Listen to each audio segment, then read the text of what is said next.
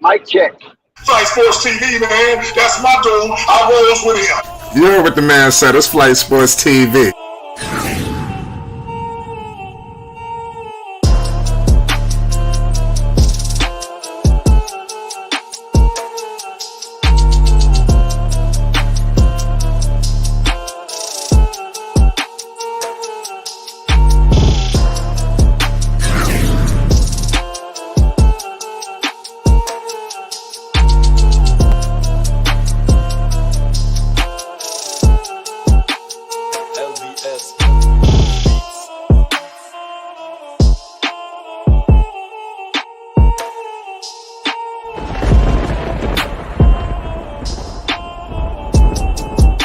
Like I said, Flight Sports TV, that's where it's at.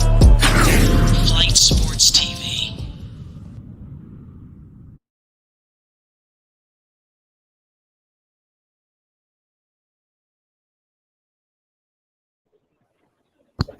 What's going on, people? It's Flight Sports TV. I appreciate y'all for checking with me. Y'all already know what it is. We back with another one of them things.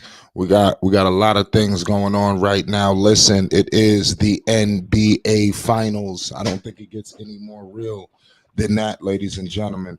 Be on the lookout. We all know what's going on. Jimmy Butler versus Nikola Jokic. We are at the promised land, yet, ladies and gentlemen. This is the last crescendo. Who will walk away with all of the gold, all of the glory? You understand? Both teams are ready for battle. And we're going to make picks soon and shortly. Shout out everybody in the chat. Salute to everybody that's in the building right now. It is the NBA Finals, ladies and gentlemen. So put your picks down now. Who y'all got? Who's going to win? Who will prevail? It's on, ladies and gentlemen. It's on. It's Flight Sports TV. We got all access in the building. Dex, talk to the people. We live. Yes, sir. Shout out to Flight Sports TV, the machine, the voice of the voiceless, the people's champ, the hottest in the streets. Shout out to the panel as it reaches premium peak. Shout out to the chat and all of its company, spewing from the cracks and crevices of Flight Sports Block. And big ups to everybody pulling up to enjoy this festive evening that features the Denver Nuggets hosting your boys down south, the Miami Heat. Yes, sir. Like, I think this is going to be a topsy-turvy game, and I believe. Listen, I'm going with Miami. Fuck the dumb shit. I'm going with Miami. I'm putting it all on the line. I'm betting my mortgage. I'm betting everything. If Miami don't win this one, I might be homeless. Like, please push your kids to the side and leave some room for me. I might be headed your way because I might need a newer boat. But I'm putting everything out there. Like my gas money, my laundry money, everything that I can imagine, I'm going to put on the line for Miami to win game one. Give me buckets in the building. Takes game one inside the silo of the baller. Don't do it, Dex. Salute to Uncle Vern in the building. I see everybody rolling in here. It's the finals. So you know they came to ball. What's the deal, Uncle Vern? Talk to the people. We live. Hey, Flight, look here. If I done did that, I'd have been broke a long time ago. My first team I was going with didn't win. The second team I was going with didn't win. The third team I was going with didn't win. God dang it, ain't nobody left but Miami. Look, Dex, I don't know, Dex. I wouldn't do it if I was you, Dex. My luck ain't been good. I don't know about your luck, Dex. Miami been killing my luck. But I've been rolling with him. Why stop now? I'm not mad at you. I just wouldn't do it if I was you. I'm already out in the cold, Dex. I feel you. I feel you on that one. But I just got a large hunch. Miami is a strong dog, and I believe the odds makers and the informationalists and those pundits that put forth the betting line, I just gotta lay chalk on Miami. Miami will get up under that number, and Miami will. I believe Miami will cover the money line as well. I believe Miami wins straight up 112, 107, inside the silo of the ball arena, Jimmy buckets get celebrated and get talked about and will be the number one trending topic, exempt from any type of war on social media. Right, absolutely. This is the NBA Finals, ladies and gentlemen. We all know the eighth seeded Miami Heat shocked the world. Nobody even would have thought in the wildest dreams that they would have reached the NBA Finals. Now we knew they was a Cinderella team. We knew they was nice. They was balling. They was shocking the world. But nobody expected them to get to this plateau. The Miami Heat deserve a ton of credit.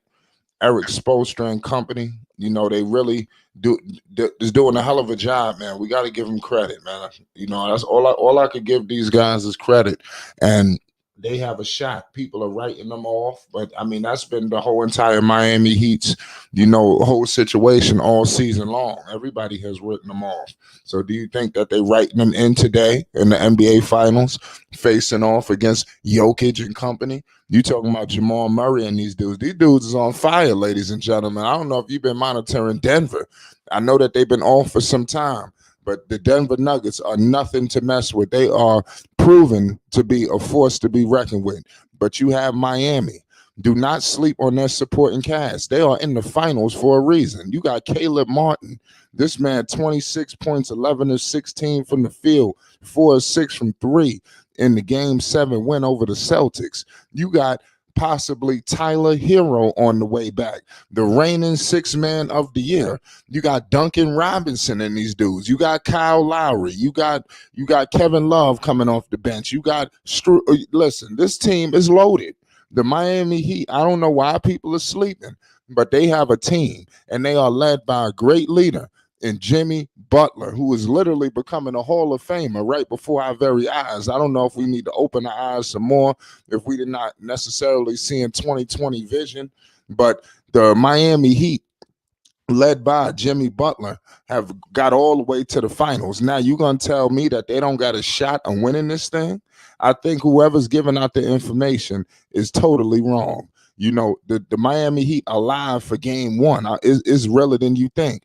I believe that the Miami Heat could steal game 1, all depending on what happens. But there's another thing I want to know. What can Miami do with Jokic? I want to pose the question to everyone. The Miami Heat are taking the floor right now as the NBA Finals are slowly but surely approaching, and they are met very hostile, like you would expect.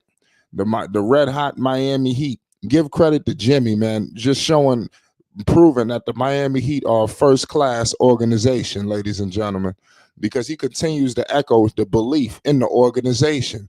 Team stars will flock there. I just want to let everybody know that. Just do not sleep on the greatness of what's coming from Miami, because it's look like everybody is caught up and enamored with the Nuggets.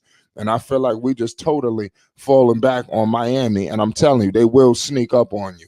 Look out for the Heat. I want to check real quick. I want to ask the panel, can the Heat defend? Do they have the troops and the horses to defend Nikola Jokic?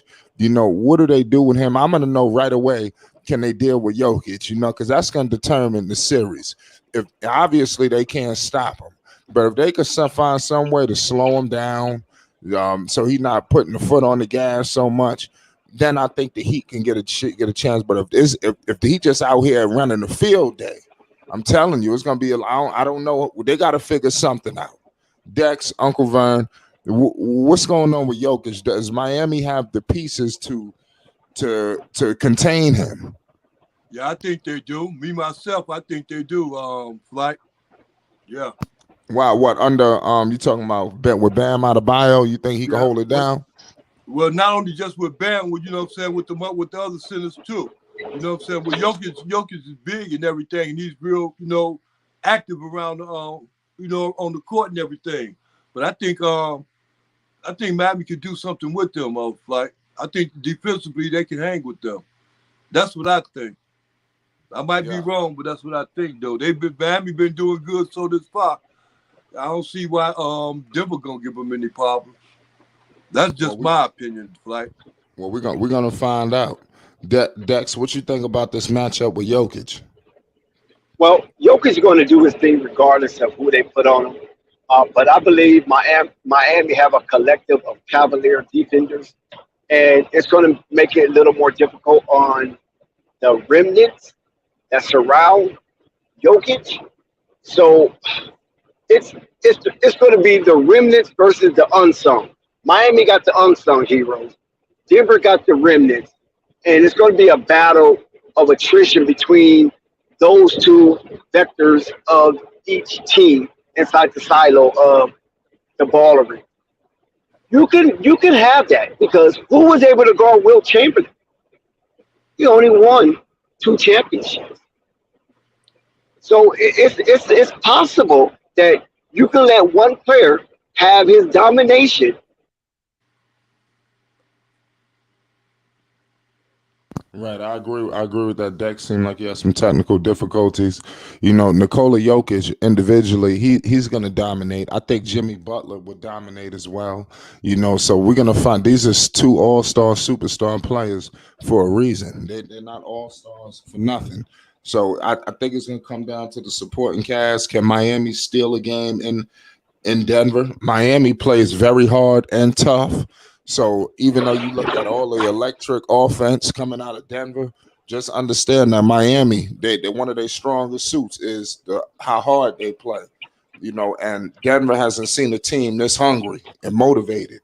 I'm telling you, this the Miami, like I'm looking at the atmosphere, between the Miami Heat and the Denver Nuggets. The Denver Nuggets, they smiling, they feeling good. I'm looking at Miami, they just all business. It's like I don't see much smiling. I don't see nothing really. I look like a business approach. The Nuggets is happy to be here. Miami, remember the core, which is Bam, Jimmy. They faced NBA Finals defeat, so they not playing. You see, he ain't even want the goddamn trophy. Murray and these dudes, they shit. This Christmas for them. I mean, what y'all think about that? Like you said, for Denver, it's Christmas for them. Yeah, I agree. Jokic still make too much worried about it. They playing at home. They've been beating everybody like it's nothing. So I don't know what to tell you. It seems like it's Christmas for them. Yes, I agree, especially at home. Yeah, Well, Denver earned their way here. They deserve to be here. They were the dominant team in the Western Conference for the majority of the season. And let's see if the Denver Nuggets can hold serve inside the ball arena. I mean, a mile high. Those Rocky Mountains is difficult to breathe at times. So if you're not coming in with a good pair of lungs, then it's going to be a long day for you. But I just think Miami is already healthily regimented, and they're ready for the task at hand up a mile high above sea level. So I'm taking Miami, regardless of what Jokic do. I don't care if you have a 40-point triple-double. I just think Miami will win the war of attrition, come down the stretch, and like the leader that Hemi Bucket is, will show true to form tonight. Like, Right, good call. Shout out my man No Panic in the building. Salute to everybody in the chat. It's the NBA Finals. You have Jimmy Buckets versus Nikola Jokic and company. You got Aaron Gordon. You got the crew. Bam Adebayo. Caleb Martin. Everybody. This is going to be a fight, y'all. Do not sleep on guys like Kyle Lowry on these moments. Don't be surprised if Kevin Love gives them good minutes at some point in these finals. You bring in guys like this for a reason. You can't sit these guys who done been here and done that on the bench forever. I want to see more from Kyle, which I've seen them up in Kyle's production, but I wouldn't mind. I don't know about Love, his defense, but Love understands how to win. He's won a championship. He's not going to be phased at this stage. He done been here. He done that.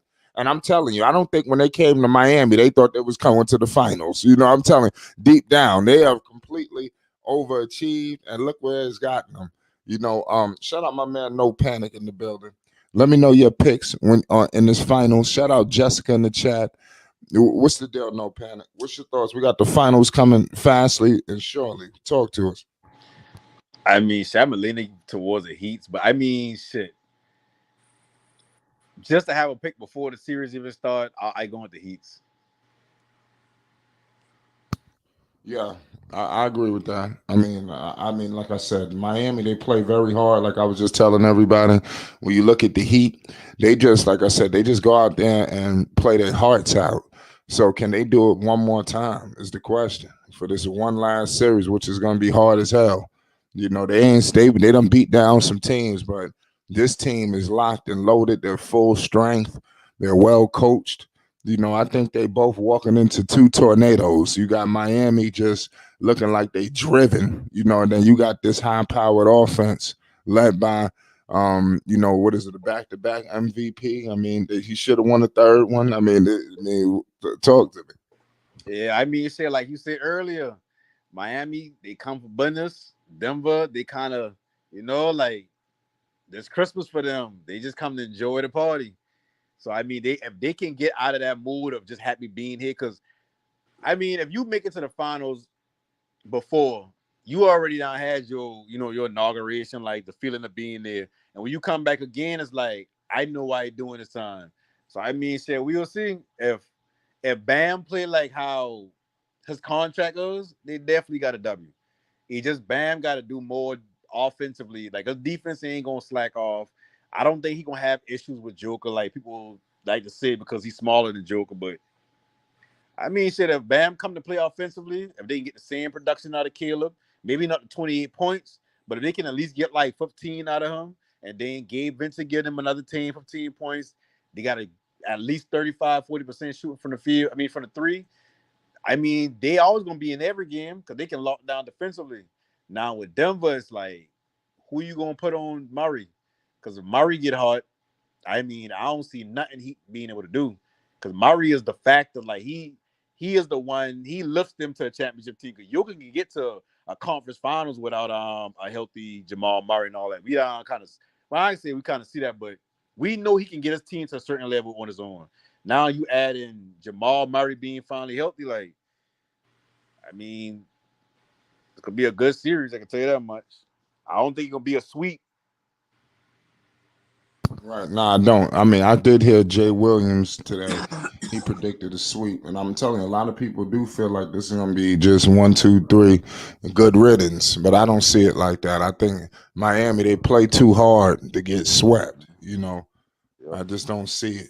They didn't even get swept by the Lakers, when the Lakers when they was in the finals and they were undermanned. I just want to let everybody know, I think Bam was out. They lost somebody else too. I forgot who the hell they missed in that Roger, finals. Roger. Dragic, yeah. So they was Oh out yeah, two yeah, people and yeah. still pushed the Lakers to 6 games. So anybody thinking a sweep, I think it's disrespectful. I said Shout people out people Jessica.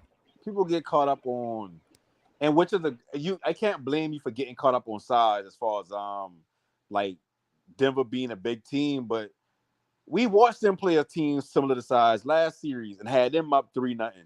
And who gonna say Jamal? Let me ask you, ask the panel, who you got as a better scorer? And I talking about consistency, field goal percentage, just getting the bucket. Jamal Murray or Jason Tatum?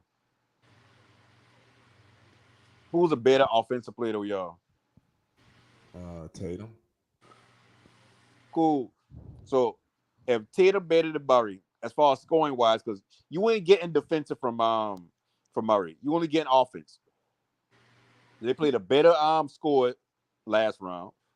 But see, the thing about with Murray, it's going to be hard to contain him unless, like Flight said, what's his name, that other guard that Miami got, unless he come on. If not there, it ain't gonna be easy for them to stop Murray because Murray gonna have a field day, and you know how he is. So I don't Yeah. understand your logic because of the fact that Murray is not a better offensive player than Tatum. That really don't mean nothing because you got Jokic. And then No, but see, you got the other young boy too, the tall one, the no, but see, 6'10".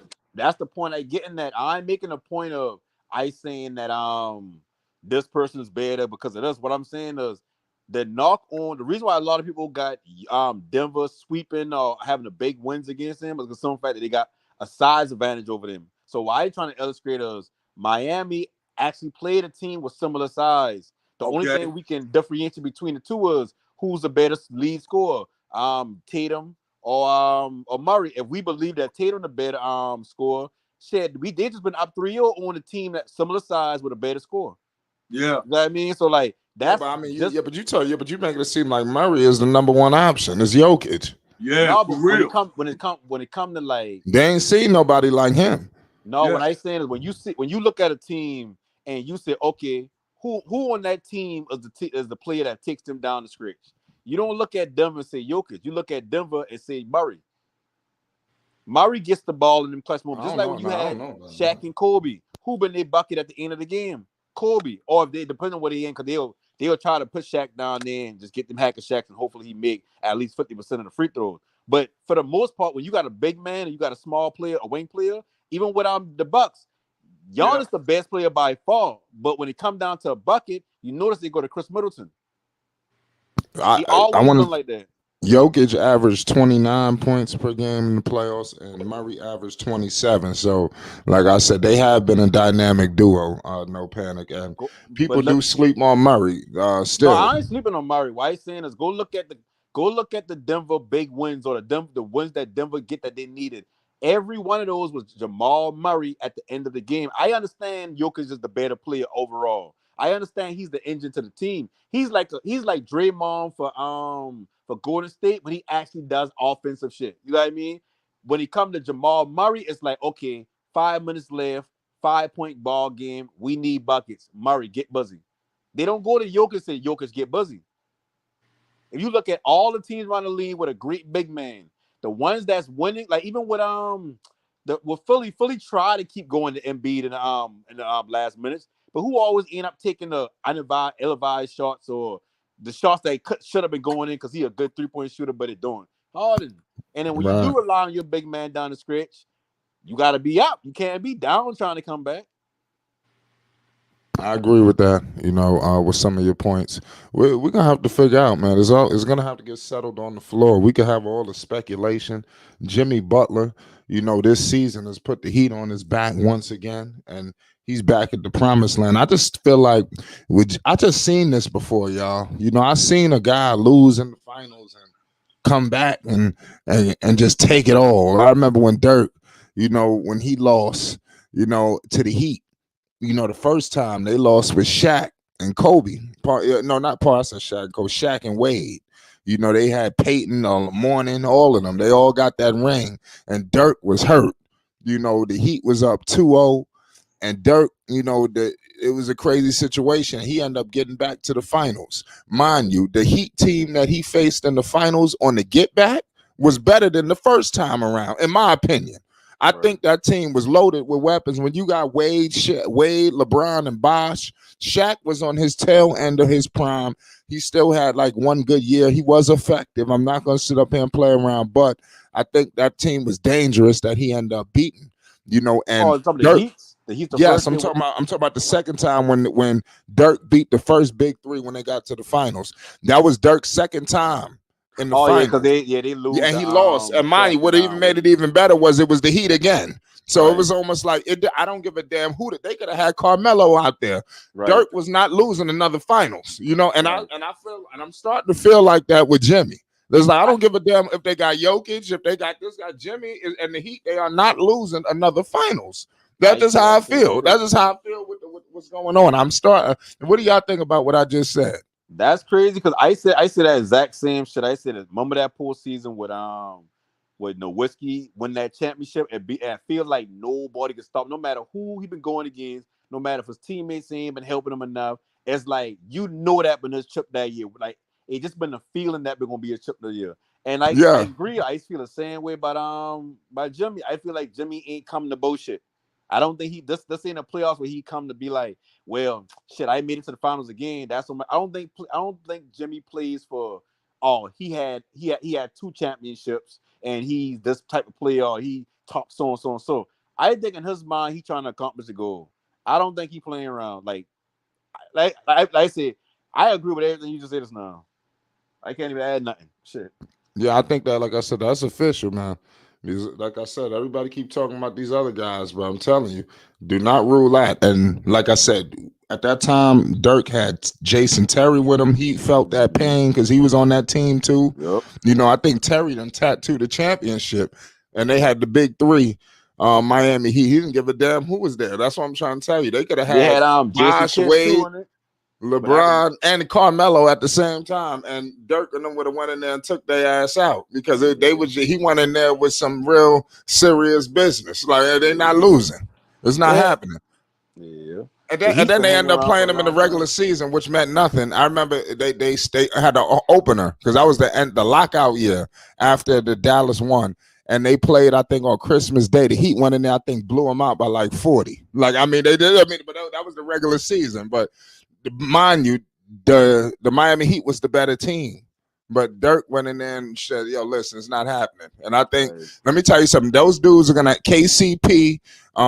They're gonna have the same problems as these other, like the Hearts of the world. They're not gonna be able to deal with this dude Jimmy. He's unguardable because he's just playing at his own pace, his own speed, things of that nature. So he won't be rushed. They're not gonna rattle him. And this stage, he done been here too. So don't be surprised if Jimmy might be more comfortable than some of them other dudes on the Denver Nuggets. Yeah. Yep. Damn sure, because Jimmy is definitely the fucking grown up in the playoffs. He's an adult in the playoffs. Yeah, like I said, I'm on the record of saying that he's becoming a Hall of Famer right before our eyes. Hey, listen, if you say that, man, listen, people ain't gonna respect that, but that's a fact. Yeah, and if he won this championship, I mean, it's all bets all. Like right now, he probably he ain't a first ballot Hall of Famer, but he won this championship, retire at the right time. He'll be first ballot. We got breaking news in the NBA right now, ladies and gentlemen. The commissioner, Adam Silver, has made a ruling on Ja Morant, and he has announced that the NBA will likely announce outcome of the Ja Morant investigation following the conclusion of the finals. So they're gonna be getting up with Ja Morant after the finals. So letting everybody know and be prepared. We will be waiting on the verdict of that. I don't understand that. That's like, why even make an announcement about something during your biggest draw right now? Well, he was asked, the media availability, and they asked him. I mean, I still probably I can understand why you make a comment, but I probably still wouldn't have say a time and date when we gonna do that afterwards. Like, I mean, shit, people don't forget about that. To be real with you, like nobody really on that. You can make jokes now when you see certain, openings to make a joke, but I mean, I don't know. I don't think the world worrying about that no more. Yeah, it's a tough situation. Give him 20-25 years and let him come back. Yeah. So we got the Joker. Who needs this championship more? Who needs it more? Is it Jokic and the Denver Nuggets? Is it Jimmy Butler and the Miami Heat? Who? I know this is a crazy question to ask, but no, that's a legit question. Let's get Dex. Dex, what you think about that? I don't know if you're still there. Well, I think it's equally applied because both of them is trying to put their footprint in the NBA, folklore.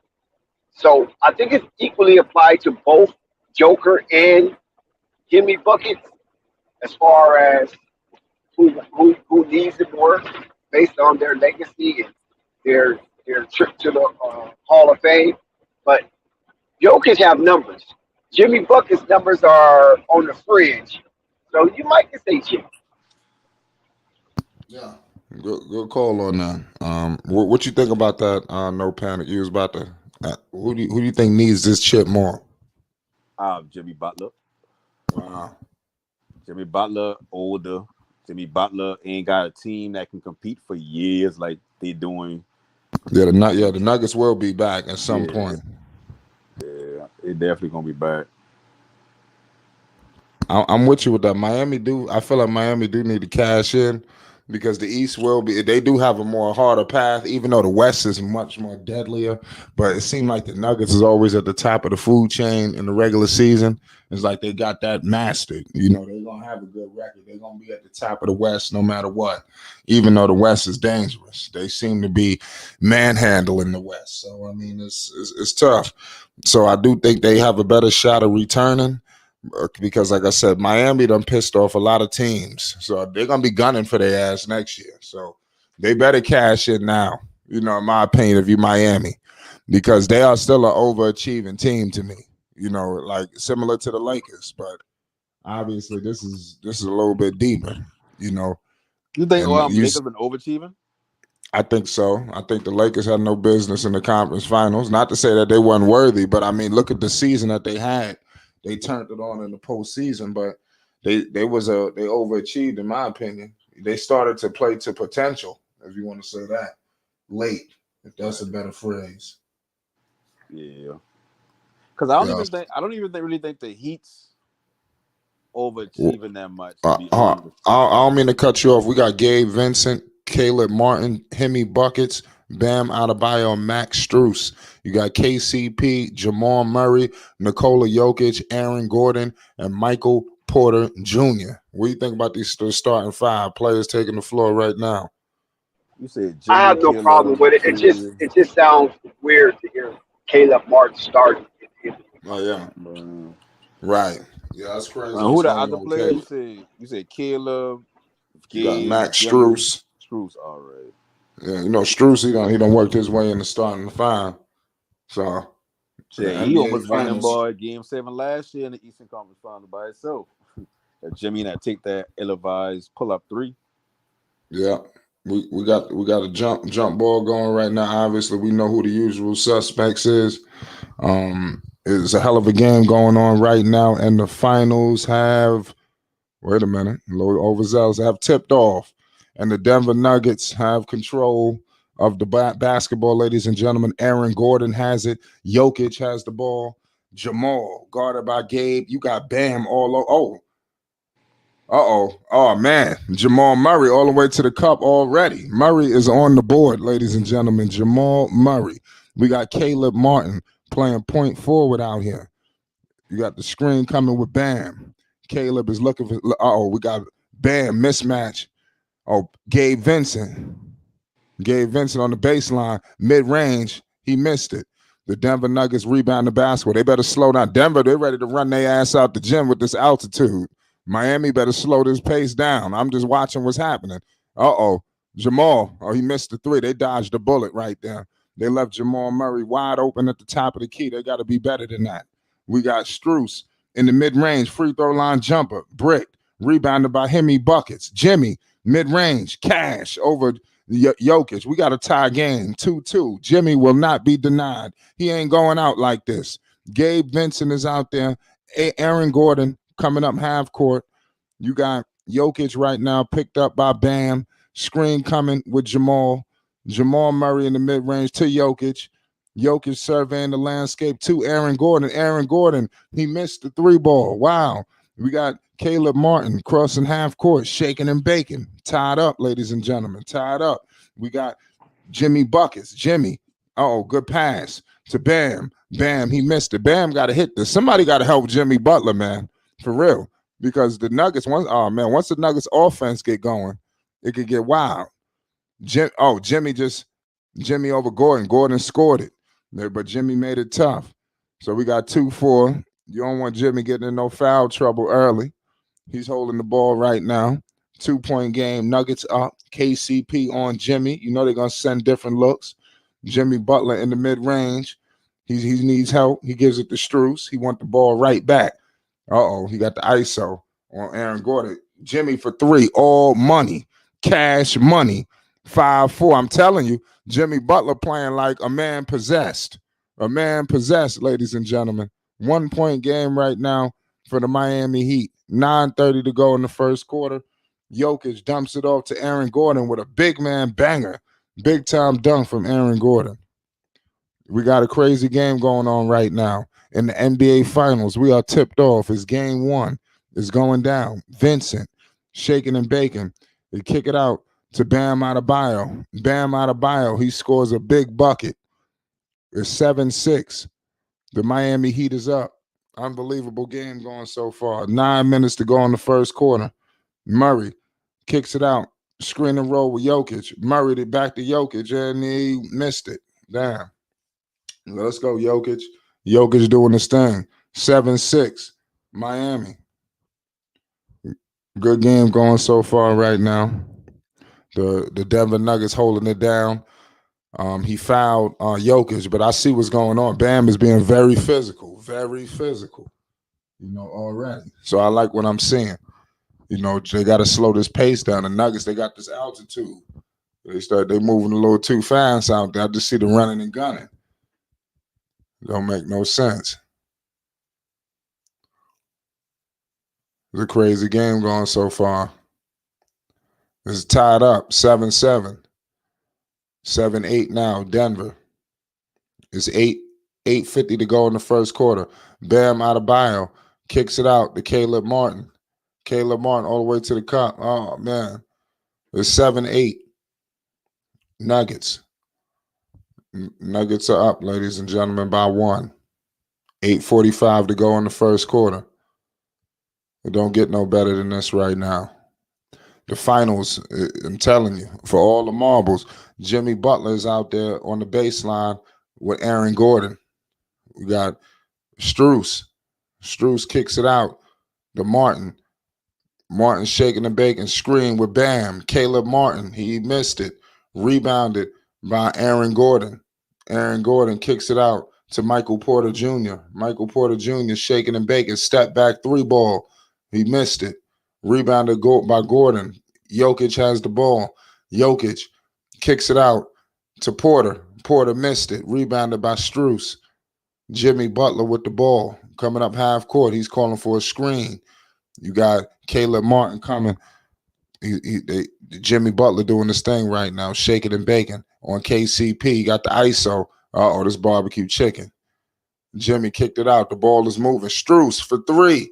And it is missed. 7-8 Denver. The Denver Nuggets are up right now. Jamal Murray with the ball crossing half court, dumped it off to Gordon. Gordon all the way to the cup, and he makes it. But there's no foul. That's good. You don't want to foul him. Gabe Vincent, 7-10 Nuggets. Vincent with it, picked up by KCP.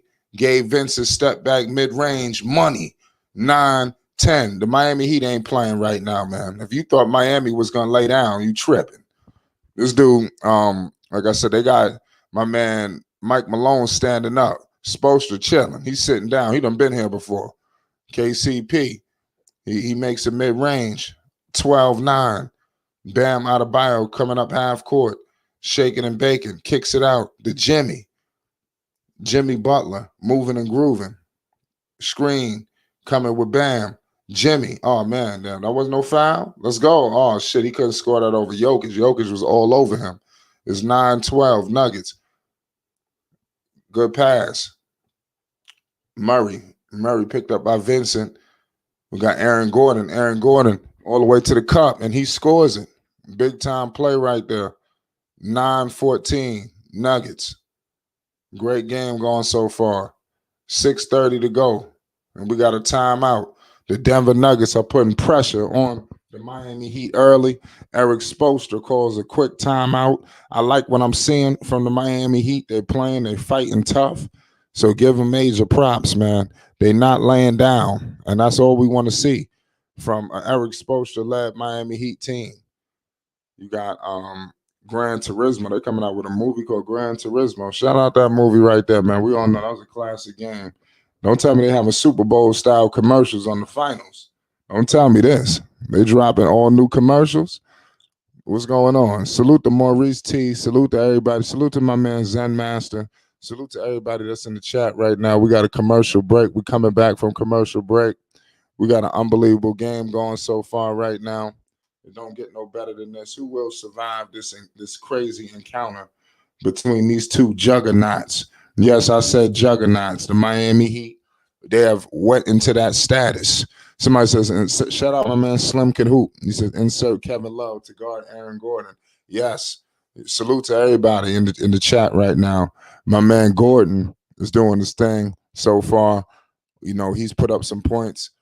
They just got to hold him down. I like what I'm seeing from Jimmy already. He's already established to the Denver Nuggets that y'all got to have to deal with him. You know, already, just in the first couple of seconds, Jimmy just hit a 3, a mid-range. I mean, like, damn, he in the finals for a reason. So they got to deal with this guy, Jimmy Butler. Shout out Basil Carpenter Jr. The Denver Nuggets are live in the finals. Who will survive this amazing encounter? Salute to everybody in the chat. Right now, I want to appreciate all y'all for tuning in with us. It's the NBA Finals. It don't get no better than this. This is for the championship for Mr. Larry O'Brien. You heard what my man Jimmy said. He plays for Mr. Larry. So let's see what happens. Jokic, the MVP. I mean, could you imagine all the people Jimmy would have taken down if he was to get this championship? Now you take out a former MVP.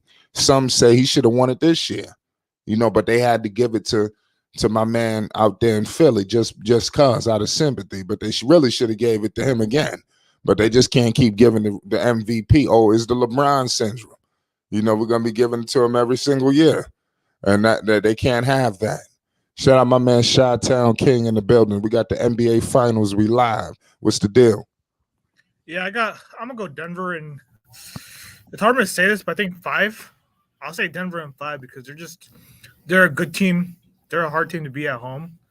And I think they'll get one on Miami. But then if Miami does win tonight, though, I still will pick Denver in 6 then.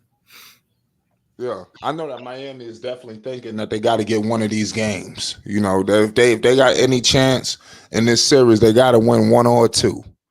I'm not gonna put and whoever wins tonight it's not everything either. Oh man, they got it in the bag.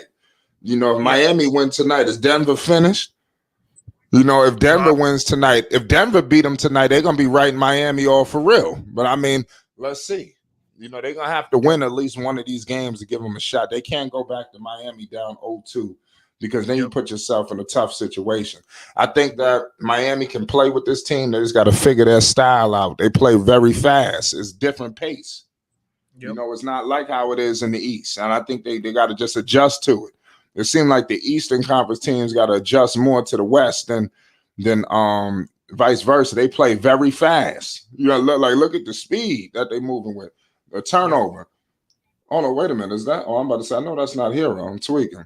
Jimmy and Murray was involved in the collision. Yeah. Yep. Yeah. Crazy collision. One thing I was worried about Denver though, I thought they would be a little rusty because they haven't played in over a week. That was my only concern with Denver tonight. But it looks like they're playing. They have the lead, so they're playing well. Jokic's making some spectacular passes too. I mean, he's probably the best. He's one of the most underrated all-around centers of all time. Yeah, I agree. I don't think I've ever seen a center could pass as good as him. Yeah, man, listen, that's going to be hard-pressed to disagree. Vincent for 3. Oh, big-time banger from Bam Adebayo. Bam Adebayo just dunked it. Salute to everybody right there. 11-14.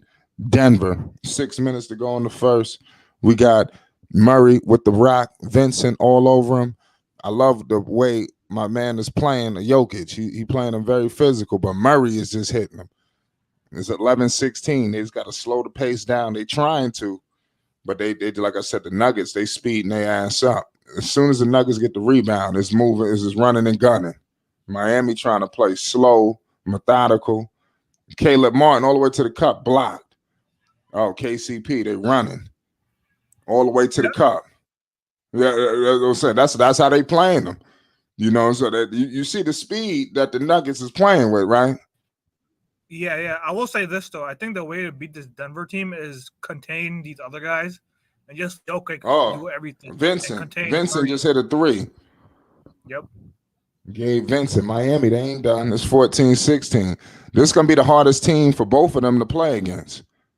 Because they trying to run and gun their ass out the building, but it's like Miami staying right in front of their face. Wait till they find an answer for this Murray shit. They're going to find the answer. Trust me. Because Murray just running loose. They're going to have to it look like they rather Murray kill him than Jokic. That's probably the plan. They're like, I'd rather Murray do us dirty.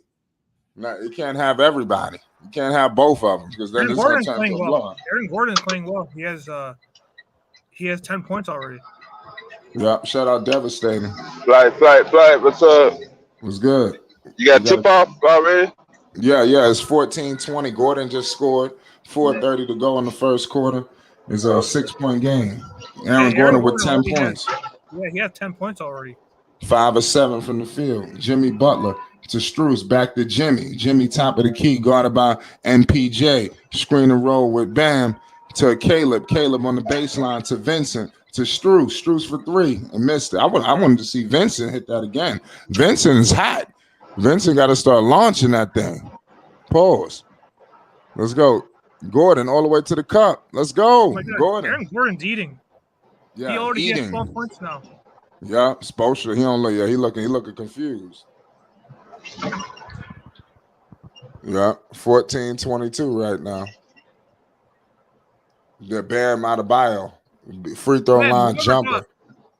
Whoever thought Aaron Gordon would already have 12 points in the first quarter of this finals? I mean, like, listen, they got a high power offense. Their offense ain't just about to get. Oh my goodness. Yo, how the hell they keep leaving this dude open? Yo, is that Murray? Ooh, Vincent? Yo, Murray just goddamn dunked all vertical. I mean, yeah, they getting freaky out here. On somebody? Nah, like Jokic, they gave it to Jokic, and but Jokic drew so much goddamn attention that Murray ended up being wide open. So that's what's going on there. Once Jokic get the ball, all the defense shifting, and right now Miami on the ropes. MPJ for 3. Oh, they dodged the bullet. That would have been a hit. That would have been a hit right there. Coming up. Jimmy Butler all the way to the cup, and he scores it. Big time play from Jimmy. 18-24. Nuggets. Jamal Murray kicks it out to Jokic. Jokic backing down. Back to MPJ. Scores it. Let's go. MPJ, big time 3 ball. 18-27. Nuggets. Man, 2:20 to go. Everyone was sleeping on Nuggets all year. Like a lot of people, I don't think they're number 1 seed, but most people didn't have them making the finals. Everyone said the Suns, the Clippers, the Lakers, the Warriors. People weren't talking about the Denver Nuggets. Yeah, I mean, I don't think nobody was talking about the Miami Heat. Yep, that's true. Yeah, so I mean, they both did their thing. Hey, I will say this though. I think Denver not only this time out, 7-point game. I think Denver's Russell Wilson is in the building. Yep, I think Denver could be the dynasty of this decade when you think about it. You think so? And they say that about every team that is in the finals. They said about the Warriors. But when you think about it, though, look at. They said about the Bucks. I mean, it's just one championship, man. Come on. No, I mean, at this point. No, first of all, I said a couple years ago that this team's gonna contend for championships, and when you look at the West, when you look at the West, there's not really like I know teams will get better, but I don't. Jokic's just too good of a player. I think he might be the best player in the world right now. In the world. I mean, the only player you could say is Giannis. Yeah, Giannis has weaknesses in his game that Jokic doesn't have. That's right.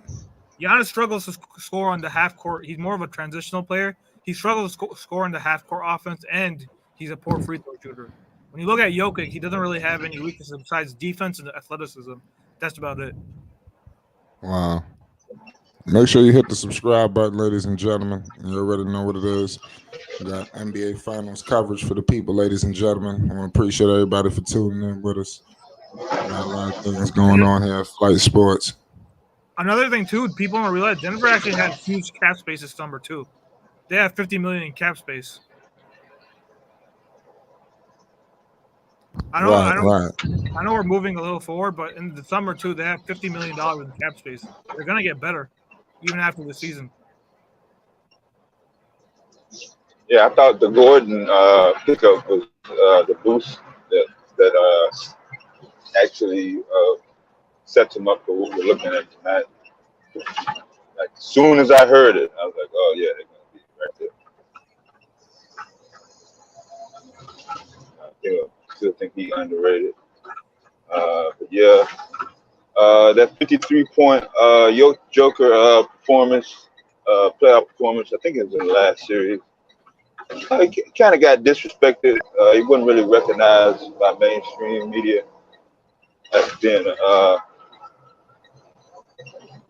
some sort of notable or major impact. People were still in love with the Lakers. Now, what other number one top seed team gets overshadowed by some lower seed you're making a run for the playoffs? Even Should now, all be any, people want to do is talk about the Lakers. Like, yeah, they there got shouldn't be swept. any talk. Yeah. But I hope we get a good game. Yep. I did pick Denver before the Celtic Heat series even ended. I think last Friday. I think.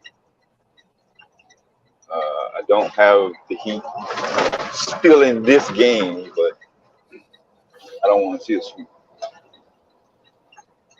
I don't think nobody wants to see that, right? Yeah.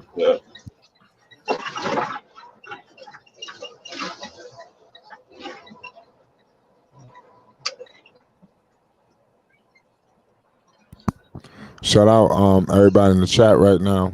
Appreciate all y'all for rocking with Flight Sports TV. We got the NBA Finals. You already know what's going down. Who will survive? Who will walk away with that Larry O'Brien trophy? Is anybody's guess?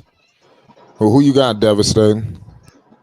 Yeah, I picked Denver before the Heat Celtics series even ended. Yeah, regardless. Yeah, before that last tenth of a second game, I already picked them. But this game, yeah, Nuggets should get this game. Well, You said the Nuggets should get the game. yeah, this game, yeah, they should get this one. No, I agree with that. They're at home, so I mean, everything should be in their favor. Yeah. They got the altitude. I think that's another thing people sleep on. That altitude. I done heard that forever. All my years of watching the NBA, the Nuggets, that altitude. Yeah, How real is that? Yeah, I've been there a couple times. Yeah, all I wanted to do is kind of sleep after it's a long walk from the bathroom to the truck. It was a long one, man. It felt like I was hiking for a whole day. But yeah, it gets you, bro. So basically, like any kind of walking, it feels like it's taking forever. Yeah, I think I was kind of tired anyway, but actually no, I just woke up, got coffee and everything. I was like fatigued. But yeah, it's noticeable, man. That's what you asked. I've been in the summertime and wintertime. So. Yeah, it's 2027. Yep. My Jimmy Butler doing this thing right now. 27 seconds remaining at the fast clock. Jimmy, he breathing hard too. I see Jimmy. I ain't see him breathing this hard. You sweating? But everybody's sweating. But I'm just looking at the way he was breathing. Right? I'm just saying, like you was just saying. It says attention, altitude warning. You take it for granted that it's gonna be okay. You think your body is used to using the same amount of energy to do the same shit if you're in Miami, Chicago, or wherever. I mean, Denver lose games too, though. I mean, that might be their advantage, but I mean, people come into Denver and beat their ass too. So yeah. Oh man, Jokic just scored a 9-point game right now. Kyle Lowry out there, he just chucked it up at the end of the first quarter. 9-point game at the end of the first, man. What you think about this shot town devastating? What's the deal? What's the score? Of the first quarter? 9-point game. You sure it's 27? I think it's 29. I gotta get a good look. Or I thought it was no, you're right. Wait, yeah, you're right. What is it? 29-20? 29. Yeah. Yeah. So there you have it. You got point production pretty much spread out throughout the Nuggets Heat basically playing catch up. They're avoiding the blowout, but they're not necessarily stopping any type of press. I haven't seen any video, but from what y'all are describing, it looks like the Nuggets can get anything they want. So we'll The see issue how with that plays out. I feel like Denver just has too much size. Outside of Adebayo, the Miami Heat don't have size to deal with them. I mean, it looks like Aaron Gordon is just easily getting to the paint. Jokic's getting to the paint. All the guys are just attacking the paint. They're not even getting killed by a 3-ball. Yeah, they don't even need threes. It's all most of their shots have come points from the paint, and Aaron Gordon's already dominating the first quarter. I don't know why more of the league doesn't take advantage. Your paint points, those are your highest percentage points. I mean, you have a better chance of paint points than any other shot. Mid-range, three, kick out. You should be trying to get points in the paint the most time you are on the fucking court. So, And I think that's the mistakes the Celtics made last series. I feel like there's too many where Celtics were just jacking up threes. they were jacking the mugs up. Well, I was like, yo, I wasn't even ready. I thought he wasn't one of those shots Marcus Smart took. He wasn't even set. All right, dude, you just chunked that shit up there. Yeah, they were just living and dying by a 3, and that's why they lost that series. Yeah, early in the clock. You don't need a 3. Like, as soon as you get the ball, dude. Yeah, what's up with y'all? Shout out KNT. You see what's going on? It's the finals. I'm just loading up. It jumped in. I might be a little behind. I'm on a commercial. Right. Okay. KMT. Yo, what's good? What's good? 9-point game. It's 20-29 right now. Who you got in this series? The Nuggets. Nuggets, yeah. The Nuggets is a better team. Like I said, I think the Nuggets, obviously, I acknowledge they're a better team. Miami's the underdog. It's always fun rooting for the underdog. But Miami is just like that. Miami's like that team that you never know what they might do, though.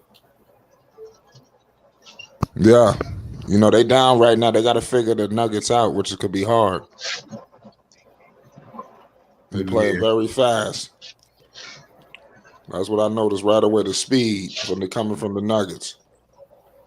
They got weapons all over the goddamn place. They just need to contain them to continue to stay in front of them. Hey, Flight, you saw that the script that showed points in the paint. Denver has 20 points in the paint. Miami only has 6. Yeah, I see that. Yeah, I see it right there. Yeah, that's not good. Gabe Vincent is out there on the floor. Kicks it out. Gabe Vincent, 3-ball. Missed it. We got Brown with the rock. Brown surveying the landscape, picked up by my man Duncan. All the way to the cup. He missed it. Duncan Robinson with the ball. Gabe Vincent with it. He has it. Gabe Vincent crossing half court. Gives it to Kyle. Back to Duncan. Duncan Robinson for 3. He missed it. See, they got to start hitting shots, too.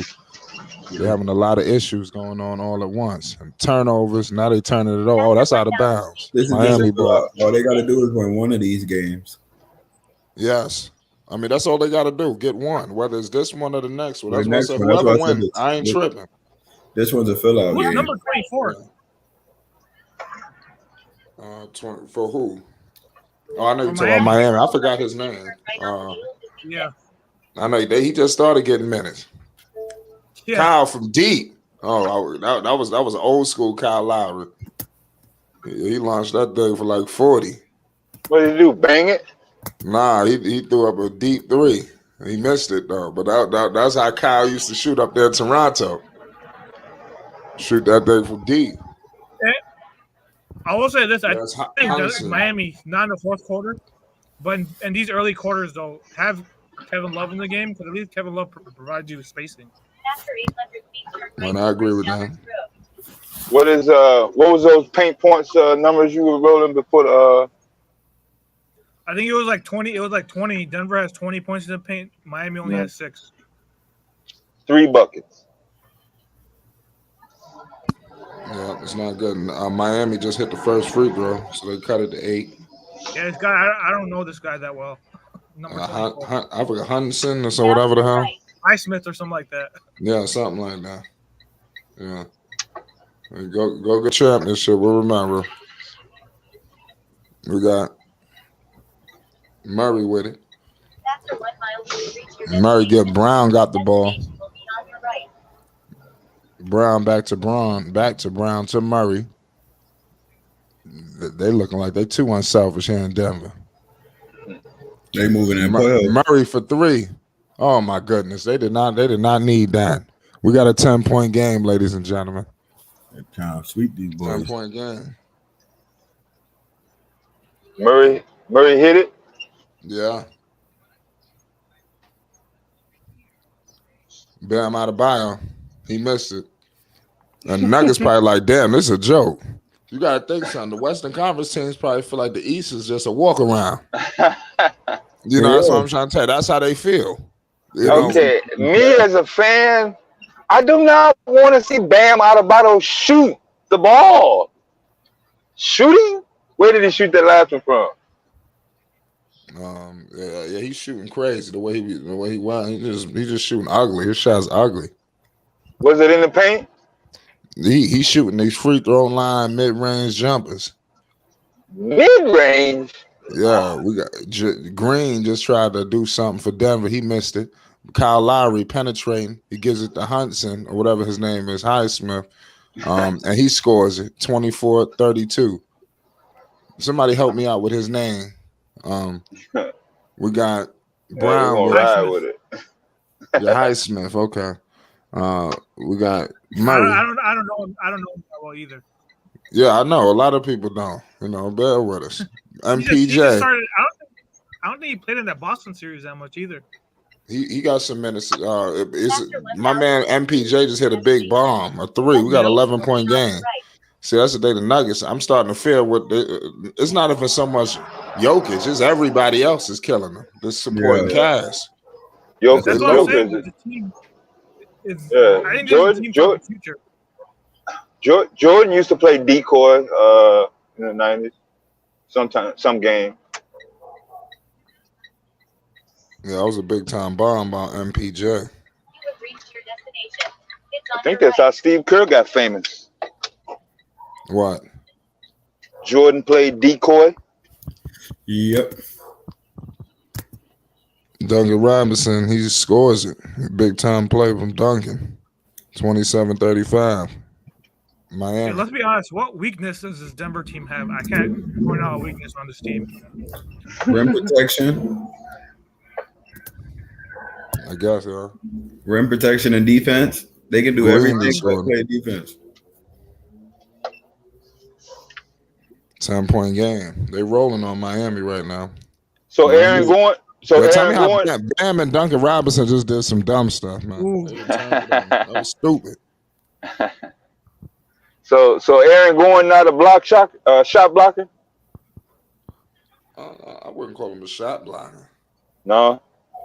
Nah. No, I don't say that's their weakness. I don't think they're the best at defending the rim, but I don't think it's their weakness. I mean, AD didn't do that well outside of Game 1 last series. LeBron, AD literally missed layups over Jamal Murray the whole series. That was more him missing layups than anything. LeBron literally could have went to the paint every play and scored, but he chose to shoot threes. That's why we was winning every game. We went to the paint, and then in the fourth quarter, they start shooting threes. Their weakness is literally attack the paint every play. Yeah, what compels a team? Oh, did you see that dunk by MPJ? Yeah, that was tough. I just like how he does that little two-step into the three. What the heck happened to him? So what compels a player or a team to abandon the points game and decide, hey, you know what? I'm gonna shoot up a 3. There's something going on with who's the MP? Man down. He got elbowed in the face. Oh, okay.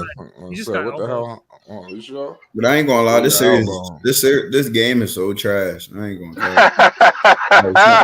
Who are these people, bro? Like that's how I really. That's why, like who are these people, fam? Like nobody on this in this whole series get you excited. Yeah, I know the NBA Not wish even they Jimmy had Butler. Brown in it. Jimmy Butler doesn't get you excited. Even Jokic, like I mean, they're nobody. not hot. They're just not household names. It's not Yeah. even about their household names. They nobodies for real. They have no swag. Hey, You that's gonna why I know? said. You gonna That's go why I ahead. said the ratings this series is gonna. This shit is They're not gonna trash, have bro. good ratings. Yeah, the ratings are gonna be bad for this series, unless it goes to like 6 or 7. Like We're not, I ain't. They got the money from the Celtics and the Lakers being in the Western Conference in the East, the Conference Finals. Yeah, so but we're then, not gonna. but yeah, the Lakers Warriors was like the most watched series in over almost 30 years. They said. Yeah, exactly. Oh yeah, since the '90s. Yep, that was the most. Or for the second round semifinal, Yeah, that was the yeah. Ain't most that watched crazy? The series. '90s was 30 years ago. Yeah, I remember that. Like them games was last night, bro. Shit.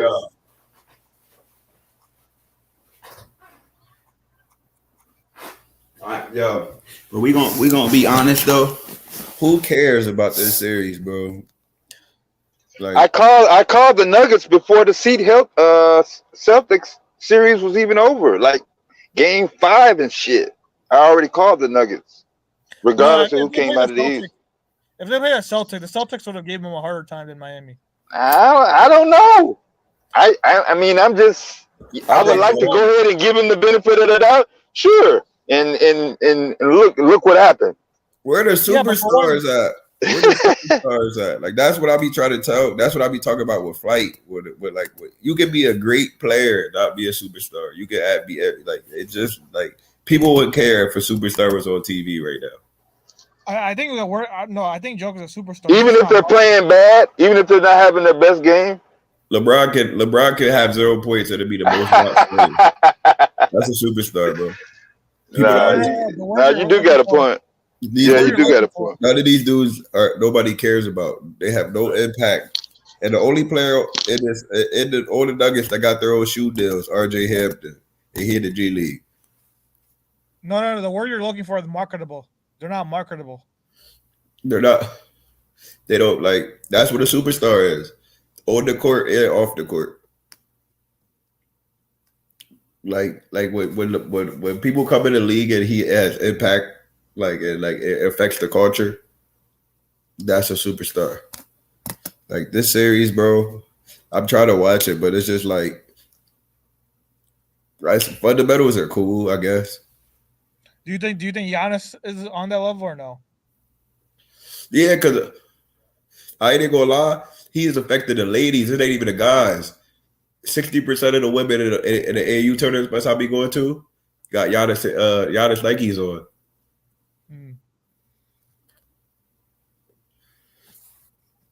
What about Jason Tatum? Come on, fam. He has no effect on the culture. You never see nobody with Jason Tatum anything besides a jersey.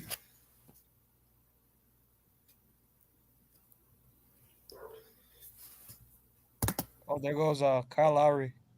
You never see the superstar with no marketability. What you think about that? Wait, what was your question?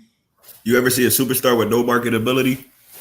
No, I think those are two different things. I think superstar like Tim Duncan was a superstar, but he wasn't But he had marketable. marketability though. People he had didn't. people. Look, No, he didn't. why are people wearing faux posits? Yeah, but then people weren't watching those finals. They had horrible ratings. But he had affected the culture. People was wearing faux posits like crazy. I didn't see. I've never seen it with Tim Duncan. The faux posits are Tim Duncan's. I don't know about that. For Tim Duncan, I don't know. I don't remember any Duncan. People were crazy about guys like Kobe Bryant, Allen Iverson, Shaq. I don't remember people crazy about Tim Duncan. People crazy about Tim Duncan. His name always comes up. When No, your those name ratings. But those ratings were like in the 2000s when they were playing like those teams like the Pistons and Nets. People aren't watching those finals. Oh yeah. I agree. The Though. only finals people were watching with him when he faced Miami, and that had to do because of the big three with LeBron and Wade. But people weren't watching those series against the Nets, the Pistons. But his shoes are selling, and they came out in the '98. It come out in the '98, and they still sell it in 2023. That's different. Superstars don't die, fam. I just got a higher thought for superstars. I'd be thinking like each era, like every 10 years, you get like 4 or 5. You know what I mean? So you don't think Jokic, if he gets like more bigger, you don't think he could have that impact in the future? No. I feel the same way about Luka. Even if he won a chip, bro, like he'd be a basketball version of superstar, but there's more than that. A superstar is literally the face, like you can be the potential face of the league. Maybe you're saying like fanboys, and you're talking about like fanboys and like. No, we're talking about your effect on the culture. Like LeBron got like what he got 700 million followers. Even LaMelo came out, dropped the MB1, and there's 50% of the people in the AAU tournaments rocking MB1s on Puma. Who wearing Puma basketball shoes besides LaMelo?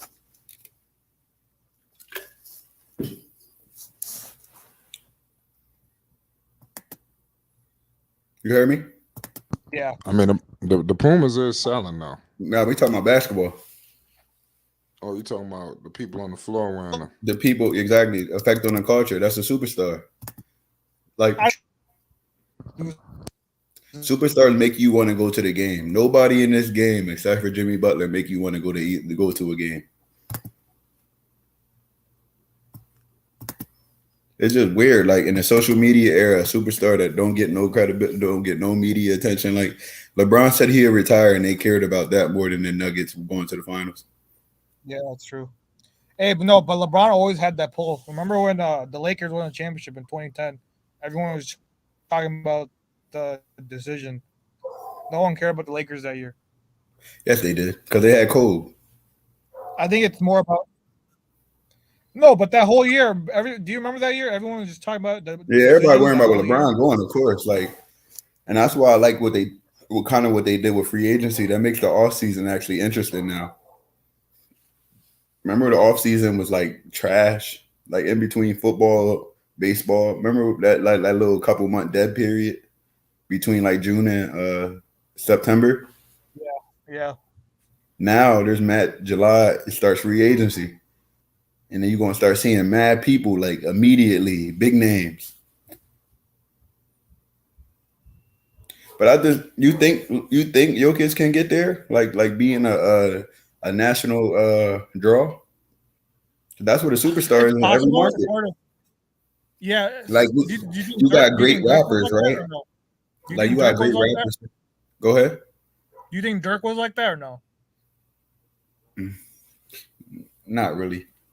Because I think you could have that pull that Dirk Nowitzki. I got this. I'm gonna be honest. I compared this to the Dirk championship.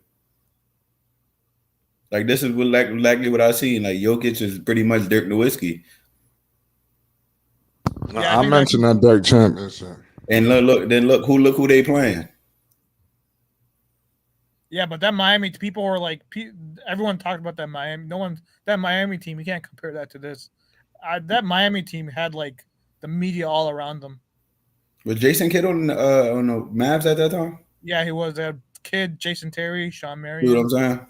And another thing too, I want to say this as his Lonzo Ball channel. Can we stop comparing him to Kyrie and Curry and compare him to Steve Nash and Jason Kidd and Chris Paul? So you can actually give him the respect that he deserved. Because if you're looking at his scoring and looking at these numbers and stuff like that, you got to look at players like Lonzo based off of how many games they're going to win. Like Steve Nash won MVP averaging 14 and 11. Why? Because they're winning 60 games every season, eh?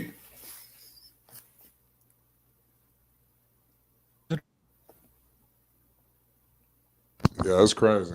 Yeah, exactly. Like that. That's what people are. He's trash. How? Like, Who I they just saying is trash? they be saying Alonzo's trash because you know people they trying to fit their narrative, so they're not just gonna say he's injury prone. That has nothing to do with your skill. So they're gonna be like, he's trash. How is he trash? He don't even be on the court. Say that then. He's injury prone. Injury prone and trash are two different things. No, yeah, I never said he's trash. I said Brandon Roy wasn't trash. Brandon Roy was a good ass player.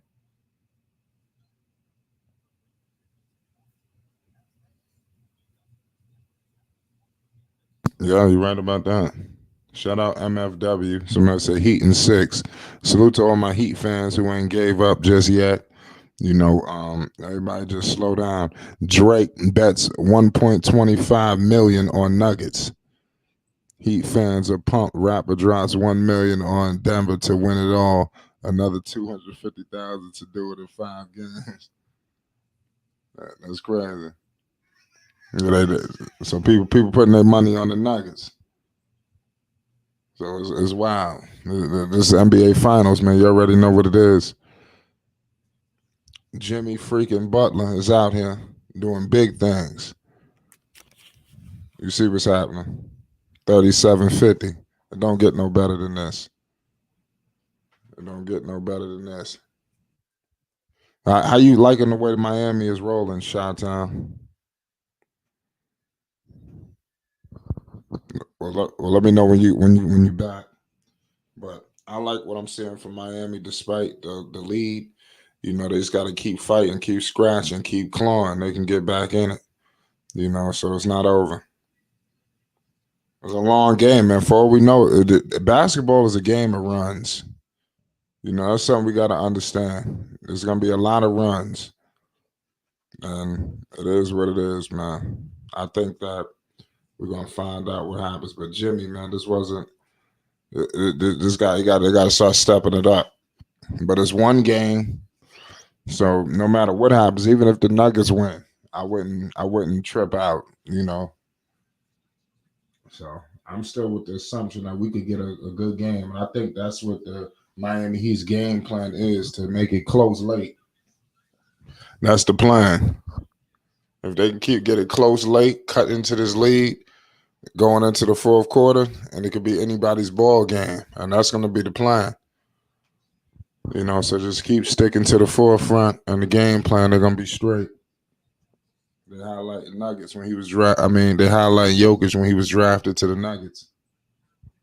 You got Aaron Gordon and Jimmy Butler just leaning on each other for no reason. Just crazy. 3 minutes remaining in the game. Jimmy Butler, he's trying to get his team together. Caleb Martin, they gotta hit shots for him too, though. MPJ, oh damn, they continue to dodge bullets. Jimmy got a grown man rebound. Shout out Rap Guy Reloaded. Jimmy buckets, shaking and baking.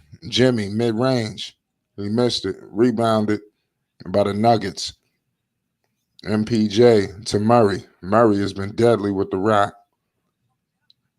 Screen with Jokic. Jokic mid-range dumps it off to Gordon. Gordon scored. This dude is unstoppable, man. They got to figure something out.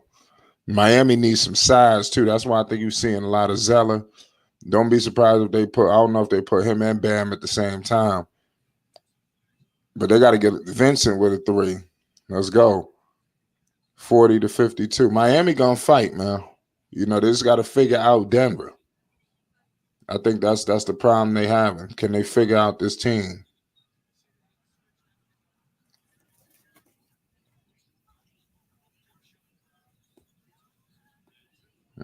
Rebounded by Zeller.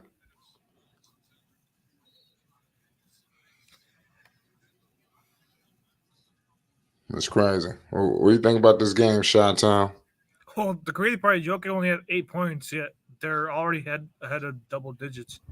I mean, these other guys are just like Aaron Gordon's just pretty much been the best player of this game. Yeah, well, they definitely finding him, right?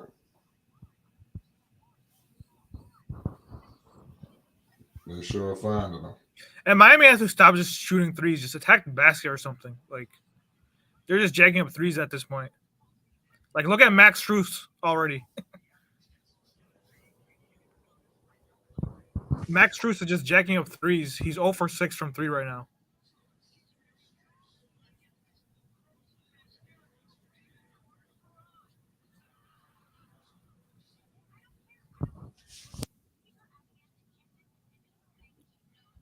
Yeah, that's crazy. Jamal Murray's been well too. I think he had like around 14 points right now. What'd you say? I think Jamal Murray and Porter are playing well. Bam has played well, but these other guys on Miami though have stepped up. Like Max Strus has been just jacking up shots. No, I agree with that.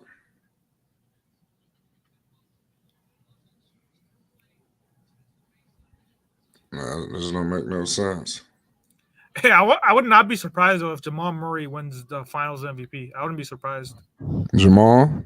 Yeah, if they win the series in the finals, I wouldn't be surprised Murray gets Finals MVP. The way I ain't gonna lie, they opening up a can on him right now.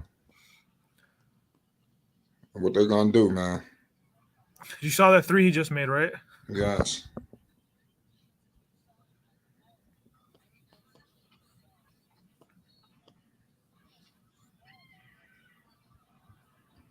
Well, what do you think? Zen says they might get swept. They might. I picked them in 5. I picked Denver at 5. I think they win these 2 home games. They get one in Miami and close out in Game 5. I agree with that. Like I said, though, people are calling me crazy. If the team wins the championship this year, they're gonna be great for more years to come. Yeah. Good call, man. I think, man, both teams will be straight, man. Getting to the finals is good experience. Obviously, you never know when to get back, when you're gonna get back. But Miami, they look like I said, the Nuggets just got a team right now. They might drop game 1. It looked like they might have to adjust to this team, and get ready for game 2. At some point, they got to think about that. It's halftime. That altitude gets crazy, The altitude, man, it's no joke, ladies and gentlemen. It's halftime. It's the NBA Finals. It's the halftime show. It don't get no better than this, ladies and gentlemen. So, is it all she wrote? I mean, what's going on? Oh, I think this game, yeah, I don't think the series is over though. I feel like if Game 2 is going to be the real decider of that, that's going to be a more important game because if Miami wins that game, they get home court. But if Miami loses that, they have to win both games at home. And Denver's not a team you could take lightly. Like the Celtics are a team you could take lightly because they actually play inconsistent. This Denver team is not inconsistent at all. Right. Shout out Devastator. Let me know if you got an opinion on this first half. We at halftime. Let me know your thoughts on this crazy situation in this game. It don't get no better than this. One thing Miami though has to change is they have to just stop decking up threes and just attack the paint next half. Yeah. Also, dude, I played Kevin Love a little too. I'd play him a little bit for third quarter. Listen, I've been saying this. They need to get Love out there. Yep. I don't know why they're not playing Love. Love brings you some offense. You're going to need some offensive punch. They don't want to put him on the floor for the defense. I already know why they're not playing him. Exactly. He played well in the Knicks series. He was making most of the shots. In the Celtics series, we didn't see him get playing time, but this series, you got to make adjustments and give him some playing time in third quarter. Now, if the game is close, then no, I would play him. But if it's early in the third quarter, I'd play him definitely.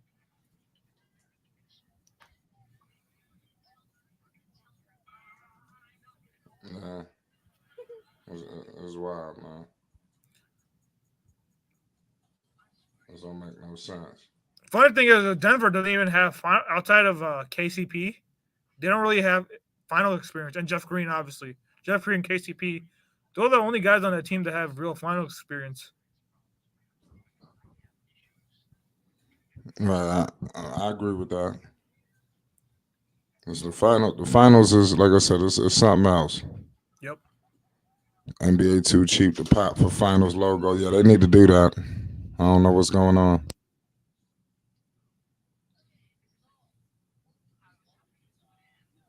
Yeah, man. So what's up with the second half? Is there any hope or is it over? I don't think it's over. I think Miami just needs a new game plan. And what's the game plan? What would you do? Yeah, I said earlier, I think they should just attack the paint, throw some. I'd say the key to beating this Nuggets team is just let Joker do all the scoring and just contain those guys like Jamal Murray and PJ, Aaron Gordon. Just contain those guys and let Joker play one-on-one.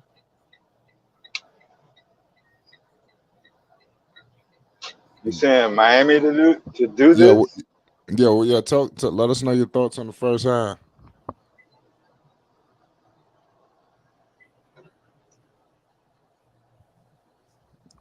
You might be breaking up. I know devastating, moving and grooving on the road. Oh, you was talking to me? Yeah, what's your thoughts on the first half?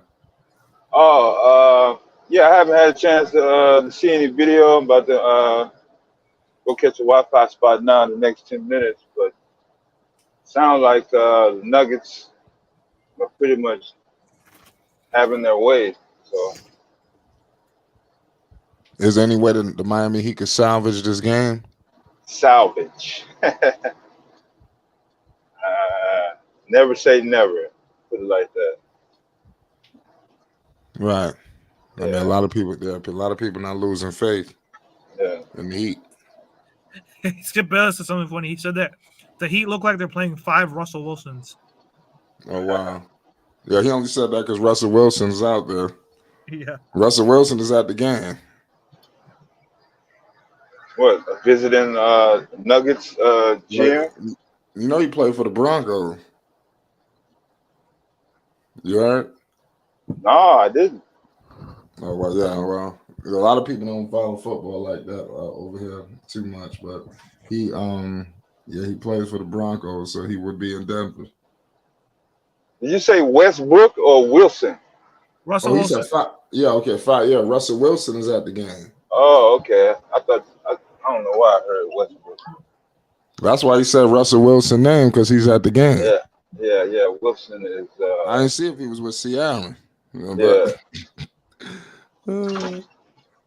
Hey, Good. the Joker hasn't missed. The Joker hasn't missed a single shot. He's shooting 100% right now. God damn. So that's gonna be everybody gonna say this motherfucker Jokic shooting 100%. What are you gonna do with him? And he has he almost has a double-digit assist.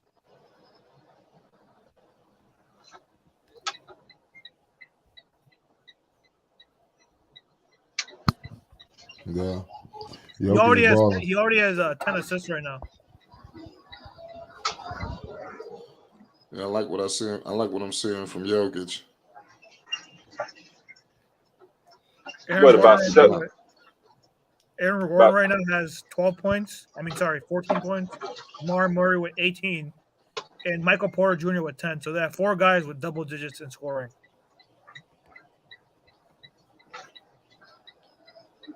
How many rebounds Joker got? He already got 10. He has 10, 10, and 3 right now. 3 rebounds. Oh, 3? Yep. But he has 10 assists, 10 points. Yeah. Hasn't missed one shot. Yeah. And on Miami, the only guy who's really balling right now is Bam Adebayo. Other than him, Butler's been okay. He has 7 points, but the rest of the guys and Caleb and Max Cruz, he should just stop shooting at this point. I think they should bench him.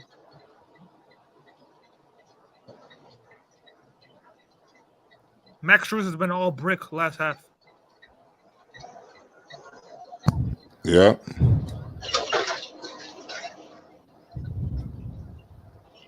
Max Strus, he been balling, man.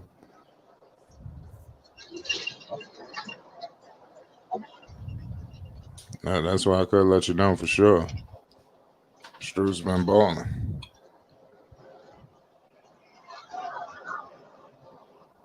Crazy game going so far.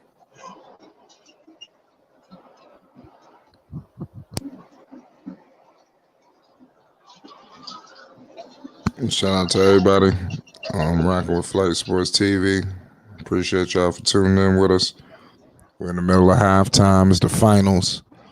You know, Who's going to go up 1-0? How important is this game?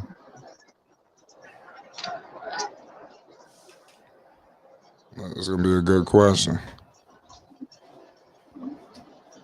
So Adam Silver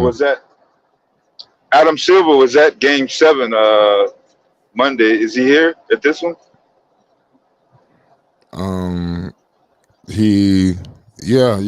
Adam Silver, he's at. I seen him at the press conference. So he's here. Yeah. What you think about Adam Silver? I don't know. Good. I grew up in the. I came up in the David Stern era. So it's a different breed of hardball. I think he's just allowing the players to somewhat gain a big paycheck and not be physically bound, to hold up their end of the bargain. So I don't know. I just think he kind of, compared to all the other commissioners, you can say he kind of soft, but I don't know. He seemed like to be a fair guy though. No, I agree with you. I mean, Silver's not bad. Yeah, it could be worse, right? Yeah, because he came under Stern, right? When he like deputy commissioner. Yep. Yeah, so a lot of his ways and shit he already knows. It's like can't nobody say too much bad about it overall.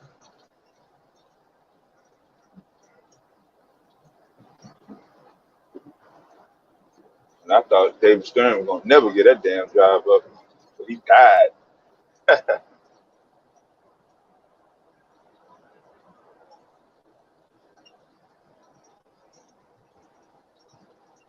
Yeah, crazy game going so far. Shout out Mo. Miami is going to make a run in the second half, but Denver is just a better team. I think everybody believes that. Yeah, no real surprises. Yeah, Denver's been killing them. That's a fact, ain't it? What's the score again? The halftime score? Hold on. I forgot. I got you right here. It's 42-59. So, I mean, the Nuggets this game could go either way.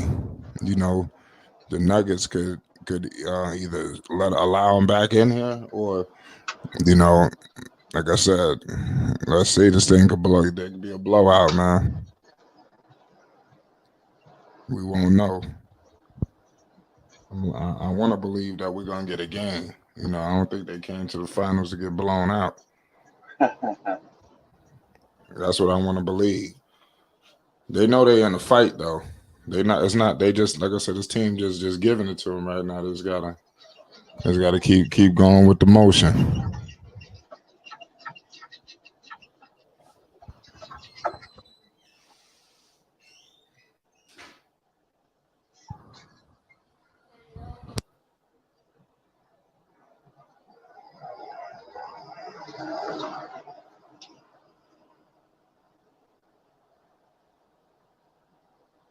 I'll get you in a second. Yeah. Let's see who's gonna come out. I know that Miami, if you coming out in the first half, you play, you got to come out better in the second half. I mean, the first couple minutes, you got to make a run for it.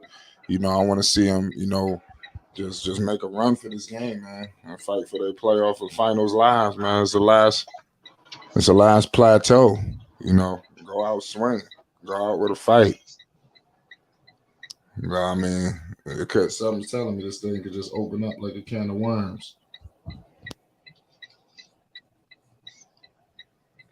Yeah, we go back to the old Jordan days, especially during the finals, but any postseason game, pretty much all season long, really. Coming out of halftime, if you got a double-digit lead, don't be messing around. Get these mugs out of here. let's sit down for the whole entire fourth quarter and relax. Kick our feet up. Get some R&R in and shit for the next game and shit. You know, start planning some damn dinner parties or something. We don't want to be, backed up against the wall trying to save game one. So we'll see how it goes. That'd be crazy, wouldn't I mean, Jordan used to literally tell them, "Hey, get these mugs out of here." Shit. Messing around, especially if it was a scrub. If it was a scrub team, you should have no business trying to battle your way back in the fourth quarter and shit. Now we tired for the next game. Especially if it was in the regular season or back to back or something like that, they'll say, "Hey, you should have got the mugs out of there last night. Then you wouldn't have been so fucking tired." I agree. What you think about that, Shot Time? Sky said the game is over. I don't think it's over, but I am leaning towards the Nuggets. Leaning. You say you're leaning towards the Nuggets? There's no way Miami coming back. No shot. No way in hell.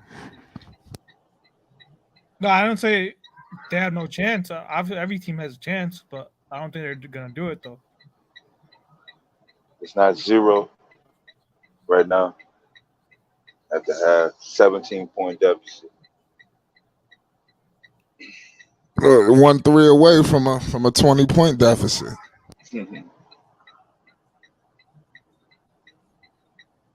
So who starts off hot in the first? Who starts off hot in the second half? Is it going to be Miami or is it going to be Denver? I mean, because is it going to be a closing of the gap or they about to blow this thing off the hinges?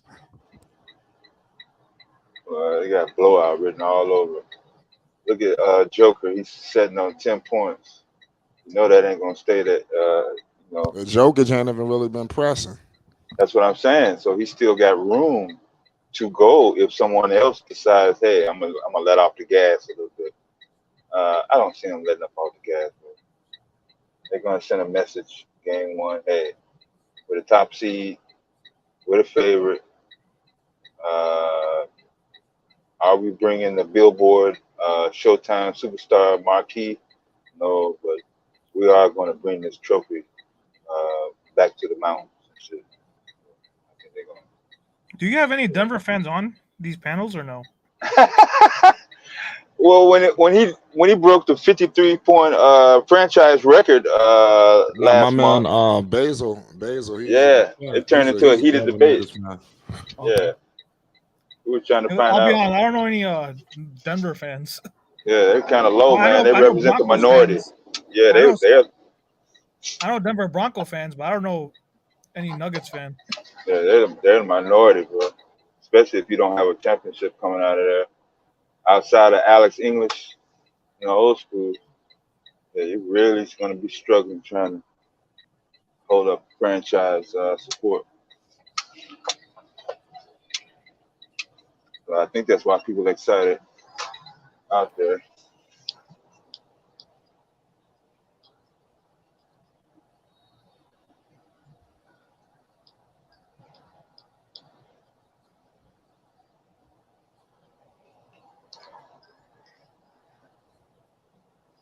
Yep, shout out Rap God. It says Denver's really a football town. Yeah. No, I know a bunch of Broncos fans, Nuggets fans. No, not really. Yeah, you got Deion Sanders out there. You got the fucking Broncos. So yeah, it's pretty much a ski town, fall weather. Nobody's really hooping. But you got access to an inside facility like that. Well, we back underway. Miami scratching and clawing. Mm-hmm. It's almost like if we. I think we're gonna get a game now on the fourth, man. Something telling me we're gonna get a game. You hoping for a game? Oh yeah, I mean, I want to see some back and forth. I don't want to just see a doormat. Vincent. 10-point game. Yeah. You know, Spoelstra, Udonis Haslam. They go Right. in the back and they have one of them dream speeches. You know, they come out. Are Yeah. Udonis Haslam citing? Yeah, I mean, now he not on the floor, but you know he was in there running his mouth in the back. So I mean, they Oh, give him okay. these teams these kind of speeches, and they get fired up. That's what I'm saying about Miami. They Oh, get he was into in the their. hall. He was in the hallway. He was in the hallway. I didn't see exactly, but I do know Oh, they that. reported it. They reported it. No. Oh shit. No. Right. Oh, the Bam got fouled. No, but the Miami came out the second half like they coming out with some fire. Oh, okay. I got you. I got you. Yeah, Murray just scored, but I mean they cut it to 10. Yeah. So it's 49-61. So Miami just went on a quick run to open up the half. I better look out. Well, they're Do trying you to guys think shave off. though Nikola Jokic could be a household name one day or no? You think this is what it is? In terms of like what, Steph Curry or Kevin Durant? I'm talking about in terms of like marketable, like media attention, stuff like that. So not that high, not Curry or Durant high, not that high Or no, for what I'm his talking household. about basically like marketable, like people who like guys like Steph, LeBron, KD, Oh, guys who have that. some endorsement deals like Sprite or No, I'm just saying in general that like Jimmy Butler got a commercial running. no, I'm just saying though, is anyone gonna say, hey, I gotta watch Nikola Jokic play tonight? I'm talking about that type of hype. Like if Steph's in the Yeah, finals or LeBron's in the finals, everyone's gonna watch. just based on those names alone. Yeah. Uh, Like I mentioned that yeah, the Warriors. I don't know if we're there yet. Yeah. Even if he gets Finals MVP and his ring, just based on where his market is now, and I don't know. You have a group of fans that they're okay for accepting international players, but the core fans of the NBA, they really feel slighted when somebody from another country steps into America and outdoes or outshines them in even media, marketing, especially numbers. They don't like to see it. Yeah, agreed. Yeah. Luka Doncic. I mean, the list goes on and on. Because even now, more people are already concerned about the offseason than they are this Yeah, finals. that's what I'm saying. Like when they swept the Lakers, I've never seen a team that got swept, and they're talked about more than the team that's going to the NBA Finals. Right, that's what I'm saying. Like a fucking Lakers funeral and shit. I was dying, boy. I was like, can you just get over it already? Yep. Like, yo, man, shit. Y'all be happy y'all even fucking got that fucking far? No. I You mean, they had a got chance. swept, and already it's instead of talking about who's going to win the finals, hey, Mhm. who's coming to the Lakers? Is Kyrie coming to the Mhm. Lakers? Mhm. In the finals hasn't even started yet. Out of all the players available, they picked him. Well, no, I'm Or they, saying though, when the Lakers got swept, instead of yeah, giving I know what you're Denver saying. credit, Yeah, talking about yeah. Denver, it was, hey, are the Lakers getting Kyrie Irving? That's what I'm saying. That's exactly goes to my point about the disrespect. Joker puts up a franchise record 53-point playoff performance, and hey, it's not celebrated outside of Denver. Like straight up, that's 53 points in any playoff game. That's some high numbers. I don't give Yep. a fuck. And then you break a franchise record, no matter what franchise you're playing for, and not even as much as a smudge from mainstream media.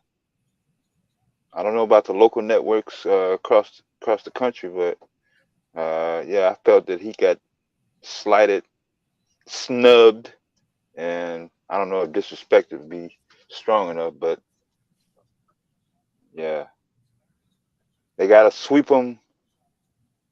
He's got to have like a triple double.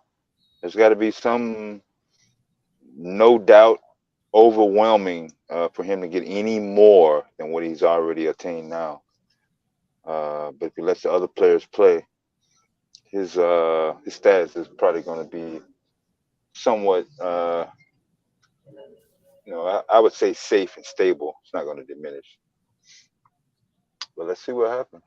I have no issues with Jokic. He's a great player. He's not. He doesn't cheat the game. He plays right. He's not like a attention hog like some of these players. They just want media attention. Yeah. He's probably one of the most humble players in the league. Yeah. He just goes out there. He even said, "Hey, I'm just trying to have fun." I mean, I've never heard a player say that. I'm trying to have fun.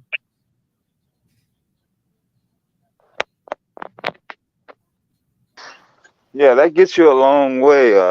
If you're media friendly, yeah, you get a lot of extra bonus points. You get access to shit. I remember when Marshawn Lynch came out. Oh yeah. He got snubbed. Kawhi Leonard. Yeah, people don't like, especially good players, not to talk to the media. You don't like this shit. Well, Denver has a 15-point lead. 13 now. 13. Minutes. How much time left? 7:23. Man, this is getting better. Denver's up 67-53. Bam Adebayo has been the Miami Heat's best player right now. Yeah. Like, I haven't seen much of Jimmy Buckets this game. Yeah.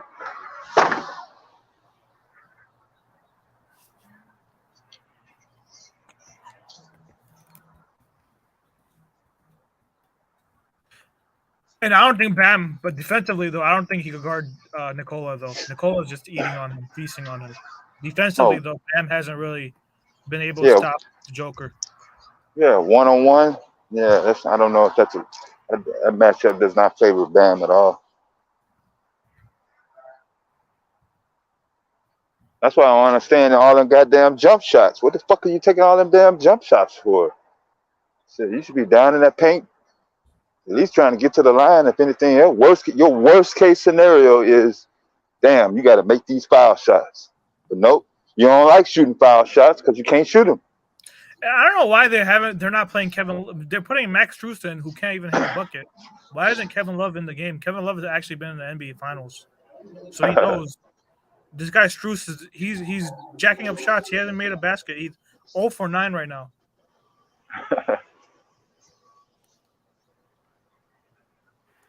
I mean, no one that he is even balling except for Bam Adebayo. But then on the defensive end, Bam's getting killed by the Joker. Offensively, though, he's been the best player. Defensively, though, he can't stop the Joker.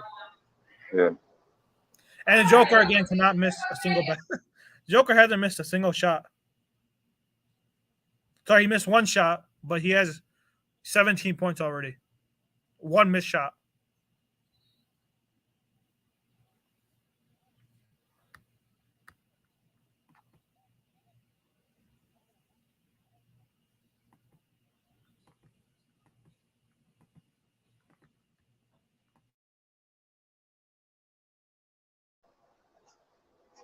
Yeah, my bad.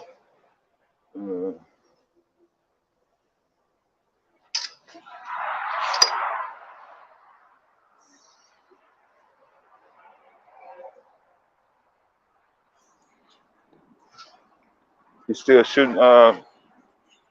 He still hadn't missed a shot. Yo, Miami is too small for Denver. They're too small for them. Yeah, Miami is too small for them. They're too small, and they're shooting them out the gym.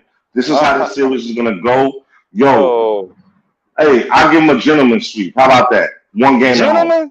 I hate gentleman sweep. I hate that. I do too. Just get the motherfucker over with. I agree. Gotta drag the goddamn sweep out all extra goddamn game and shit. Just fuck over with. We can get more vacation time. and furthermore, yo, you gotta give it to Jokic, man. The dude is another big fundamental. He's another big fundamental. He's a humble dude. Yo, he do what he gotta do, and he does all the fundamentals. You know what I'm saying?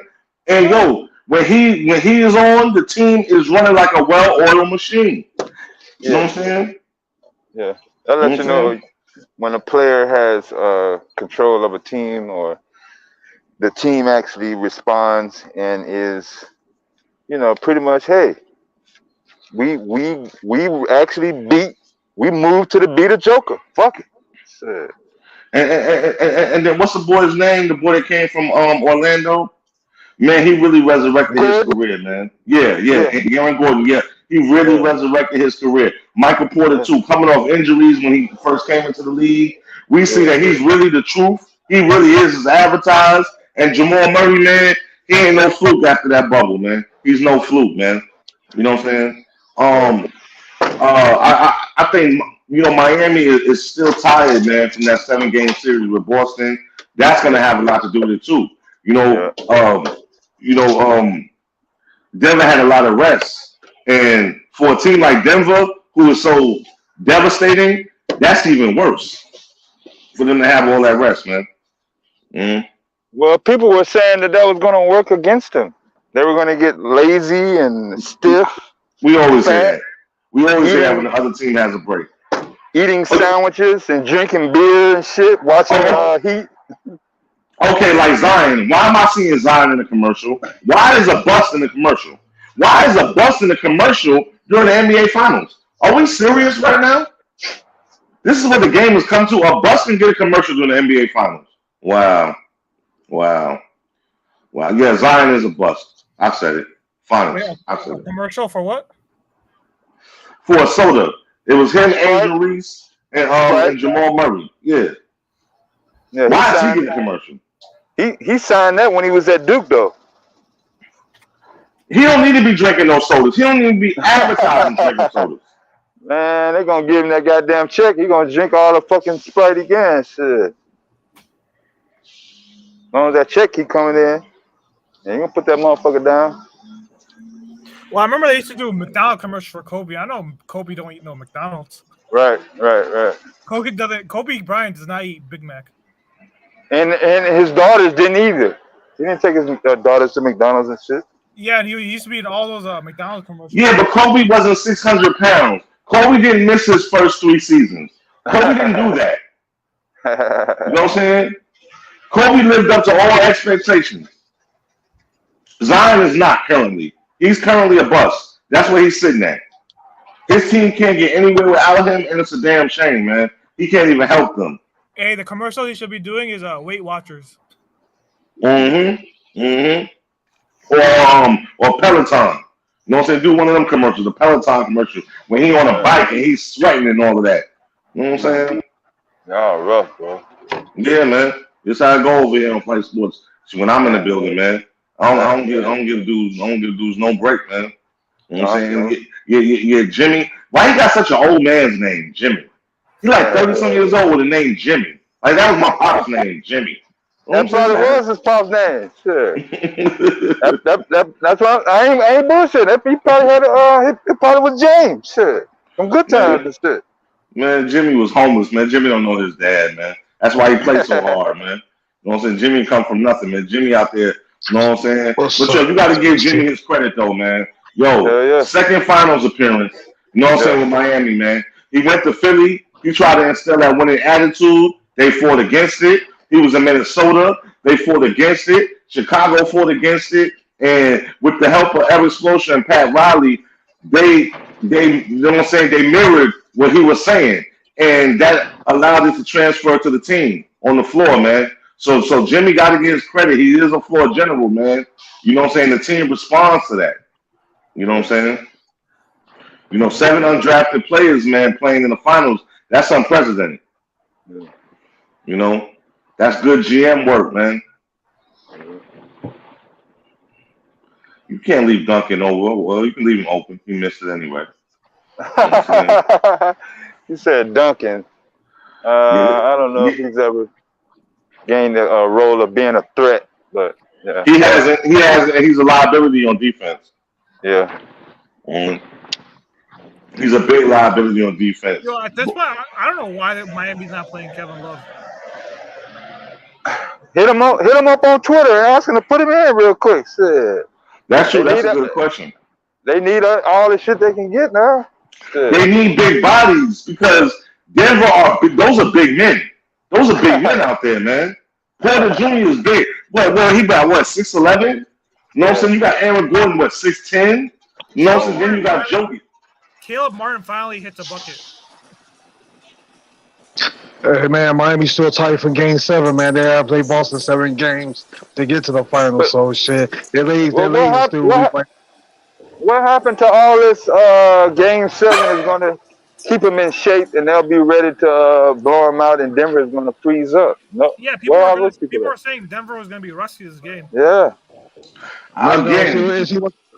See, y'all don't know about Mike Malone, man. He's the type of coach that gonna have his players in the gym, even while they, in the gym while they're waiting on the next opponent. So, yeah. Yo, Miami they just fought hard to get here. Then they flew all the way across the country. You know they're tired. The adrenaline pumping too. They got jet lag. Yeah, the adrenaline pumping, so you ain't sleep. You know what I'm saying? The party was partying in Miami right before that. They came to Denver, you know. Yeah, probably snorting powder on the plane, drinking on that beer that Jimmy Butler be endorsing and all of that. Yeah, allegedly. Nikola. Nicolo's light. Shout out my guy Phonics in the building. You already know. Shout out my man Zen. Phonics rolled in this bitch. What up? I'm listening to everything you saying. You crucifying Jimmy. Yeah, they went straight from Boston. They left Boston and went straight to Denver, though. They wanted to get there to acclimate quickly. Oh, damn. You ready to ride on the Heat, too? What you talking about? Love lost. What you talking about? I don't know, man. I got them for the finals, for the championship. I'm just saying the Heat went straight to Denver. That's all I was saying. Much as I like Miami, man, they don't got enough firepower to beat Denver, man. Yeah. Nah. They don't have the length. They don't have the height, and it's basically a upscale version of Boston. And call me crazy, a player they could use right now, Kyrie Irving. Oh, please stop with the Kyrie Irving. I am gonna call you crazy for that. You crazy. Please stop with Kyrie Irving. Please. I don't want Kyrie to win anything ever again in his career. Him or Kevin Durant. I don't want them to sniff a finals for the rest of their careers. They was in the best predicament of their life, and they threw it away. I'm cool with that too. Word, B. Word. Hey, you know what I'm saying? Y'all heard the rumors, right, man? Hey, LeBron going to Golden State, man. You know why I think so? Him and Steph Curry gonna get their 5th ring together, and they're gonna ride it out into the sunset. Yeah, it's good possibility. It's good possibility. Nah, that don't even make sense. Nah. He gonna stay with the Lakers. Bryce is still in high school, bro. He's gonna be there for Bryce. He ain't leaving. LeBron gonna play till about like 42 years old, man. He ain't going nowhere. And have you seen Bryce play basketball lately? Holy shit! Bryce is the ball in the family. It ain't Bronny. Ain't Bronny. Holy shit! Sorry, and Bronny ain't growing no more. I think Bryce got a few more inches left in him. Pause. He's 6'6" and he's 15. Put him on the draft board now. And I like his demeanor too. You know, he kind of under the radar. Everybody looks at the older brother and, they boost him up. He's kind of under the radar, and I like that. And I like the fact that he plays with the goggles on. You know what I'm saying? That's what's up right there. Horace Grantish. It's very Horace Grantish. He just remind me of his pops, man, like 100%, where Bronny doesn't. Hey, Flight. Yo, this is totally off script, man. But Javante Tank Davis got locked up, man. He violated the conditions of his of his case, the hit and run. So he in Baltimore City jail. He got to do all 90 days. That's good, man. He probably did something that nobody didn't like. He did what they told him, and they said, "Well, we gonna make something up, and your ass gonna do some time in jail." That's the games they usually play, when what they do, man. That's what's called a humble. He's doing a humble. Yeah. So free Tank, man. You know what I'm saying? Tank gonna miss the Crawford Spence fight, man. Unless he get free early, which he probably will. They'll probably let him go after like 10 or 15 days. So, Yeah. try and teach him a lesson. You know what I'm saying? Right. Yeah, that's all it is, bro. Somebody at the top gonna talk to him. Yeah, so you should do what we told you, bro. Next time it's gonna be worse. That's all. But hey, I'm not going front. These are probably the most disappointing NBA finals I've ever experienced in my lifetime because these are two teams that are not that explosive and not that exciting. And it's sports and it's ball, and I love it, so I'm gonna watch it. But I just never really knew at the beginning of the season I'd be watching the Miami Heat play the Denver Nuggets, man. I didn't think nothing like this, man. Oh, that should have been the Grizzlies and Golden State. Maybe that would have been a better sit. I don't know. Nah, man, people just want the juggernauts all the time. And I ain't with that, man. True. Especially from being from a small market. Yo, you get tired of that shit. True. I'm happy for Denver. I really am. Oh yeah, I'm happy for them too, but it's just like it's just a mystique. When you have those teams that they just been there before. You know what I'm saying? That everybody comes out. Like what I'm saying? Let's say if it was the Sixers and the Lakers, you're gonna have all the greats come out. You're gonna see AI in the front row and all the Lakers greats. You know what I'm saying? Yeah, man. Yeah. You know what I mean? I get it. Legacy matters. There's no doubt about that. Legacy matters. But Denver definitely earned their spot. You know what I'm saying? They've been the best team all year. They earned their spot. So I'm not taking anything away from them. They developed that big Serbian into what he is. So Word. Here's the fruits.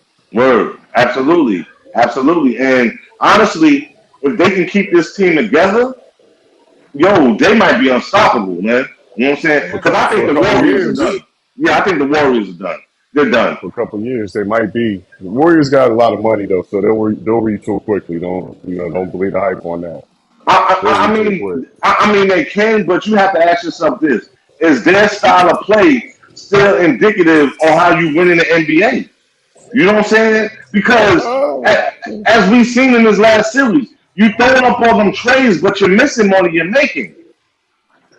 Who's going to adjust? They'll adjust.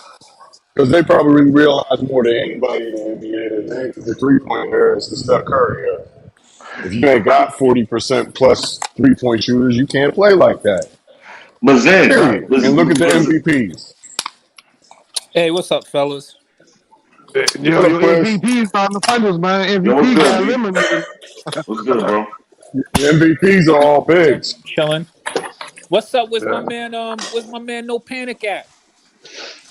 What you talking about? Right here, bro. You hear me? I'm right here. I just talk real funny, but I'm right here. Yeah, man, I got smoke for my man. No Panic. I hate to say I told you so. No Panic, but I was telling him. I said the Nuggets are too big. He over here tell me, "Oh well, the what? How do his voice for me? Well, you know how the but they're not that big. But I guess I try to tell you the Celtics is big too. Yeah, bro, you hear me? I was just saying that Denver is too big, man. They too big for them. They're too big. I was trying to tell No Panic. Pause. Definitely. Thanks for calling that one out, Zen.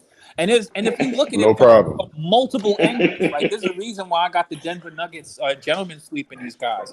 The gentleman league thing is me giving the Heat one game in this series. I said the same thing, bro. Miami. That's me being a gentleman. Yep, I said the same thing. They wasn't gentlemen league of Los Angeles, though, were they? I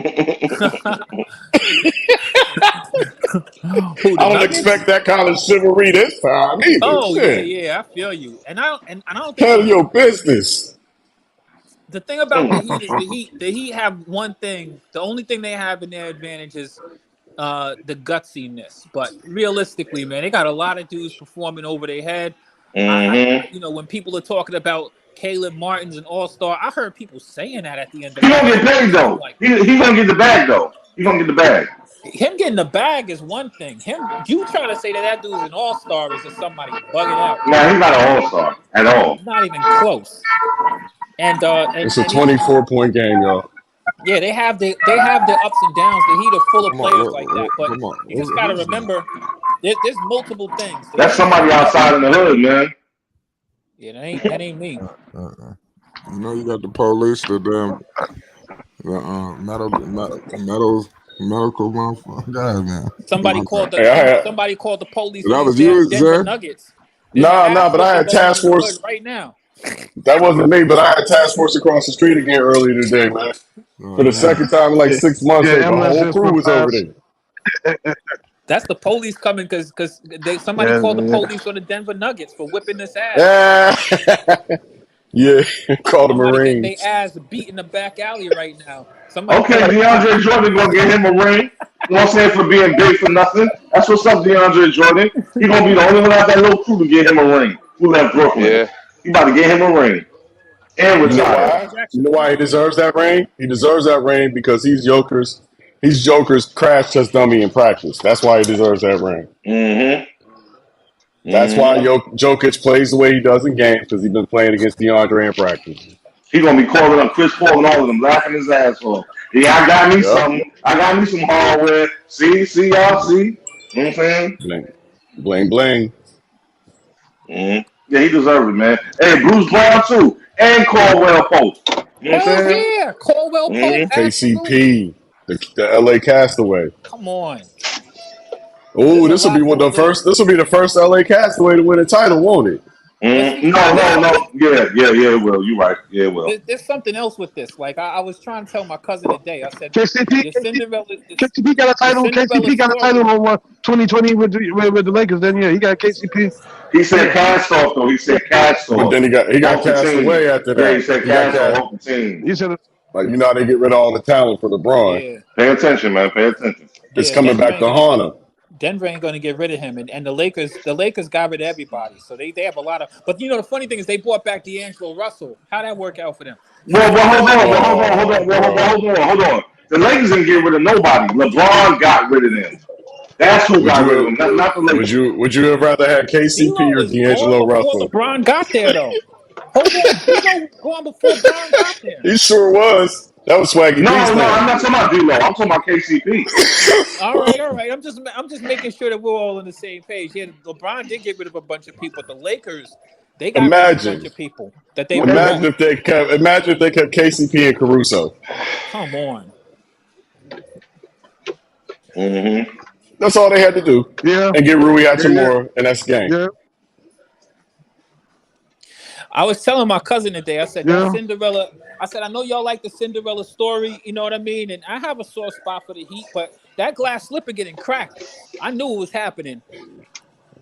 Y'all, they beat a lot of people, but this ain't the one. Because the thing that the Heat got going is they have all of these dudes shooting these astronomical threes. This ain't the team that you don't want to play that game with the Nuggets.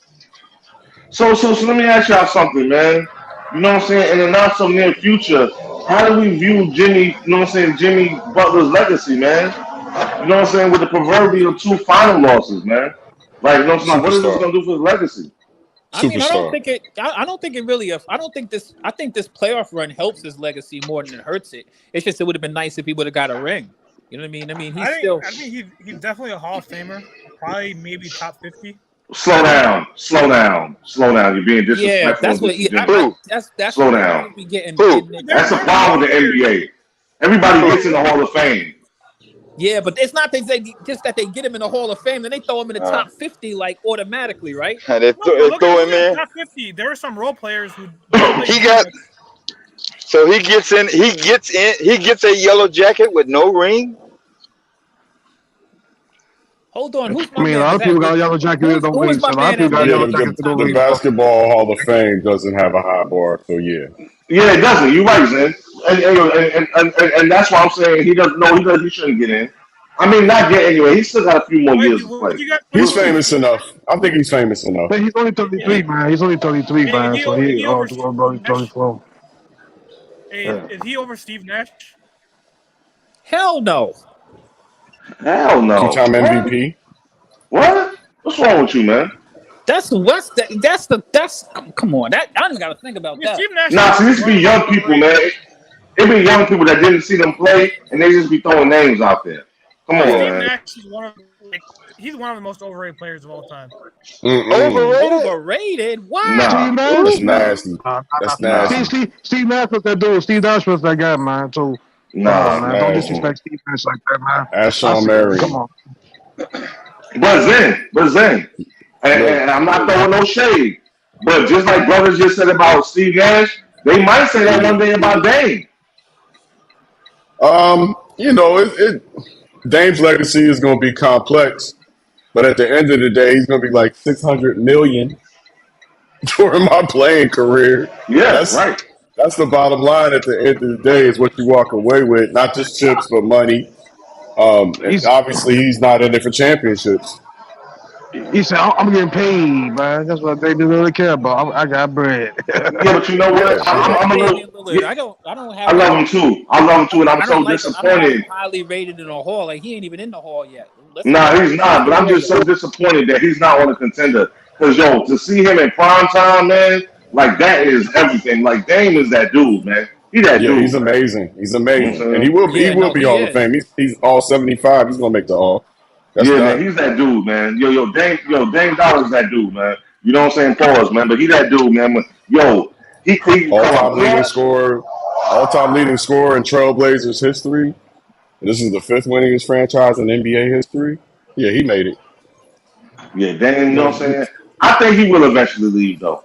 I do think he's going to eventually leave Portland. It's time now. I think we're going to trade him this summer. I think it's coming this summer. Portland's ready. Portland's ready. Trust me, the city's ready. Ain't nobody going to tear it up no more. If you just said 2-3 years ago, we'd have tore the city down. Now, all right.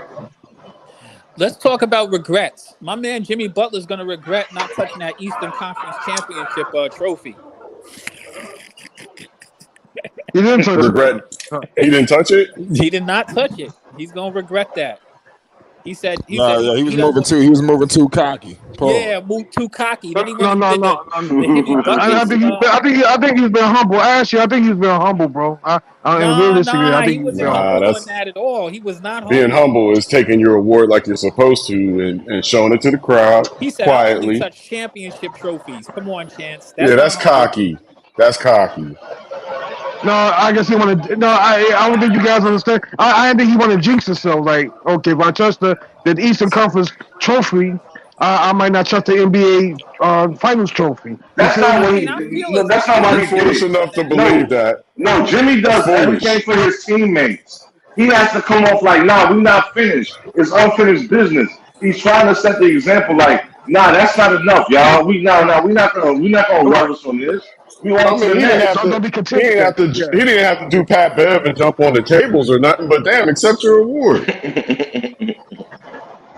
That's disingenuous to me. It's like you virtue signaling. You trying to make a bigger show of who you are by, oh no, I'm too cool for that award. Me and my team gonna win the big one.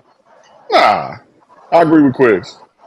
I just as usual. The only thing I said is he's gonna regret not doing that because when they get their asses swept, the gentleman swept, he's gonna have to go back and he's gonna have to really sit down and take a look at that Eastern Conference MVP that he got. You know what I mean?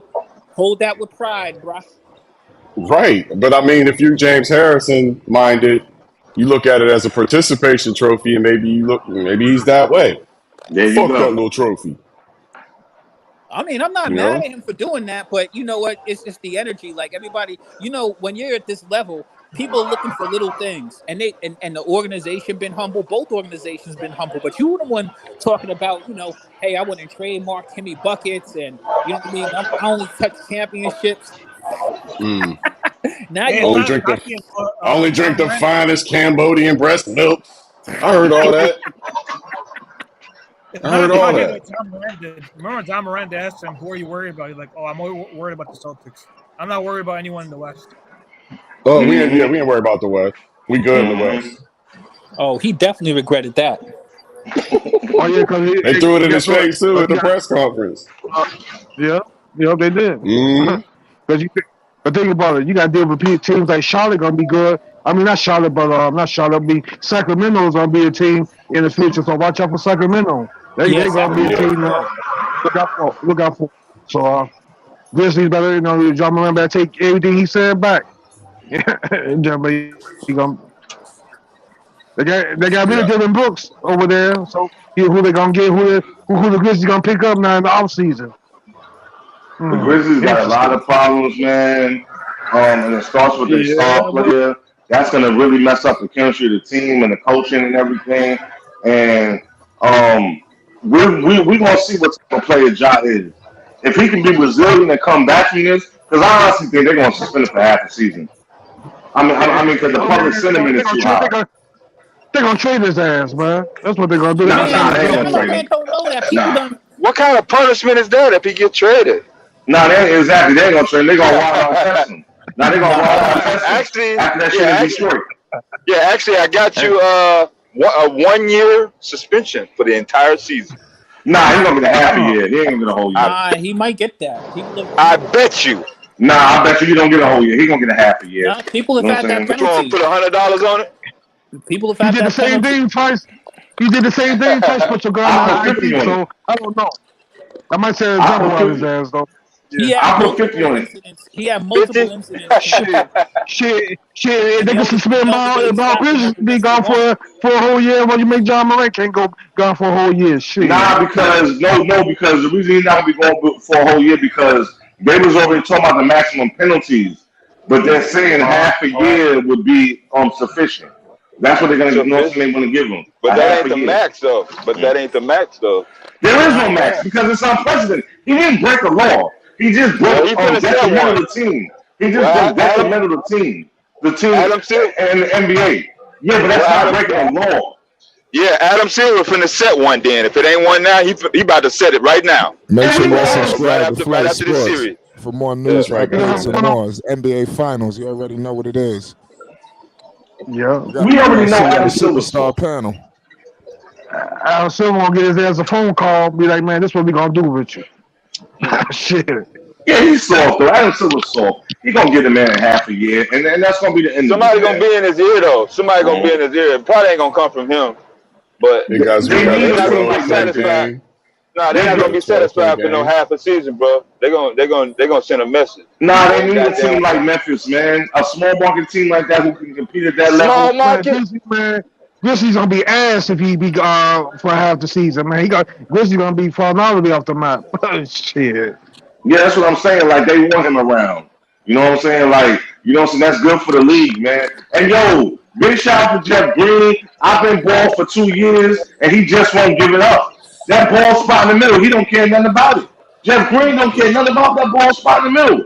Big shout out to Jeff Green, man. You know what I'm saying? You know what I'm saying? For all the ball-headed dudes out there, man. Hey man, hey, what y'all think about the shot? Who shot they gonna get, man? Is they gonna get Scoop Henderson or they gonna get Nah, I know Wembanyama is out the window now. I don't know if they're gonna really get him. No, they can't get him. No, San Antonio ain't gonna get him. And yo, I don't know if y'all checked the summer schedule, but the Spurs got the Hornets in the summer league. We'll get Now- to that later. Yo, y'all better watch out for Miami. I'm letting y'all know right now. Let's cross our fingers. We might have a game. I'm letting you know right now. Whatever y'all doing is working. Goddamn it, it's working. It's a You a 12-point Miami game. Heat fan? Please keep talking. Keep hope alive, Jesse. Yeah, I wouldn't be surprised Miami if got they to come back have in the second game. Then if they're losing tonight. They getting their ass trounced. This game, next game, the game after that. Yeah. I just got my very first Miami Heat hat today. Whoa, what are you doing, Zaga? What's wrong with you, man? Bro, I'm trying to collect them all. I mean, I like figures too. Don't get me wrong. I wear figures from different teams, but I mean, Miami though. I got a Nuggets one today too. Mm. And the Celtics one too. Mm. Yeah, the Lakers. They got Lakers too. How does Dame feel about that? That's in the closet. How does Dame feel about that? Dame is fine. He's rich. He don't care. Okay. He's really, really rich. Okay. When you find out he got a song about you, don't say I didn't tell you. Hey, if he knows me, he knows I'm loyal to the soil. But I represent the NBA, man. I ain't from here. I'm from the East, and actually, I plan to work for the NBA at some point. So, I represent the whole thing as far as I'm concerned. Okay, that's what's up. That's what's up, man. That's what's up. I mean, I'm a lot more biased. I'm a Knicks fan. I'm a New Yorker, born and bred. I grew up with those very disappointing teams in the 80s and the 90s, losing to Jordan and all of that and getting embarrassed. But you know what I'm saying? I'm still a Knicks fan, man. You know what I'm saying? I think we're gonna make a run next year. That's I another feel you. I conversation feel for you. another day. Salute to the Buck Jumper, I Toxic mean, I'm T. with you. I'm You're with you. welcome to chime in. That's a hell of a conversation, Phonics. I'm with you on that. Word, yeah, we gotta do a show about that one day, man. The Knicks Word. gotta do a lot of searching, man. So I mean, they're a good team. They need to make a couple of adjustments. So Hey, go after Giannis. Giannis go to Giannis, New York. Oh man, that'd be something. Giannis go Giannis to in New New York. York. Hey, yo, mark my words, y'all. Giannis will retire in Milwaukee. He's not leaving Milwaukee. There's no Mm-mm. reason for him to leave Milwaukee. He's He's that going. guy in Milwaukee. He wants to He's be that going guy. to follow He's in gonna win Kareem another championship. Abdul-Jabbar's Yeah, so footsteps and go from the Nah, Midwest to the West nah, Coast. nah. Giannis wants to be the reason that they win. He doesn't want to be part of the reason that they Look, win. look, look, He look, wants to be look. the reason that they win. Giannis at Golden State. Go. Oh man. Why does everybody throw this equation in like just because KD went there and won, like that's Yeah. everybody's dream to play with them? That's not Go everybody's to. dream to play for Golden State. I'm You not not locked in saying. to win a championship. I'm not saying Stephen Clay at this point because Stephen Clay getting old. But 2 years from now, when they start flipping assets and the younger boys start playing like they're supposed to, it's gonna get interesting. Hold on. I think you jumping the gun. You said 2 years. I think that's gonna happen now. The GM is Yeah. gone. The Yeah. GM is Myers is gone. gone. He's Yeah. gone. You're gonna have a Yeah. new regime coming in there. They don't want to make changes. Facts. Starting with Draymond, and he should go.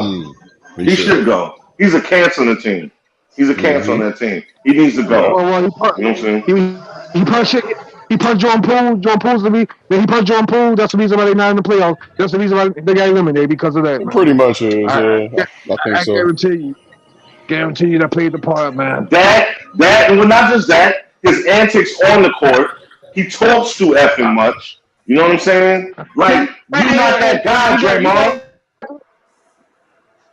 You got to do something to the That's team, it, though. bro. He antics. It does work to it works to say it got him 5. It got him 4 titles, man. So you can't argue. You can't argue his credibility of the team, though. Well, you can say that because you ain't the GM. But I bet you the new GM, that he don't care. He don't give a damn about that. Everything is about winning right now.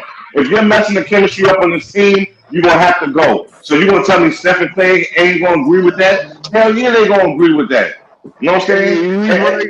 Draymond Green fuels the offense, bro. He does things that he fuels that He was team, taught man. to do that. He was taught to do that. He was taught by Steve Kerr. So you don't think Steve Kerr could teach another player to do that? Another younger, smarter player who's eager to learn, who wants to get a contract? He's like different than his ramen, bro.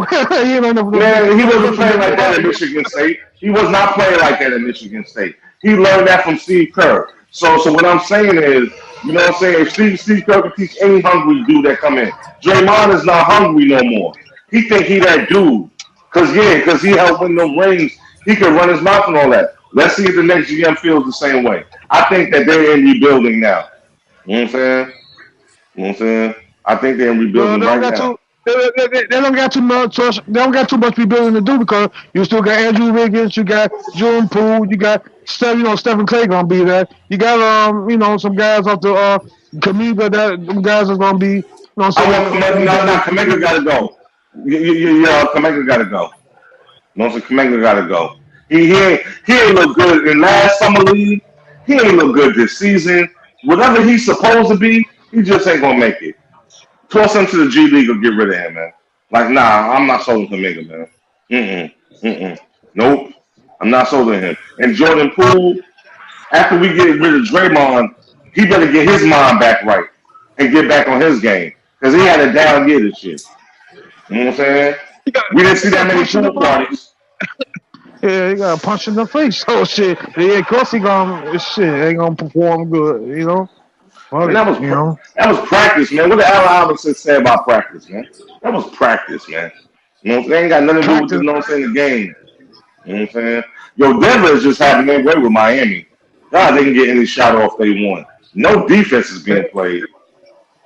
Yeah, man. Yeah, but you're right though, man. These guys ain't come from the same cloth that AI and Kobe came from. You know what I'm saying? Shit, whatever happened in practice stays in practice. They come to the game. That mean the game is on. I mean, come on. I mean, look at his coach. What did we famously hear about his coach? Michael Jordan punched Steve Kerr in the face. And Steve You Kerr know what fall I'm back, and Steve Kerr falling back too. And ever since then, Michael Jordan respect because of that. And that was a Not test. just that, but not just that. He knew he could depend on Steve Kerr in games. That was forgotten about when it was time for the clutch time. I need you to make that shot, my G. Not be butthurt because of something that happened 6 months ago. Come on, man. Right. You know what I'm saying? But Draymond is gone, yo. Mark my words, y'all. You know what I'm saying? I hope they send him somewhere like Detroit. I would love to watch him in Detroit. You know what I'm saying? He going to the Lakers, man. Why LeBron always getting trash? He always getting trash and then he can recycle it and turn that shit into like a $10 million piece of art. Nigga, it was trash when you got it. It's still trash. LeBron, golly, fake ass GM. Shit. Hey, LeBron better be careful what he asks for. He want to get Kyrie Irving, and that fucking on him, it might backfire like it did at Westbrook. Man, that dude Kyrie might. That shit got Buddy Hield. Hey, bro, it might be in the middle of the game. Kyrie might get the ball, sit in the middle of the court, and start meditating. You better leave Kyrie alone, man. You mean that nigga might start levitating? Shit. No panic. You gonna take that? No panic.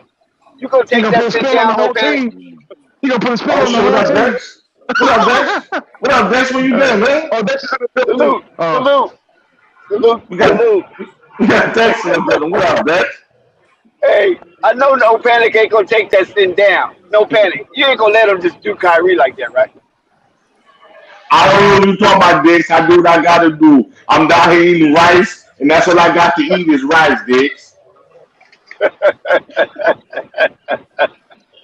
Hey, no, if Kyrie go over to the Lakers, we don't need try to recycle no damn Draymond Green. Draymond Green is maxed out. He's white, and this is why Bob Myers stepped down, is because he wants to get rid of Draymond Green. Mm-hmm. And the owner loves some Draymond Green because Draymond Green is that buck in the locker room that keeping all the Negroes in order. Mm-hmm. I agree with that. They want to break up the Warriors. That's all that Bob Myers shit is. Whoever comes in, gonna let go of this team because they're at the end of their shit, and there's so much emotional attachments there. So they got to get somebody in here who don't give a damn. Right. It's too much emotions going on in business over there with the Warriors. If they keep this up, they're gonna get caught in the past, and they don't have any stars, no young player. Right. The mantle. Right. Start shaking shit up. Right. I agree. Right. So was the Bob Myers step down came out of nowhere, or was it brewing? It was brewing. Yeah, it was brewing. It was brewing. Because remember, they've been trying to move off of Draymond. Who else is doing that? Who's pushing that narrative? Well, it's still Curry gonna put the word out. Tell him y'all need to let him go. His own boy gonna tell him to let him go. I don't know, man. That's gonna be a tough one. No, I don't think Steph Curry. He don't strike me as that kind of person to get in the middle of all of that. He ain't getting in the middle of the business and all of that. And honestly, I think that. Hold on. I think honestly, Steph, Clay, they're all tired of Draymond's antics. I think they're tired of that. You know what I'm saying? When he punched that boy in the face, you know what I'm saying? They might have could have got over it. But once we all found out about it, it's like, damn, bro, what you doing, man? You know what I'm saying? Like, yo, we trying to win. This dude help us win. And now you gonna break his confidence? But finally, I believe that Jordan Poole is not the first person Draymond punched. I agree. And I think he punched another light skin on that team. They just kept it under wraps. I agree. Hey, man. Hey, bro, shit. Hey, Draymond punched me, bro. Nigga, be fighting, bro. Right? He ain't about to. Shit. Well, you only fighting if you still got the whiz to shake it off. If you can't shake that punch off, you laying down. You ain't fighting nobody. And punches is all different. I've been punched before a lot of times. Hey, first of all, I ain't gonna let him get that close up on me like that. You know what I'm saying? But it's something called getting stole. You ever got stole when somebody just put you on guard? Draymond got the monkey arms. You know he got them up north. You know what I'm saying? But yo, I hope they send Draymond to Detroit. Hey, he could be out here with Monty Williams. They just gave Monty Williams $78 million to lose. Monty Williams, the former coach of the Suns, he's coaching Detroit Pistons. He got $78.5 million. Wait a minute, Fonny. They gave him that money not to lose, but to build. He ain't building nothing. That you know what goes on out here. Come on, Dex. Build and destroy. Build and destroy. Yeah, you know what goes on out here, Dex. You know these Pistons ain't winning nothing. This man just robbed a bank without a gun. That's what Monty Williams. He just robbed a bank without. This man finna get $80 million to chill. Okay. Hold on one second. Now, we got boots on the ground in Detroit. You got a 9-point game, yo. What is the kerfuffle surrounding the Monte Williams situation in Detroit, Phonics? What are they saying in the barbershops, the liquor stores, the beauty salons? Come on now, give us the tricks. Hey, I'll tell you what. This information just posted today. I'm gonna come back on Flight Sports tomorrow. I'm gonna get up in the morning and check all the local news networks, because I know they're gonna be talking about it, because they love talking about their sports teams, whether they're winning or losing. And I'm definitely gonna report back to you. But this is, quiet as kept, bro. Nobody might not be saying nothing. Nobody expects anything from the Pistons. I mean, we just had old boy here. What's his name, man? Who had got fired from Toronto? Black dude. You know what I'm talking about? Yeah, what's his name, man? Dwayne Casey. Dwayne Casey. Thank you. Thank you. He was a good ass coach. He's comparable to Monty Williams. But you gave Monty Williams the super bag. Mm-hmm. $80 million. That's a lot of paper for 6 years. Yeah, it's a lot of paper. That's a lot of paper, y'all. Mucho dinero pesos. Mucho dinero. That's a lot of paper, y'all. Can I add something on that? Can I share something? Because everybody crucifying the money that he got. Remember, he is a black coach. You know, thank God. I mean, somebody did get paid like that, but I understand Spoelstra to me is a better coach. But who knows? This could be a new precedent. That TV deal, was Spoelstra walking the goddamn office on one of these. Listen, you seen what Monty just got? Goddamn it! You know, that TV deal was triple the last one, Flight. It went from $25 billion to $75 billion. So the salaries is about to triple. That's what's going on. And somebody's watching. They keep talking about the ratings are down. Stop watching it. Somebody's watching it. That's in the Matrix. But listen, this is my conspiracy. Oh my God! What about now? Mic check. Who's smacking his lips? No, you good. Go ahead. Okay, listen. This is my conspiracy, right? Because somebody's watching NBA. They keep people talking about the NBA is down in ratings, but somebody's watching. But nevertheless, they could be positioning themselves. I'm talking about the NBA could be positioning themselves to move off of the LeBron player power movement into the coaches. What y'all think about that? Man, I just want to see their Popeyes, man. That's all I want. Somebody got to wins or something. They 10. They better write their goddamn finger off on that bitch, boy. Hey, who got their soup coolers on some damn fried chicken? They got the type of wins. Stereotype in the street. Which one of you people in Big Bro got eating fried chicken? Hey, but that smacking sound. Hey, but that's not a conspiracy though. Like, I just think they tripping, man. I mean, Detroit does have a young team, and they're probably hoping that Monty Williams can build them up like he built up Phoenix. We'll see. But that's a whole lot of money, man. That's a whole lot of money. So you don't like the move there in Motown? You're not a big fan of it? I'm still a Knicks fan. I don't care where I'm at, but no, I mean, to each his own. I was just surprised to see that. I thought they had commas and decimals wrong. I thought they had decimals in the wrong place. I'm like, 78? What the hell you mean 78? That came out of nowhere.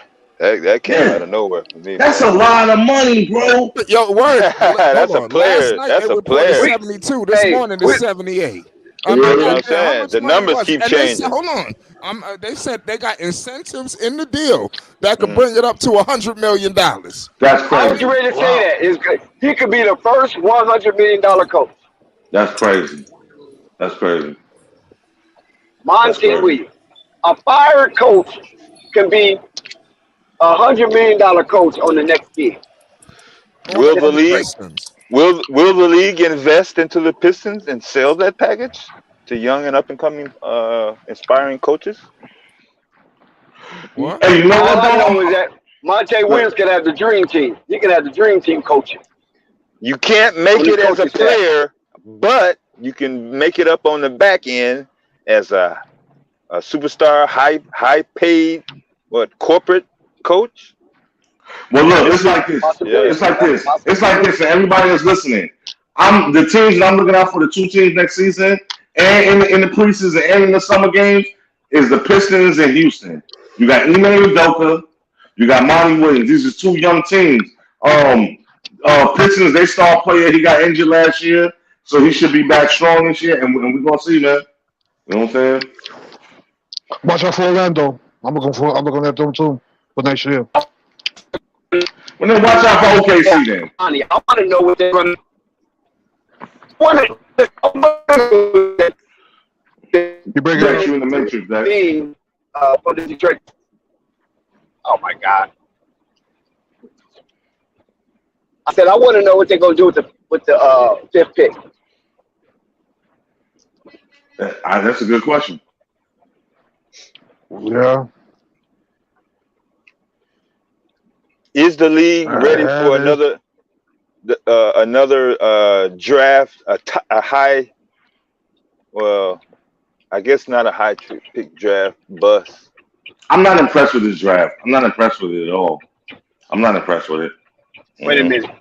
You got one of the most unique figures that coming out of the draft since Ralph Sampson. And you know Dex, you being disrespectful, Dex. You talking about school? Yeah, he went all the way back to Virginia on that one. Yeah, but he throwing names out there. two times. I know. 2 times player. Look how far he had to NCAA go player of back the year. though. Is he a Hall of Famer? Who, Ralph Sampson? I think Is he a Hall of Famer? I don't know. I'm not for sure. Maybe No, he's not. No, he's not. No, he's not. He's not. I personally saw Ralph Sampson play, and he was a better college Virginia player per game versus per game NBA. That injuries much took him out. I mean, I don't care about that. I don't care about that. He's not a Hall of Famer. So who are you comparing to? And yo, stop getting so gassed over this dude Wembanyama, because we gonna see what he really got when he come over. Stop getting so gassed. That dude could play. That dude could actually play, man. So I saw him play. The man can do it all. There's nothing that Wembanyama cannot do at 7'5". Is he coming over? Is he coming over for a game before the draft? The actual draft? Like a No, I know they're saying he's hopefully gonna be playing in the summer league. That's what they were saying. And they said the first game is gonna be against him. San Antonio. Wembanyama gonna be in the Drew League. Why would you say that? He's gonna make an appearance in the Drew League. I want to see Get ready for it. I want to see him transition from end to end. Embiid, Giannis, Joker, can he endure the length of the court? I think so. He's already playing already. The guy's only 19 years old. The only thing I want Wembanyama to do is put on some more muscle. That's my only concern. He will. He still hasn't developed a shot bullshit to me. United States. Yeah.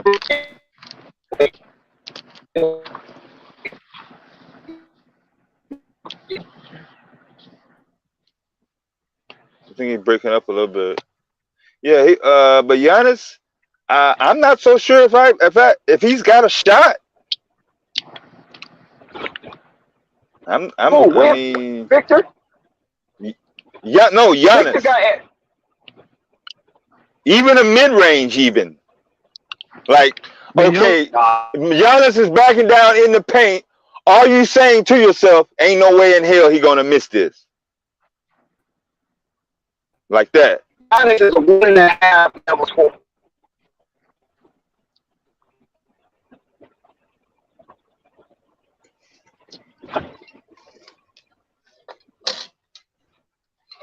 Yo, just talk over him. Oh, yeah, no, I was waiting on him to come back in. I thought Damn rookies on flight. Damn rookies on flight. Got a direct on rookies. Yeah, no, we don't wait for people to come back. Now we just keep talking. Yeah. Nah, but I feel you with the crazy situation with Monty, man. I didn't expect that either. That's bugged out. I said, damn, that's a lot of I pay. thought it was a player. I thought it was a player. But like you said, incentives. But what are they expecting from him? You know what I'm saying? Does he have to build his player himself? You know what I'm saying? How does this work? That's why I said he is the Detroit. That's what I'm saying. They don't really have none. I mean, all that money is not even promised they're gonna get to the playoffs. I bet you got a bonus teams at the bottom. Orlando is better than them. You know, Charlotte, they bringing back their team. I mean, the bottom is heavy. I mean, I don't know why people think you got Washington. You know, I mean, it's no guarantee. Nah, but Detroit got a young team. I'm forgetting the dude's name. Is it Jalen? It's Jalen something. He got hurt, but they got a young team though. Doran. You got Ivy. K Cunningham. You got Jaden Ivey. That's in the Ivy. Yeah, I think that's him. Yeah. They got talent. It's just dudes got to stay healthy. You know, it's a lot of questions. I bet you the Williams contract has a bonus for 60 wins.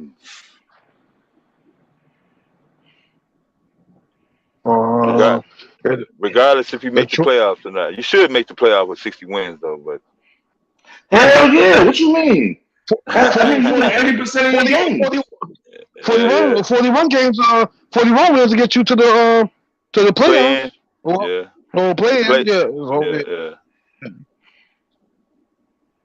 Well, that's the package. They got Kay Cunningham, Jaden Ivey, James Wiseman out there. Yeah. These are all young boys, man. Well, they gave Monty Williams all that money, man. So they must got a plan we don't know about. They got a plan there.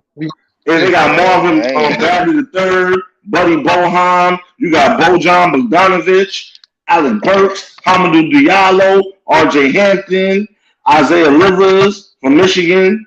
You know what I'm saying? Yo, they got a little squad, man. They all young. These boys, ain't nobody. It's only one person on the team over 30. Only one person. Everybody else is under 25. I don't know, bro. That might be Monty might be able to do something with that, man. Man, I ain't never heard of no goddamn superstar blockbuster NBA head coach contract. Yeah, that was something. Yeah, they gave him heavy money. Heavy money. That's I'm gonna go see them play. Yeah, I'm going to see them play. I'm going to see them play, man. I'm going to see them play. Shit. You know what I'm saying? Because like Monty putting, you know what I'm saying? They believe in him. But you know what I don't like though? And I'm gonna tell you what I do like. What I don't like is they recycled a lot of the other coaches that we've seen before. I'm glad though Doc ain't get another chance. Doc need to go sit his ass down somewhere. He need to go sit down. You know what I'm saying? He's been busting too much in playoff games and finals. He needs to go sit down somewhere. But I don't like the fact that they brought Nick Nurse into Philly. You know what I'm saying? Like, can we try some new coaches out? What is Philly saying about that? Philly happy about it. Now his job is he's saying that he was saying something about James Harden. He's gonna try to pitch to him to stay. Why you let James Harden go?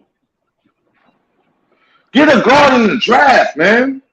Nobody wants to build through the draft no more. Everything, this is it's not just basketball. It's football, baseball. Everybody wants to get free agents, and they think that's the answer. Build through the draft. Why do you want all these divas and you're going to have all these problems with and you're still not going to win? James Harden still proved that he's still not that dude in the postseason. He's just not that dude, man. You know what I mean? Joel Embiid is out there killing himself. You know what I'm saying? Hey, won the MVP and everything, and they still can't get over the hump. That dude, get rid of him, man. They fucking my bad. No, they fucking Sixers fucking messed up because they didn't want the offense to Tyrese Maxey. When they was doing that, they was winning games. I mean, even before that, they was winning games. Right. You know what I'm saying? Right, I agree. So that's what they fucked up at. Yeah. Why the hell we talking about Philly when Joker just put up a 27-point triple-double and Hemi Buckets was Jimmy Buckets again with Jimmy Butler again. He turned Hemi Buckets to Jimmy Buckets. That's why he scores with them.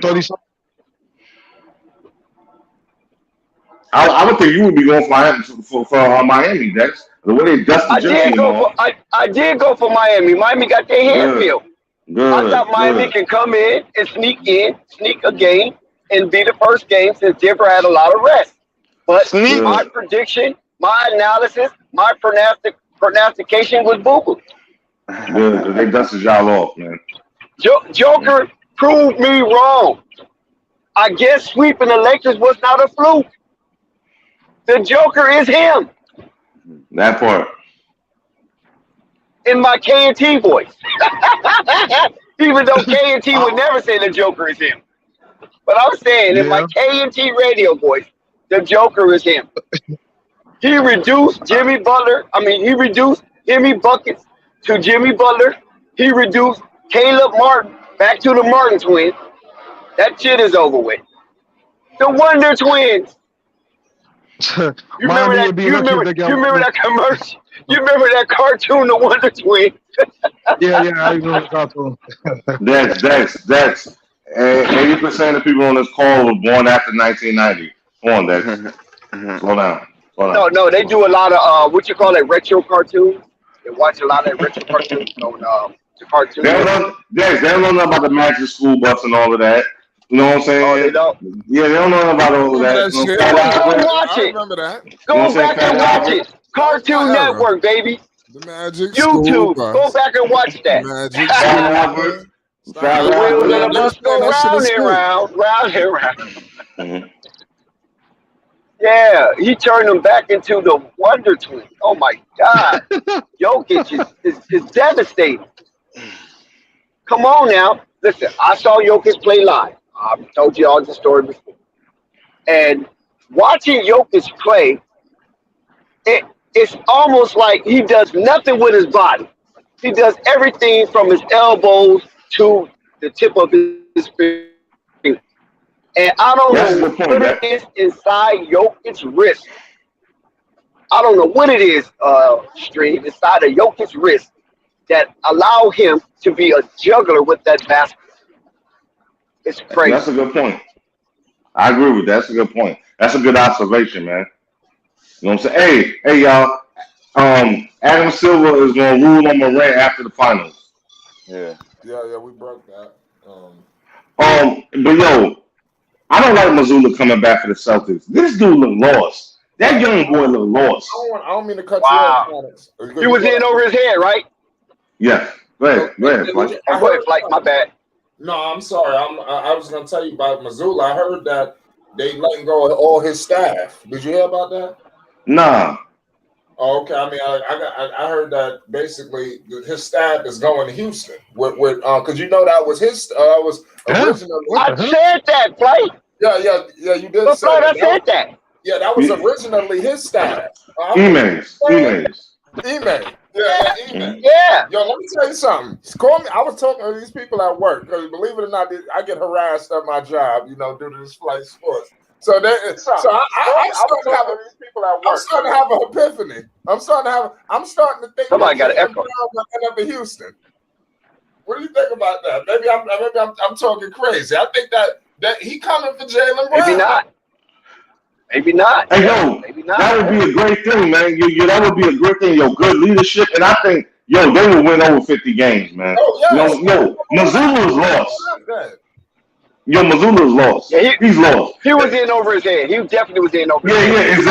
Yeah, exactly. If you see him at the post interviews, I just didn't prepare. I just didn't do it. Like, he got all these stupid answers, but he don't have no, he just, and they bringing him back. Brad Stevens going to get fired, man. The Danny Ainge don't play that shit. He going to get fired. Danny Ainge not part of that no more. That's right, he's going. He's going. Utah. Well, that's right, yeah, he's going. Okay, well, he can burn the team down there. Okay, he can burn the team down. Brad Stevens. He's not going to fire himself. That's for damn sure. Yeah. The Brad Stevens going to get, the owners going to have to fire him. I wouldn't bring Mazzulla back, man. I wouldn't bring him back. But really, he was stuck he was stuck between a rock and a hard place, Bonnie. And the reason why, because that was kind of an abrupted situation. You know what I'm saying? And so since he was already familiar with the system, with the staff, with the organization, and with the players, they just pulled him up and hired from within. True. I don't think it was a good choice, though. But I just think maybe not. But he did take him to the Eastern Conference Finals, and he went 7 games. So he was one game away from being in the NBA Finals. Yeah. I think about it. They're not gonna go back and get Udoka. Shit. Now Udoka out here slanging his dangling too loose. That's a wrap. Hey man, respect he can do that in Houston. But listen, he could go down there in Houston because Houston is second to Atlanta in strip clubs. Yes, sir. That's what James Harden used to party down there all the time. That's what James Worthy got in trouble at, remember? Mm-hmm. After one of them Houston games, James Worthy out there. I think Ime Udoka is excellent. You know what I'm saying? For on the Rockets, he's excellent. He's gonna be an excellent coach. I think they're gonna win a lot of games.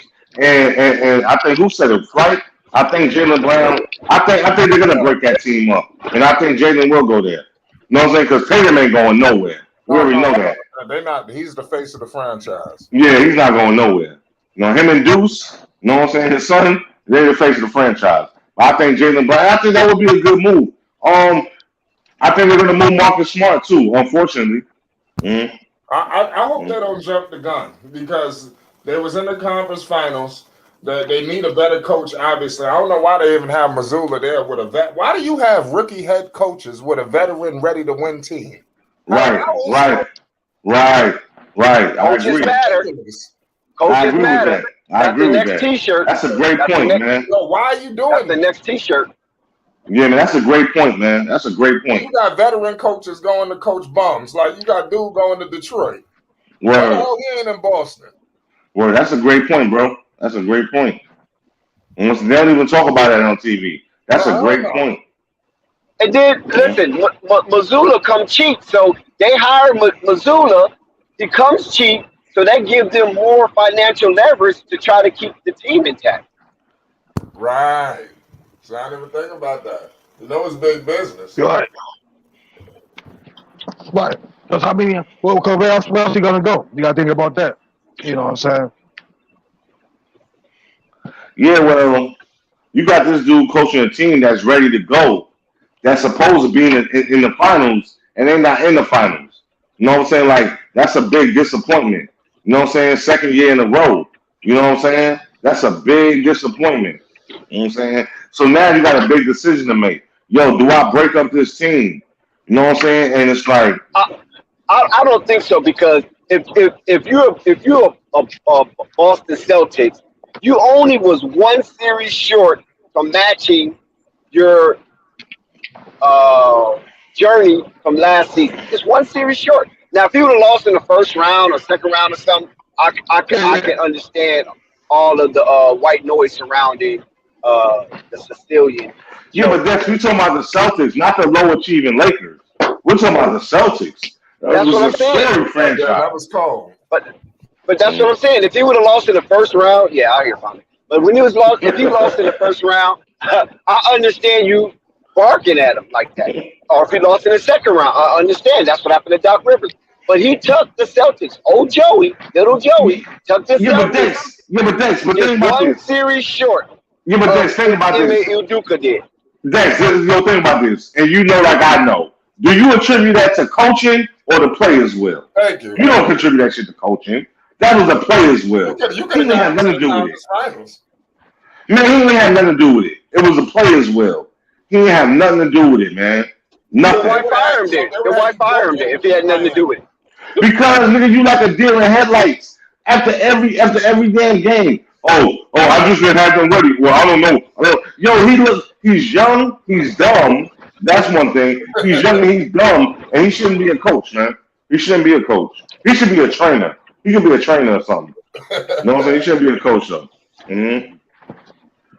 You know what I'm saying? Be a trainer. I mean, I'm just trying to be fair, and I'm just looking at the scale of justice, and I'm saying, what is it in the left? What is it in the right? And it seemed like it's pretty even to me. There was a second seed, and they went all the way to the NBA Eastern Conference Finals. Stopped one series short from what Ime Udoka did. Maybe you guys just don't like his name, Joey Mazzulla, again, the way he looks. I mean, the guy's a mutt. You got to understand. Yes, he is. You can switch up the coach all you want. Y'all, you can switch up the coach all you want. Okay, just say first. Okay, you give it Joey Mazzulla. All right, you get another coach. They get the Boston. Let's say Boston next season get to almost to the conference finals and get bounced out. So then when you think of when you think of a name Joey Mazzulla, you thinking this is a hockey player. Or baseball player. Or some baseball player. You don't think of a basketball coach. A strong, defined, constituted basketball coach. But when you think of the name Ime Udoka, God damn, this man must be a Nigerian kid. Yeah, right. Ime Udoka, exactly. From the tribe of Ashanti. From the warrior tribe of Free the land. Free the land. Free the land. I think he might be from Nigeria. Shit, okay. He is from Nigeria. He is. So based on that, you're gonna play your ass off on this damn Ashanti king, right. you know. Damn right, free the land. Free the land. So, you know, maybe it's the optics. I don't know. Yeah. Nah, man, but Joe Mazzulla, like you said, that he looks over his head, out of his reach. The players they playing. He ain't coaching. They playing. But I'm gonna put this out here right now on Flight Sports TV. Boston don't even get to the playoffs next year. How about that? Oh, come on, Bonnie. Nah, with him coming back, you're being utterly ridiculous. They don't believe in him. They believe in themselves. They don't believe in him. You know what I mean? Nah. They don't get back to the playoffs, man. If Joey was to close his eyes every game on the road or at home, Boston would still make the playoffs. I'm here, but what I'm saying is, no panic is here. I like to eat grits and raccoon, but if you don't mind, I just like to say that I'm sleeping outside tonight because it's a good night. Hey, look, no panic. This guy been talking about Kyrie Irving, but he's gonna sit in the middle of the court and meditate. Oh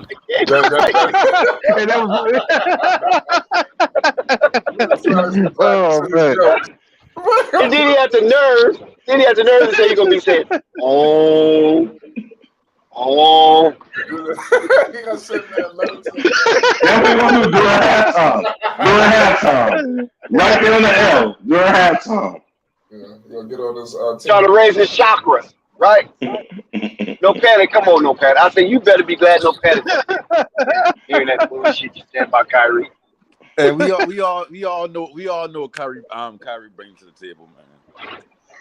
We ain't worried about that. We got that purple going on next year. He's gonna get a max, man. I'm calling it. No, he's not. Hey, listen, he might not get the max. I'll agree with that. If he really want to go to LA, he might not get the max. But we'll see. We'll see. Give us a summer. You don't want to see him at no other team other than the Lakers? I want to see him with a team where he don't have to play out of position like he did in Boston, where he don't have to play like, and this ain't no shot to KD. And I know Kyrie had his time missing for whatever, right or wrong, bad, good, bad, and different.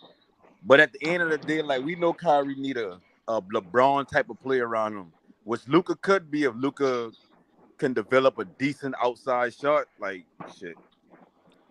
Did you just say Kyrie cannot run his own team? What happened? So you're saying Kyrie cannot run his own team all the way to the championship by himself? Not by itself. Oh. I mean, the closest we ever see to that is when he been in Boston.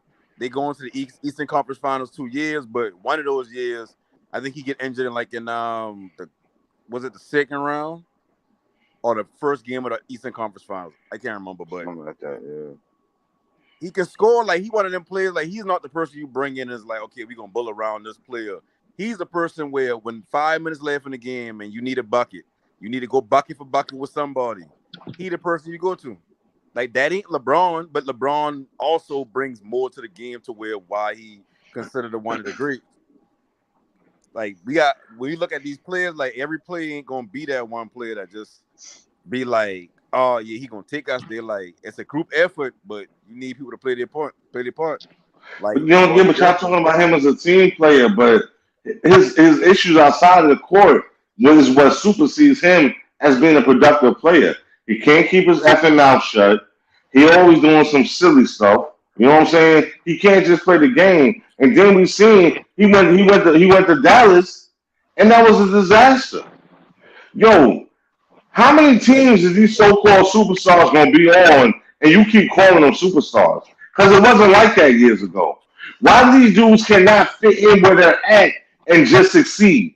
Why do they have to keep going to different locations and we're hoping they mix with this person and they get back with this person? I don't think it's going to be any different if he get back with LeBron. It might be worse. He's an older man now, and he's definitely in his own skin. And he don't want to be told shit. Kyrie don't want to be told nothing. You know what I'm saying? He said the earth is flat. You know what I'm saying? He said he can walk on water. You know what I'm saying? What are you going to do with this dude? I mean, whatever he like. Listen, at the end of the day, whatever he said, that's his personal business. I represent the crowd that root for him basketball wise. As far as I'm saying the earth flat and all that, like, I mean, shit, that's his opinion. That's his. What about walking on water? You say you can walk on water. What about that? Listen, if he black Jesus. Then that's what he called. That's the most skilled NBA player ever seen my eyes ever laid on. So if he see walk on water, hey, I don't know. Like, I mean, I don't see it, so I mean, I can't talk about it. I don't know, but I mean, of course, we know you don't walk on water because I don't think you see no shit like that. That would be crazy.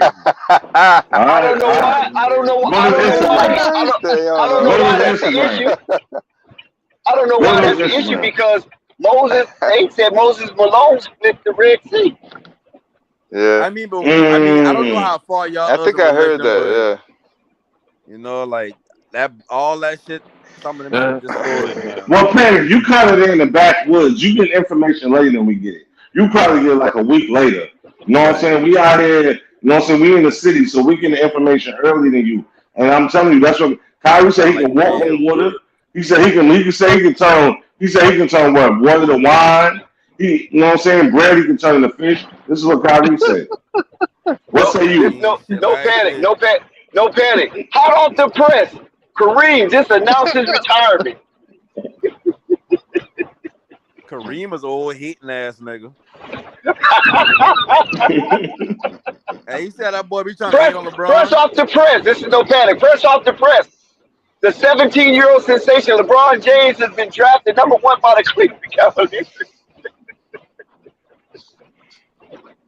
But I mean, how y'all think about the game? Like, y'all think the series over? It's over. It's over. Think so? Yeah. I don't think so. I look at it like there's been a good loss for Miami on a fact. Good loss? Yeah. So think about it. Yeah. I'm thinking, what about a loss is good? No, from this standpoint right here alone. From this standpoint alone.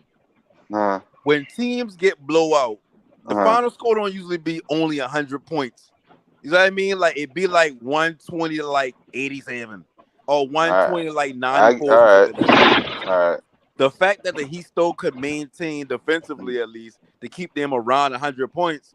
They play defense? That's the type of game they want to play. The Heat. Wait a minute. His shots just ain't been going down. Like, what his name was? Caleb Vincent. Yeah, he only shoot 1 for 7 from 3. Then you have Gabe Vincent herself. Only I think he been like 0 for 6 or 0 for 5 from 3 or something like that. Like they role players just ain't been playing. Bam step up, but he only had 4 points in the second half. So they didn't get blown out as bad as people wanted them to be. So you're gonna give them credit for that? No, I ain't say that. What I'm saying is, listen. What I'm saying is right here. If me and you play, you play 1-on-1, right? All right. Every time you see me play somebody, I be beating them. We going to 10. I beating them like 10 to 16 to 5, 10 to 16 to 5, 10 to 16 to 5. And now I playing you, and it's like I beat you, but even like 10 to 9. You know what I mean? Like that's. But they lost in double digits, like though. No panic. Handle you. That's why I don't understand his point. Not with 100 points. They lost in double digits. Was the game ever that close though? Like 11 points? No. Okay. Never feared that Miami was going to win the game. They only scored. So I don't think that was right around what Miami giving up. I don't think that was a good loss. Good next game. Good. They may win. A good loss. This is a good loss. 1 or 2 possessions. That's a good No, because if you playing in a series, and wildin', man, and you feel like shit. I can see what we did wrong. Our role players ain't coming to play. If they came to play, we probably would win this game. The starters didn't come to play either. That's a good loss. A bad loss is the stars ain't show up. The backups ain't show up. No panic, please. So you're telling me we're talking all this stuff about Jimmy Bucket, and the role players didn't come to play, and he had 13 points. He barely cracked double digits. Listen, when you win a game, don't your role players? But before I say that, how much games we see the Heat's, but then what Jimmy Butler only had like 12, 14 points? I really don't know, to be honest with you. I have to go look it up. Go look that up. Come back. I don't think it's that many. Go look it up and come back. And only look at the wins. Go look at it, come back. So when you look at a full team, Bam step up offensively. Jimmy give you Bam numbers basically offensively. You don't take nights off in the finals. Your role players had less than 30% shooting. You can't win like that. So if I know one of the reasons why we lose is because the role players ain't step up. Our star player had a good game. Cause like I don't know if I can 5 for 11 in the first half. You depended on role players. I don't know. It's not a dependency on them. It's not a dependency on them. What I'm saying is your role players got to give you something. They ain't give nothing. What about Highsmith? What are you talking about? Heisman off the bench, right? Who barely ever played, right? When them points coming, they would get blown up the whole game. Why is it about players when they playing on bad? Isn't he a role player? Bad and blowouts. They put up numbers. It's only one star on the team showed up, and that was Bam out of fight. Exactly. Everybody else bringing up Highsmith, like Highsmith ain't get buckets off in the blowout. Miami was partying last night, bro. They was partying. I'm talking about the players that actually in rotation. Listen, we know that Colorado is a recreational state. That might have a lot to do with it. We know the Heat's whole team. The Heat came in town and went to the dispensary. Straight to the dispensary. And let me tell you about Denver. Y'all low, bro. That's low, bro. That's low. And let me tell you about Denver, up there in the Rockies. There is a dispensary like there is liquor stores in LA on every corner. Yeah. Like LA got liquor stores in the gas station, corner? Like in the gas station part in that corner. Like Las Vegas got slot machines and everywhere you go. Yeah. Everywhere you go in Las Vegas is a slot machine. I don't care, even in the police station, there's a slot machine. Can you believe that? A slot machine in the police station? In the church. Everywhere. Yeah. The mosque, the synagogue, everywhere you go, there's a damn slot machine in Vegas. And that's how it is in Denver. Everywhere you go, practically, there's a damn dispensary. The whole city smells like weed all the time. A green cross. There's a green cross. You look left, you look right. It's a green cross. And maybe if you're in Denver and you're in the street in traffic, it's a good possibility that 7 out of every 10 people that you see and count are high as hell. It is crazy. Including law enforcement and other officials. Oh yeah, they don't test. That's what I'm saying. You got to be careful when you're over there in confrontation with the law enforcement up there in Denver.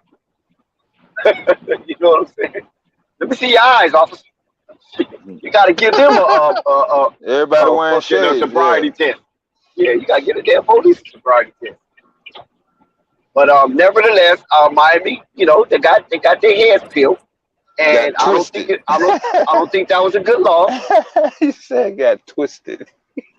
Hey, Hear me. Hey, you know the crazy thing about me? Jimmy Butler changed back to Jimmy Butler. Jimmy Butler was smoking last night. He was at the dismiss me too.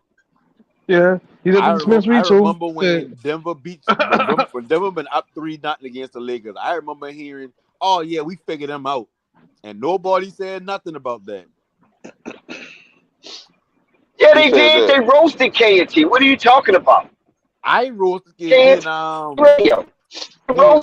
roasted K&T in the chat. Y'all been like, no, I think Quiz, good. Yeah, y'all been. I'm not gonna roast him. I'm not gonna roast my little brother. That's my little brother. That's why I'm saying. So you standing with him? Silence is loud. Who KMT said that? Silence is contributing, right? Yeah. So you been on the side when he was saying it, because you could have been like, "Hey, bro, that been done." It's called a conspiracy of silence, and that term basically came up during the assassination plot of former President Abraham Lincoln. A conspiracy of silence. Yep. But nevertheless, I'm not here to tear him down. So he came to the altar. He came to the altar. Yeah, but he came to the altar though. Yeah, he did. Yeah, he did. I'm telling you, he did. No, he didn't. And I said, and I asked him. Remember, I asked him, K&T, do you still feel like the Lakers figured them out?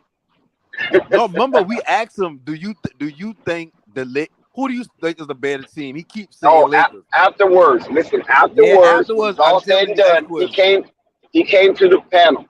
We put him front stage, and he cammed up. Mm-hmm. So he took his lumps and his bruises like a good soldier. Man, he's still been saying Lakers been the better team. He said they just shot going and the people ain't been doing their job. I remember that exactly what day you talking about. You didn't want to see him lose. Yeah, and I don't want to see him lose either. I had the Lakers in the finals in the West from beginning of the season, regardless if they switch up teams. Right. So did I. I had Lakers in Denver. So did I. But to hear him say that after the first game, second game, and but I chose Denver in the preseason when Marvin was doing all the teams. I chose Denver. But once the Lakers was actually there, I was like, no, I don't want to choose Denver. I'm choosing my team. Right. You know. But before anything was played out, I said Denver, and it went my way too. And Basil said, "Dex, you gonna bet some money on Denver?" And I thought about it too. I thought to lay $1,000 on Denver to reach the Western Conference Finals. But I didn't do it. Think about it. If Utah ain't never blocked this squad, Utah probably would have had a chance this year. Yeah, Utah can actually put up some points. I see him. Yeah, what Utah? You talking about Donovan Mitchell? Utah? No. After that. Post Mitchell, Jazz, much more efficient. They move the ball. You know what I'm saying? Shit. Nah, they wouldn't gonna run through the West like that. They wouldn't gonna they wouldn't run through the West. No, I'm not saying that. I'm not saying they'll run through the West, but they can put up points and win games that they're not supposed to win. Yeah, they was atrocious on defense, so they wouldn't. Yeah. Yeah, but I ain't talking about that Donovan Mitchell and Rudy Gobert team. Nah. They definitely wasn't going to get no ring. Hey, this year they would have had a chance. Think about it. Absent. What won the West this year? Size, right? And good shooting. Yeah, and who brings that outside But of Utah was never like a good shooting team, especially from yeah, they three. been a good shooting team. Remember them boy had Conley who been shooting like 36% from three. Honestly, 36 exactly, but he been shooting But better than shooting like 34. Denver, they were nowhere near shooting like I Denver. don't think they would have been better than Denver, but I do think the seeding would have been high. They probably would have run into a lot of these teams at the bottom that they ain't been nothing. Because like I think they would have beat the Lakers. Who else been at the bottom of the West? I think they would have beat Golden State probably be the only team at the bottom I see them having trouble with. But I could have seen them beating Denver. So you said they would have beat Denver, they would have beat the Lakers, they would have beat Memphis, they would have beat Clippers, They definitely would have beat Phoenix. Memphis. They definitely would have beat Clippers because Clippers had an injury. They But definitely. that don't mean they've got the injury though. Say that again. If they would have played the Clippers, we don't know the outcome of that because the injury happened in the game. No, I'm saying is that last year Utah team, not the Donovan Mitchell and Rudy Gobert team. If you put that exact team and insert them into this year right here, like just as everything stood, they would have been a high seed. And then in the playoff, I think they would have beat a lot of these bottom seeds that been out there. And then you got they would have been. Well, but they had their chances though. No panic. Utah had plenty of chances up there in Salt Lake to try to advance and extend their playoff journey. No, I get that. I just saying this run to the playoffs would have been easier for them than any other year in the West that they actually had. Because of the injuries. I don't know about that. Yeah, think about all the injuries you had. I think it's debatable. Kawhi going down for the Clippers, right? You had John Morant getting hurt. When did Kawhi go down? Ask yourself. When did Kawhi go down? Kawhi going down in the playoffs. Thank you. That don't mean that he would have went down if the situation would have changed. We're dealing with an alternate universe. I get that. Damn, why? That's not the point I'm trying to make. What I'm saying is, just take the team. Just take this. The last year's Utah scenario, Donovan Mitchell, and just drop them right there. Boom. They usually been 2 or 3 seed, right? Just put them in any 2 or 3 seed slot and run them in this playoff gauntlet exactly how it going with the injuries and all that. That's all I'm saying. They would have had an easier chance of getting to where they want to get as far as okay, I see what you're saying. If everything stays like, the same, no injuries and whatever like that. Okay. Because I was thinking that Clippers healthy, they don't beat Clippers. Yeah. Because I'm thinking healthy or whatever. So like, because I'm thinking that if you're going to make a alternate universe, then that means everything else is alternate as well. That's how I was. But I just feel like that team would have been good enough to be the teams in this year playoff right here. But I know I just don't see this being a bad loss for the Heat. So if a good loss don't sound good, the same in a bad loss. Yeah, it's hard to say because you going up to Denver and you got the momentum. Denver been off and they still cracked you by +10, and the odds pundits had it at +8. So I don't think that's a good loss. Do they got the momentum though? Because they kind of did let a whole team come back from a 3-0 lead. Just because they won that last one, I don't think that's enough to be like we got all the momentum. Well, Denver got lazy legs. You know, that's what you're thinking. You know, their legs are like soup right now. Though. They also fresh. Yeah, they're fresh, and they prove it. They were fresh. Like if there's been a team like Memphis that had like that long of a break and shit like that before they play a team, then I'll be like, yeah, they about to be rusty because I know they ain't know what to do to take care of their bodies and while they ain't playing or whatnot like that. But Denver's an experienced team. I think they understood exactly what they needed to do because teams usually don't win when they got a long break like this. They usually get that long break, and that first game they lose. So I mean, shit. I know. I think the Heat just need to find. They need to get these role play. And I ain't saying the role players like the end all be all. I just saying like, if you got 2 starters in the game and neither one of them really doing that, and they 0 for 7, 0 for 6 from the field, 1 for 7 from 3, like.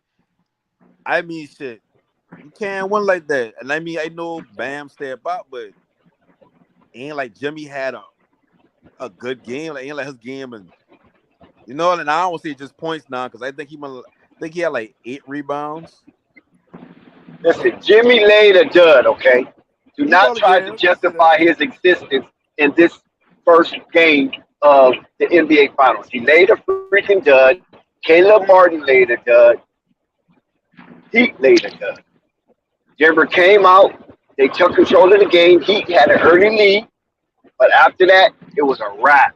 Once Denver started turning it on, it was a wrap. The Heat had no answer for nobody, and especially Jokic, as he gets his first NBA Final appearance and got his first NBA Finals triple-double. Well, let me ask you this: how much games like this you think Jimmy gonna have a game? I think Jimmy got 2 good games in him for the rest of the Super season. game. And the Denver Nuggets will be crowned champions of the NBA. How much good games like this? Jokic will get MVP. Jokic is going to get MVP. It's written in the stars. I just don't think the series over yet. Like I don't like How the hell do Luka feel right now? I know Luka got to feel like Duke. Why is it that? Because he was closer to getting a championship in recent times than Jokic. And now Luka's not nowhere in the picture. He didn't even make the playoffs. He got to be feeling like utterly Luka. Luka need He a don't Luka care. need a He's in Dallas. He's in Dallas chilling, man, on the beach, man. He be okay.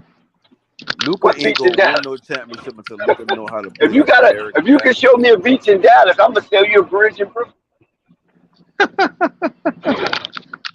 They need a big in Dallas. Like they need as like team to win the championship. You can't be the Warriors. Like you can't be like we got 2 great shooting guards or 2 good guards, and then we got Draymond Green who also lacking size as the big man. Why? Like Well, that's Why are you going to the Warriors? Why are we going to the Warriors? no, we Well, ain't he going ain't to the that Warriors. small But I'm though. saying the The way. Warriors are dead and stinking. No, what I'm saying is a lot of teams thinking you can have 2 superstar or 2 all-star or 2 whatever good guards, and that's good enough. But that don't work in the NBA outside and Golden State. Like okay, like Portland when they had Dame and McCollum, like that shows you the extent of what you can get at. You need a big and you need a wing. Every championship team for the past couple of years outside of Golden State had a big and a wing. That They 2 had guards Andrew don't Bogut. work. Yeah, Golden State they had Andrew Bogut at the time. I remember having him. They're sending that guy actually blocked a lot of shots. Yeah, I remember Bogut. Bogut been the number 1 pick in it. If I'm mistaken, when he went to Milwaukee. Yeah. Yeah, man, but he said that Wembanyama, he gonna probably if he go to San Antonio, they're going to the playoffs in their first year. They're gonna go to the playoffs. The big man gonna take them to the playoffs, man.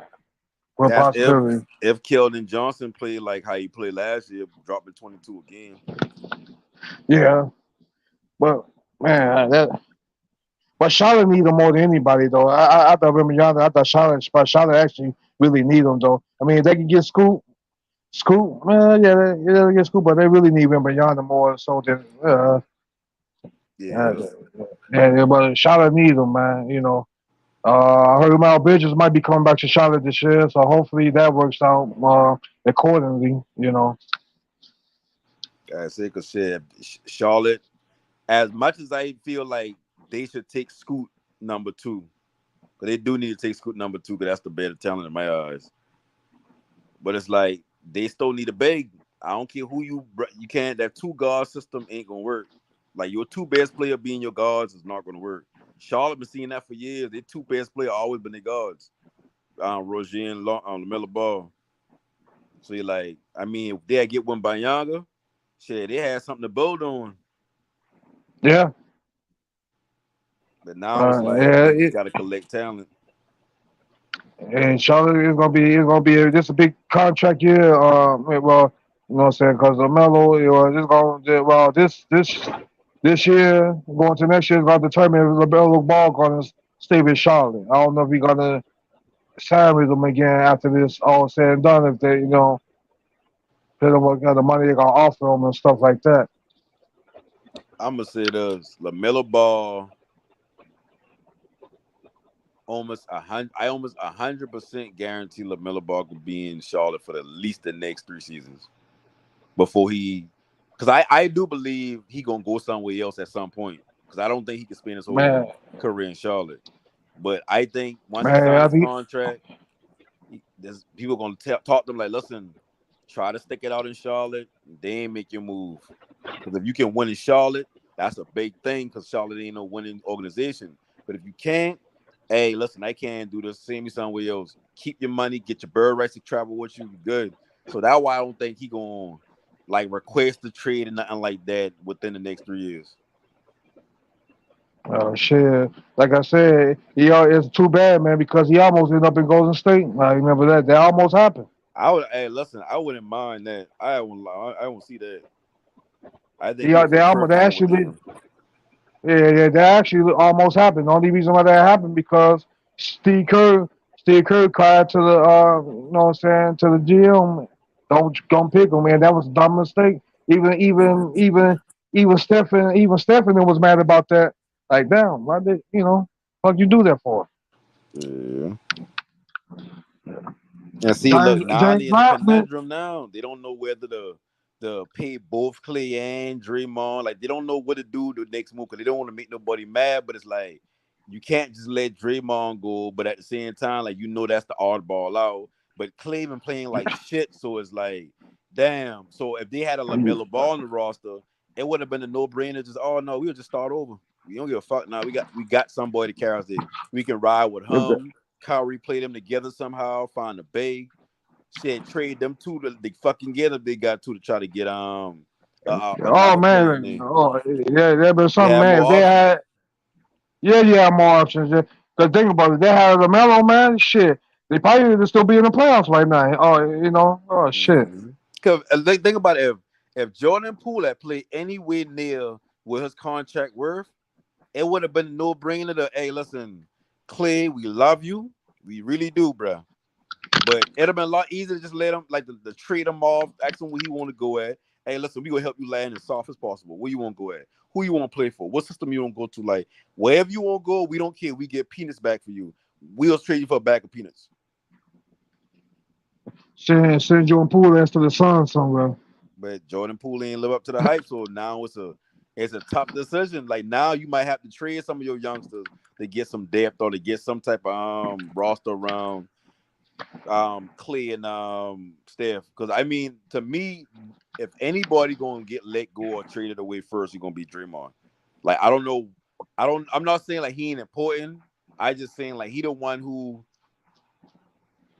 is like, it's not like I don't think they don't like him or nothing like that. Because I know they know his value, but it's like he just the one that they feel like he gonna crash out first. So why not? Like, why not just get rid of him now?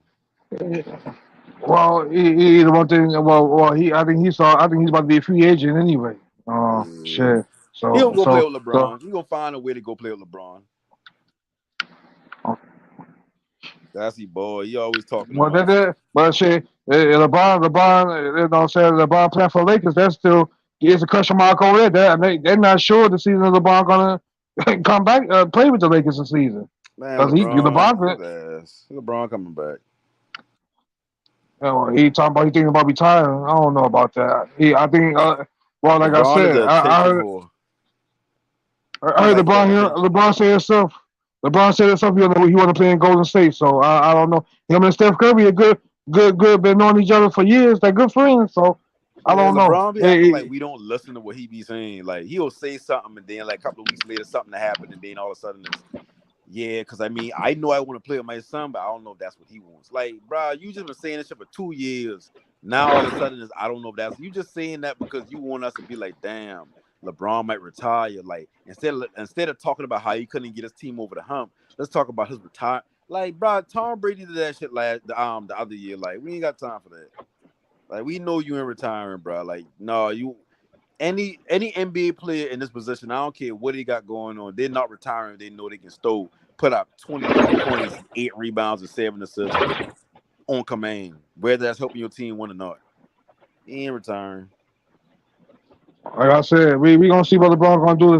Like I said, man, don't be surprised if he be somewhere else. I mean, because the Lakers still could get some players. You know what I'm saying? Yeah, are they gonna be saying Austin Reeves? I don't know. They're gonna give him the money he asking for. If they do ask him for like $50 million. But I doubt if they give him that though. But shit, Well, listen, we'll they owe see. that little white boy and get a pretty penny, boy. You think they're gonna give him $50 million? I think the Yeah, Lakers Mark willing to Cuban gonna give him some money. Mark Cuban gonna give him some money. yeah, like they say they Oh, already trying to connect them to the Spurs. you talking about the Dallas? Hey, Dex, you said Mark Cuban trying to get Austin Reeves over there.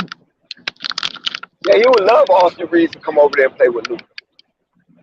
Oh yeah, oh yeah. So shit, Mark Cuban give him that $50 million. Yeah, no problem. He was already trying to do that with Chris Porzingis with the Luka combination. You know what I'm saying? I know, but I Yeah. don't even know why they even going to get KP for in Dallas. Like that shit ain't that make sense from the beginning. Like I get it now, like Luka, KP, both from another country, both can shoot. But it's like I never see that working. Luka gotta get out his own. We gotta get out his own skin. Luka got to start. You know what I'm saying? Got to be. You know, You got to start Luka's gonna playing be the winning reason. basketball. We're in the basketball. Luka's the reason why Dallas not gonna be successful. Yeah, Because he gotta like start Luka playing. bring the ball down and hold the ball to like 7 seconds left on the shot clock. Then he make his move, and if he can't get it, he give him up, and whoever catch the ball got to shoot on the command.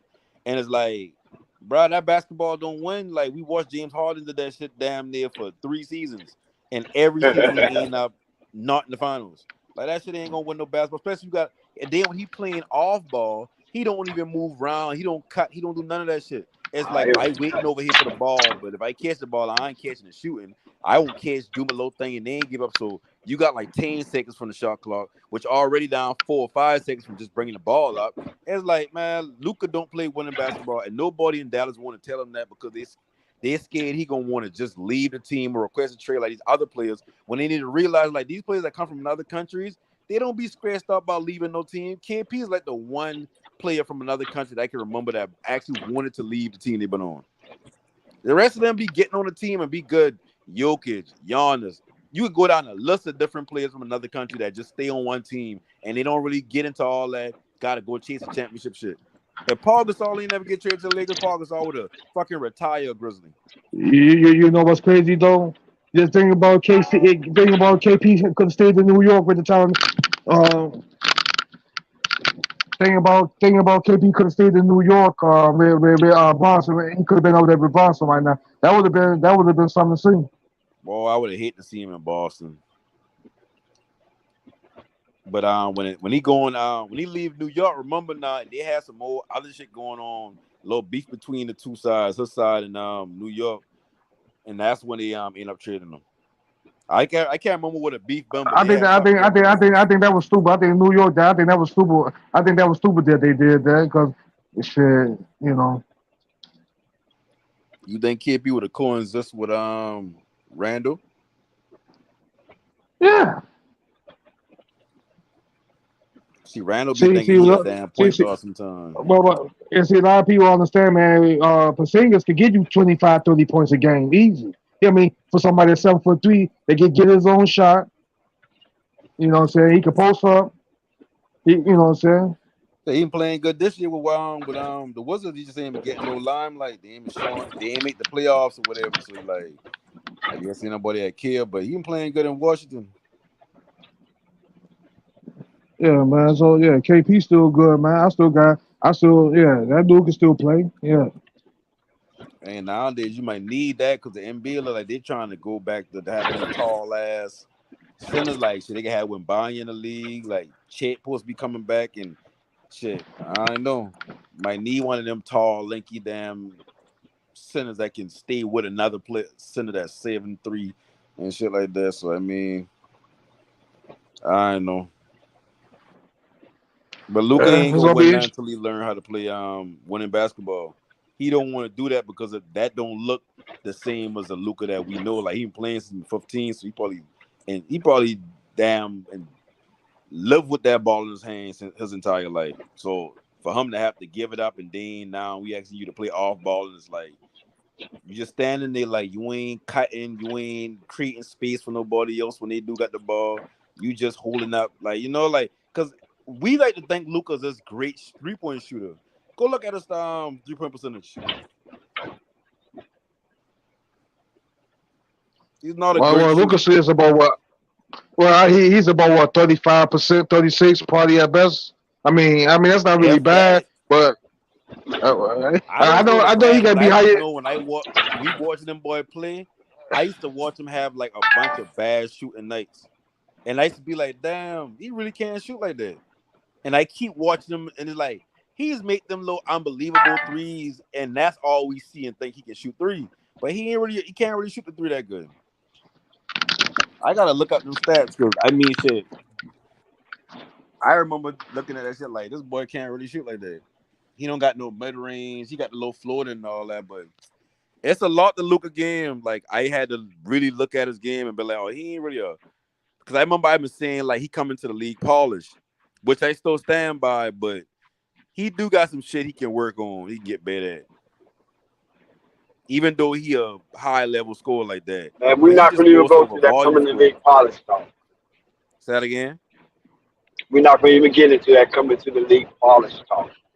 Oh yeah, because that proved to be right He on came my in end. to the polish. Oh my God! Here we go. Well, I mean, wasn't I? Luka Doncic 3-point percentage. Hell no, you wouldn't. Okay, right. Luka. How not? No. You got your head No, bruised Luka on Doncic that. 3-point percentage is 33.8%. 33? Luka 33.8%. Luka Doncic 33% from downtown. Yeah, see, like I said, he can't shoot that good. Well, I didn't say shoot that good, but he ain't no polished. great shooter. But he's polished. No, see, what y'all keep thinking polished means he's a perfect player. He can't do no wrong. I ain't say no perfect. I ain't say perfect. Come on now. So, okay, That's you. so you agree embellishing with me. that.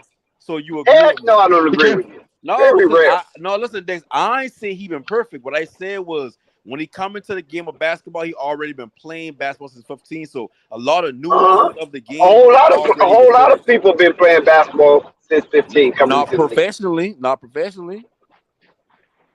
No, not too many. Yeah, you got a point on that. LaMelo Ball is one of the only few players that play professionally. Oh, you talking about professionally? I'm talking about playing basketball. Period. No, I said professionally.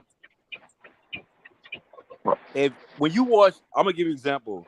When you this ain't nothing against nobody. This just facts. When you watch some of these players nowadays, these younger players, when they come into the game, a lot of them have never really ran pick and roll. A lot of them ain't run none of these basic offensive sets when you first get in the league. A lot of them don't. So it takes, and so like, okay, when you look at Jalen Green in Houston, you look at Kevin Porter Jr. in Houston. That's why they're so bad, even though they got two dynamic guards. Because some fact that A, they is young, I'll give them that. And B, they don't really know how to play basketball. They really just take a turn going to the basket. So when you look at Luka came into the game already understanding how to run the pick and roll, how to run the pick and pop. He understands them shit already. To me, that's being a polished player because there are certain things in your game that you can make up for. Like he ain't a great shooter, but he makes up for it because he takes shots he takes safer shots. Like he don't. And that's where I disagree when you say polish, because in my mind, from the time that I was inaugurated into basketball, polish meant that you had game head to toe. And it was very rare that you would use the word polish, especially speaking about a rookie. Very rare. Man, shit. I was a polished player. Get that shit, part. Hey, shit. What his name was? Joey. I still think he polished, but what I'm saying is, even though I said he was polished coming into the league, I also can see that he has certain things in his game that he needs to work on. That and polish is not in the same.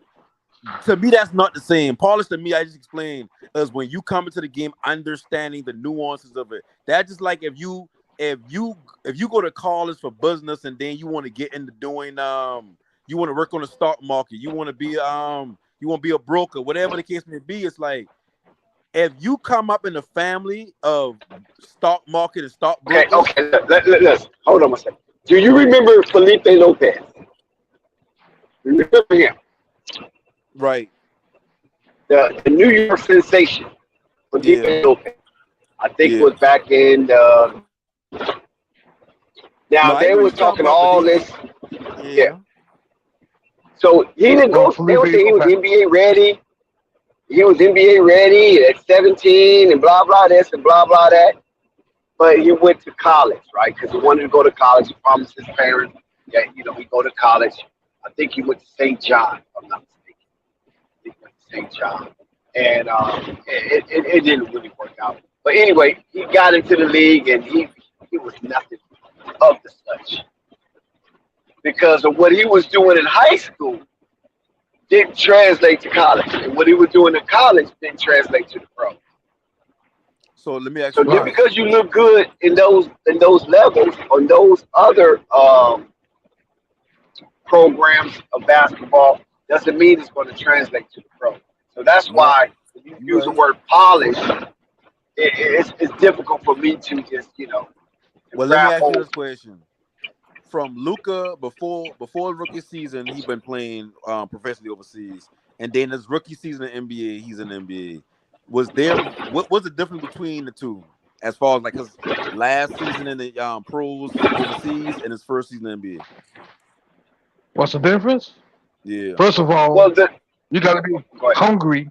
First of all, you got to be hungry. First of all, and you got to believe in yourself. And you got to work on your game, and you really got to believe in yourself to the point to where you know what I could do this here, I could do this there, and I get to the next level. Yeah, you know what I'm saying. But some guys don't. Their confidence breaks. They're like okay, and some of these guys also get too hyped up.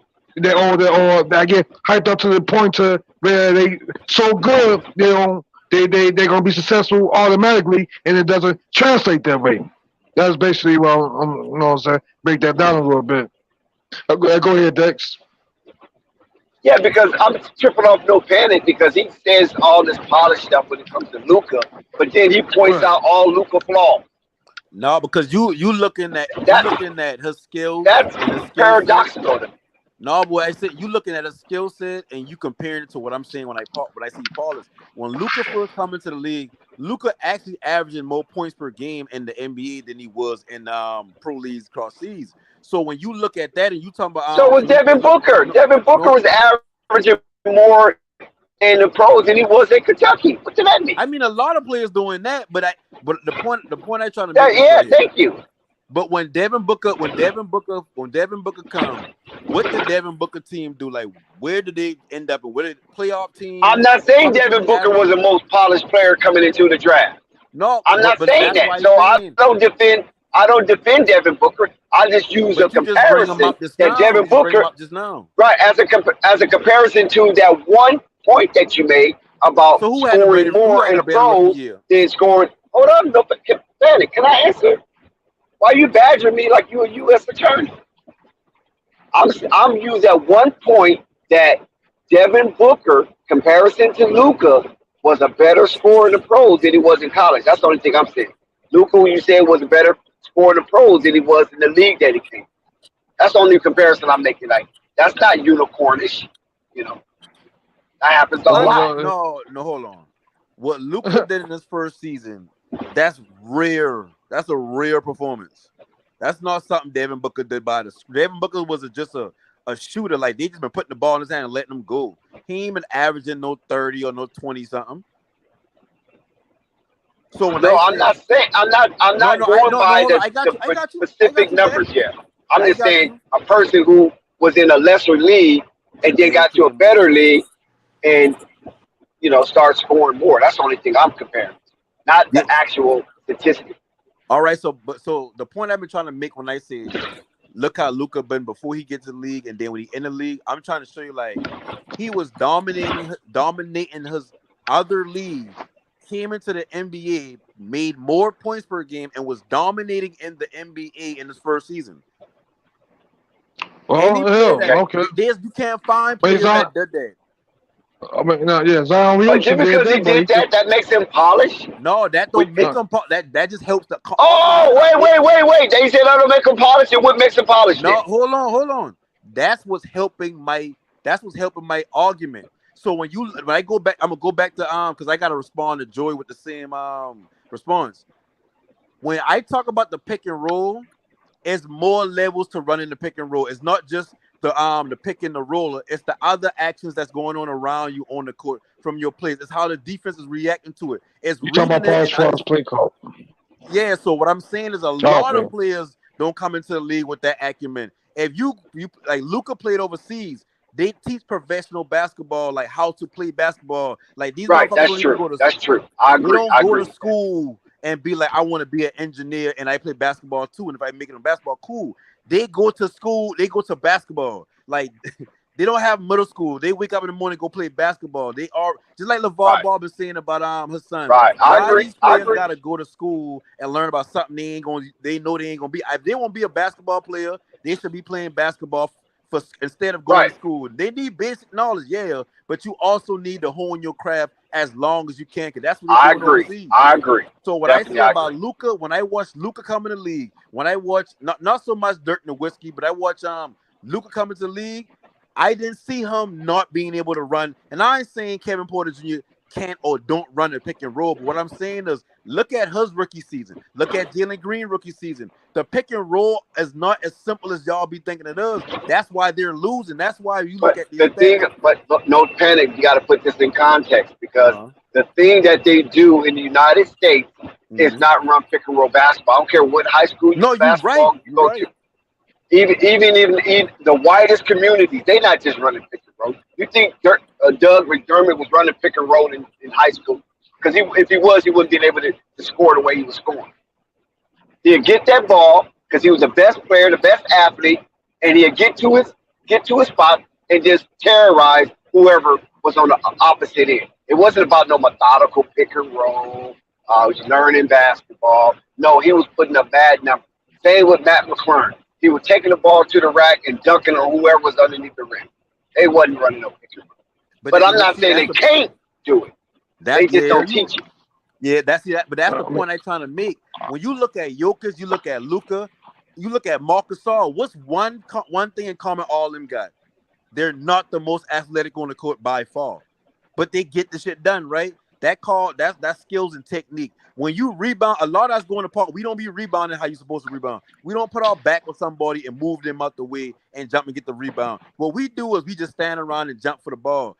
When Luka go get a rebound, his rebounds are earned. He don't get none of them long, short rebounds. Like he actually knows how to rebound the ball. Well, shit. When I was coming up, playing basketball, I learned how to post up, and even post a big man out to get the rebound. They just keep you got know how to set that post. Here, a lot of guys, don't know how to set a post. Exactly. Kafani. It's about technique and learning, right? And teaching and training. They're not just doing that. They're just getting these guys out here, be as athletic as you can be, put as much numbers on the board as you can, and then we're going to submit your tapes to scouts and see who are interested. Yep. Remember Scrum Mouse Swift? They look at his size, the speed, and all that. Yep. And in their mind, he be like, oh, he gonna be Garnett one day. And he was never that. Yep, that's Georgetown, right? Yeah.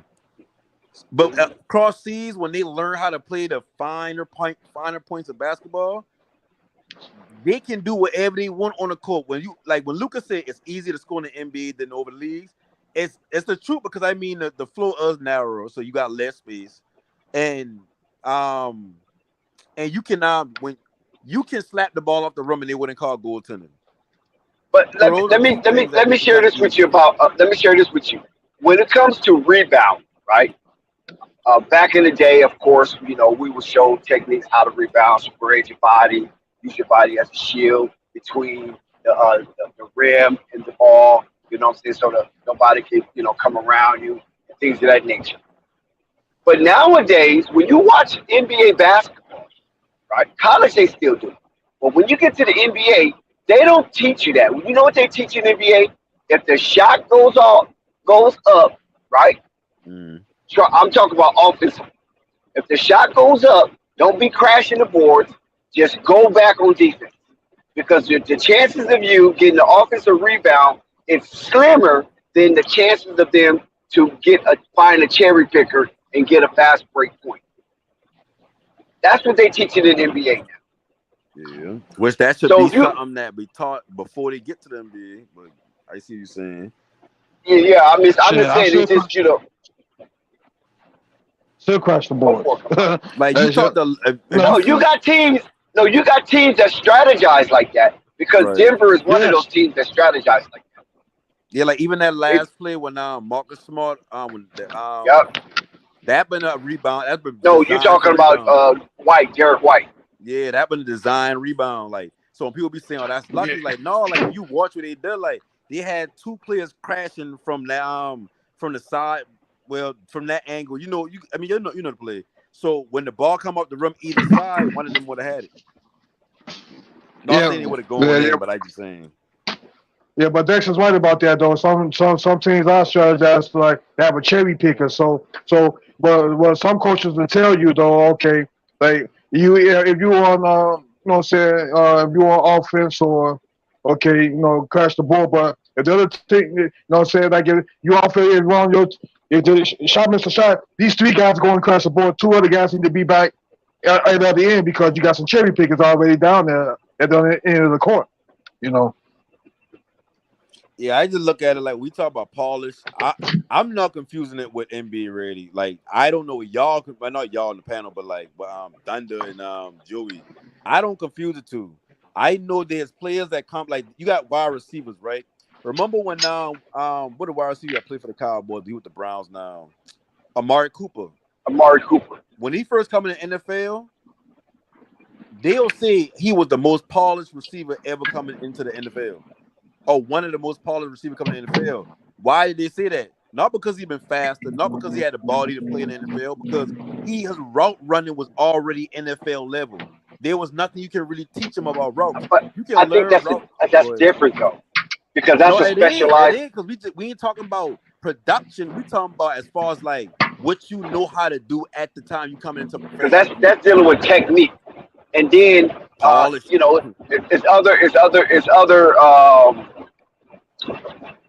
there's other ingredients that comes with that to allow him to be such.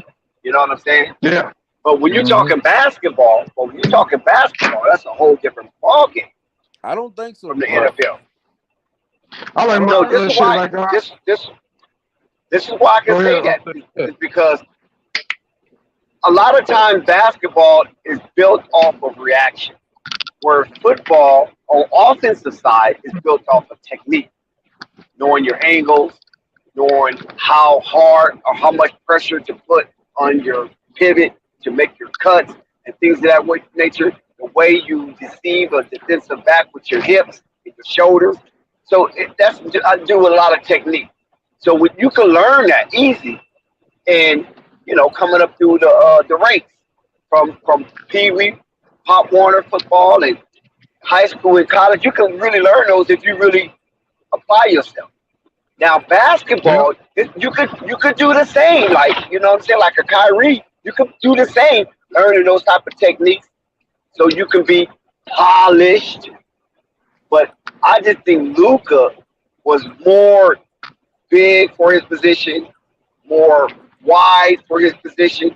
So a lot of the things that Luka was able to do coming into the NBA took the NBA by surprise, because when you look at Luka, you don't think that he can do the things that he can do. When you look at Jokic, you don't think he can do the things that he can do. You know what I'm saying? So a lot of that comes by the element of surprise. But once they figure it out and put another big body on Luka, it might be unorthodox, then we will see if he's really that polished like he claims.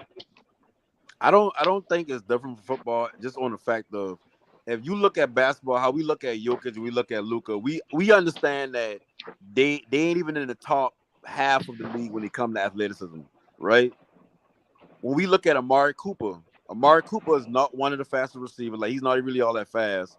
He's not really he's a short-handed catcher. Like, I ain't saying that he can't catch or whatever like that. Maybe now he's not that fast, but Marvin Cooper was known for his speed. No, he ain't never been really all that fast. Because they used to send him out on fly patterns.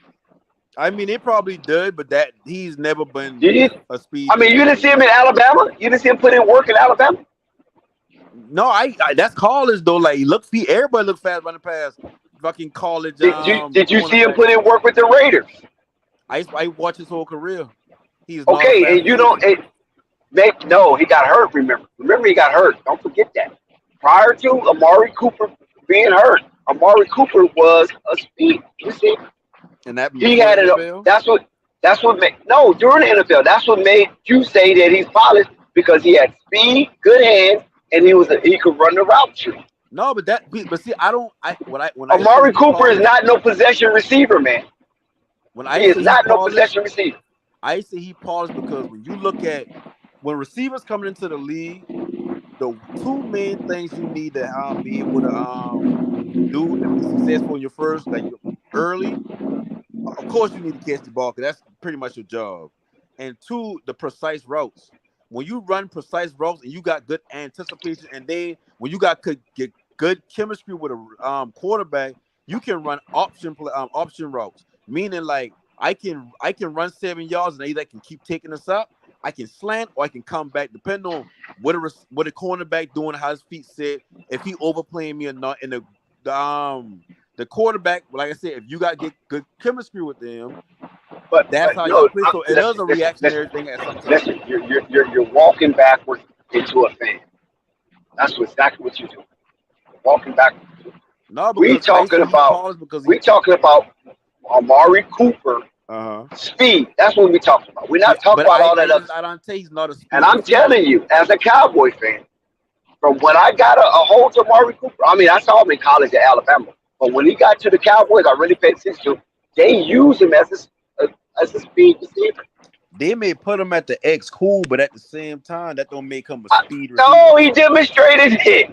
He caught a lot of passes downfield. I think the Cowboys was number one in plays executed plus 20 yards. You don't get that with slow people. You don't get that with possession receivers. How no? You get that with T.O. T.O. ain't even never run no 4-3 or 4-2. You don't have to be. T.O. is a speed receiver. What are you talking about? He is. Oh my God! You said T.O.'s a speed receiver. T.O. is not no possession receiver. He can become a possession receiver. No, brother. Don't do that. No, the way you talking is like. And I also have a story about T.O. that I met T.O. I also have a T.O. story. But anyway, T.O. can be a possession receiver because he was a big receiver. But T.O. had speed. T.O. would tear your ass on the fly. How you think Garcia got so many damn yards? T.O. was his main target.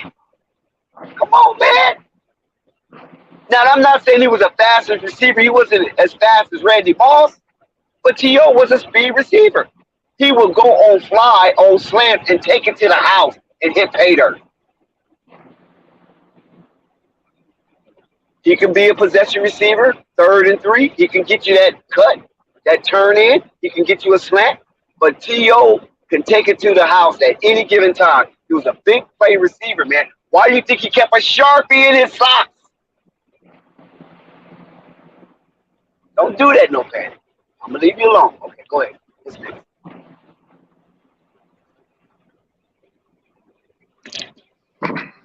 Oh shit! While you guys are talking, there you go. Maybe you got a call because he on the panel. Yeah, I'm trying to figure. I was looking at the John Morant situation. I think they say they're gonna have a decision after the NBA Finals is over there. Hey, no, Dave, yeah, Joe. To you, what is a speed demon speed? Like, what's the good 40 times so I can say, okay, well, if he runs in that range, a good wide receiver can run, 4.3, 4.4. That's 4.3. But outstanding wide receivers run 4.2, 4.1. 4.1. But a 4.4, listen. But remember now, a 4.4 is 4 seconds and 4 milliseconds. What's the difference between 4 seconds and 2 milliseconds? You follow what I'm saying? That's not much of a difference. On the clock, it's a lot. As a receiver, on the clock, no, it's not a lot. No, it's not a lot. No, it's not a lot. Because you got defensive backs. You got defensive backs running 4.7, 4.8. Yeah, 4.8. So if you got a receiver running 4.4, that's good speed. I used to be a speed flanker. I used to play flanker, and I used to have speed. So if he run a 4.4 to you, that's a speed demon. I didn't say it was a speed demon. So what is a speed demon? 4.2, 4.3 is Go ahead, full Cavani. flat. No. Hey, well, I can tell you about speed, man, because I was also a track runner too, not just a ball. Okay, player. go ahead, Cavani. Like okay, 4.2, 4.3, that's fast. 4.4, that's still fast. You know what I mean? You know, people a couple of seconds behind you, but you know what I'm saying? Like no, not a couple of seconds, milliseconds. Keep that in mind. It's milliseconds. It's milliseconds. And track, if you ran track, if you was a runner, you'll know exactly what I'm talking about. You know what I'm saying? So. Yeah, No. Somebody like, and because crazy I was fast, a somebody speedster, like Mike. Cavani. I was a speedster. You was a speedster? Oh, yes. Okay. So you know what I'm talking about. Yeah, you know exactly what I'm talking about. That's what I'm trying to share with no panic. So when we say speed demon, we talking about the 4.2, 4.3 range, right? Because most of the fast receivers that consider fast, they run in the low 4.3s and 4.20s, 4.2, right? But what I'm saying, if you was to race these guys, listen now. If you was to race these guys, the speed demon is going to win. But he's not going to win by much if you run in a 4.4. That's what I'm trying to say. See, Dex, that's what we separate at. I get that part. But what I'm trying to say to you is, even if I fast you by that's speed. If you get that, then that's speed. No, what I'm saying is, if you saying 4.2 and 4.3 speed demons, and we can agree that they're speed demons, but anything below that is that's speed, but it's not considered like a speed receiver, right? Would you agree to that? No, that is a speed receiver. Because how many people coming in the NFL running 4.2, 4.3? Not a lot. Receivers are running in the 4.4. Ain't no most nothing. That's a damn lie. Ain't no most look nothing. It up. Most receivers are running. Oh, wait. You said 4.4? Oh, yeah. That's not a speedy receiver. That's speed. That is. It's not a speedy receiver, though. Come on. Who was the fastest? Okay, no panic. Hey, who was the fastest quarterback that came in? I can tell you that I'll talk. Mike Vick. I know Michael Vick ran like a 4. Michael Vick ran a 3.9. Michael Vick ran a 3.9. He that dude was extremely fast. No, he didn't run no 3.9, but he did run low 4.2s. Four flat. Well, I know it's 4 flat at best because that dude was extremely fast. Because if I ran a 4.2, 4.3, shit, what you think, man? He was fast. Like okay, I'm gonna give y'all another example. Remember Alshon Jeffrey? Even when with the Philly Bulls, it doesn't matter the name. That doesn't even matter. You don't even have to name anybody. No. What I'm saying because we got quarterbacks. You got some quarterbacks that's running 4.5. I mean, yeah, because that's the league we playing in. But the reason why I bring up Alshon Jeffrey is because you say Amari Cooper, but a speed receiver because he's a catch down, deep shots or whatever like that. He used to blow past receivers. Alshon Murphy ran a 4.5. He ran a 4.5 40, right? And he been doing the same shit. Amari Cooper running 4.42. But it's not a speed demon. But you trying to say that Amari Cooper was a possession receiver or something? I never said what type of. No, Dex, you must heard anything. I never said what type of receiver. You indicated. You indicated. You were outside. Listen, you indicated that Amari Cooper wasn't a speed receiver. I'm telling you, I can say he wasn't a speed receiver, but that don't. I'm not saying he was the fastest in the league, but he was known as a speed receiver. That's the only thing I'm saying. He wasn't known as that.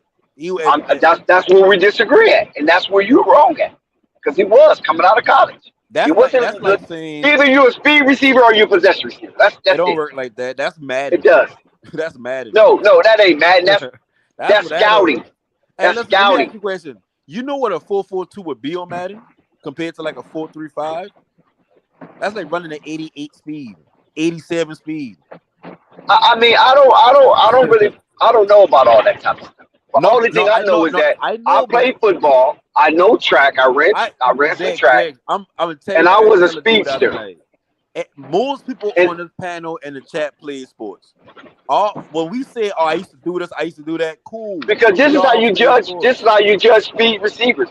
Some receivers got top speed. All I'm saying is he was not viewed as a speed receiver as and I'm quote unquote. Well, look it up. Prove me wrong. Look it up. What the Google ran say? a 4.4. I ain't talking about 4.4. I'm talking about speed receiver. And probably a lot of people on the panel play sports, but was he a beast? Was he a beast though? Was he a beast? Out of the field. That's No, that's what you want. see, that's a different Yeah, conversation. No, you fast, but what did he do something with it though? No, I mean, that's Here's the thing, that's the question. Yeah, like because before you got Ronaldo Nehemiah was one of the fastest men on earth at the time. Played with the San Francisco 49ers. Mhm. He had butterfingers. He'll blow past the defense by 20 yards, and Joe Montana or Steve DeBerg would try to put it in his hand, and it'll go right through.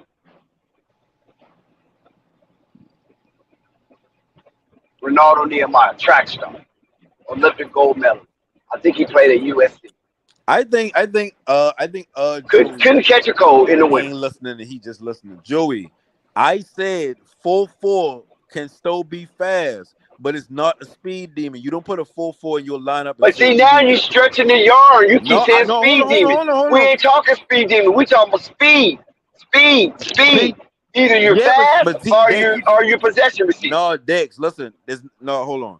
When we talk about the fastest players in the NFL, we call speed demons the fast receivers, the ones you put in. He only on the field to take the top off the defense, whether you throwing him the ball or not.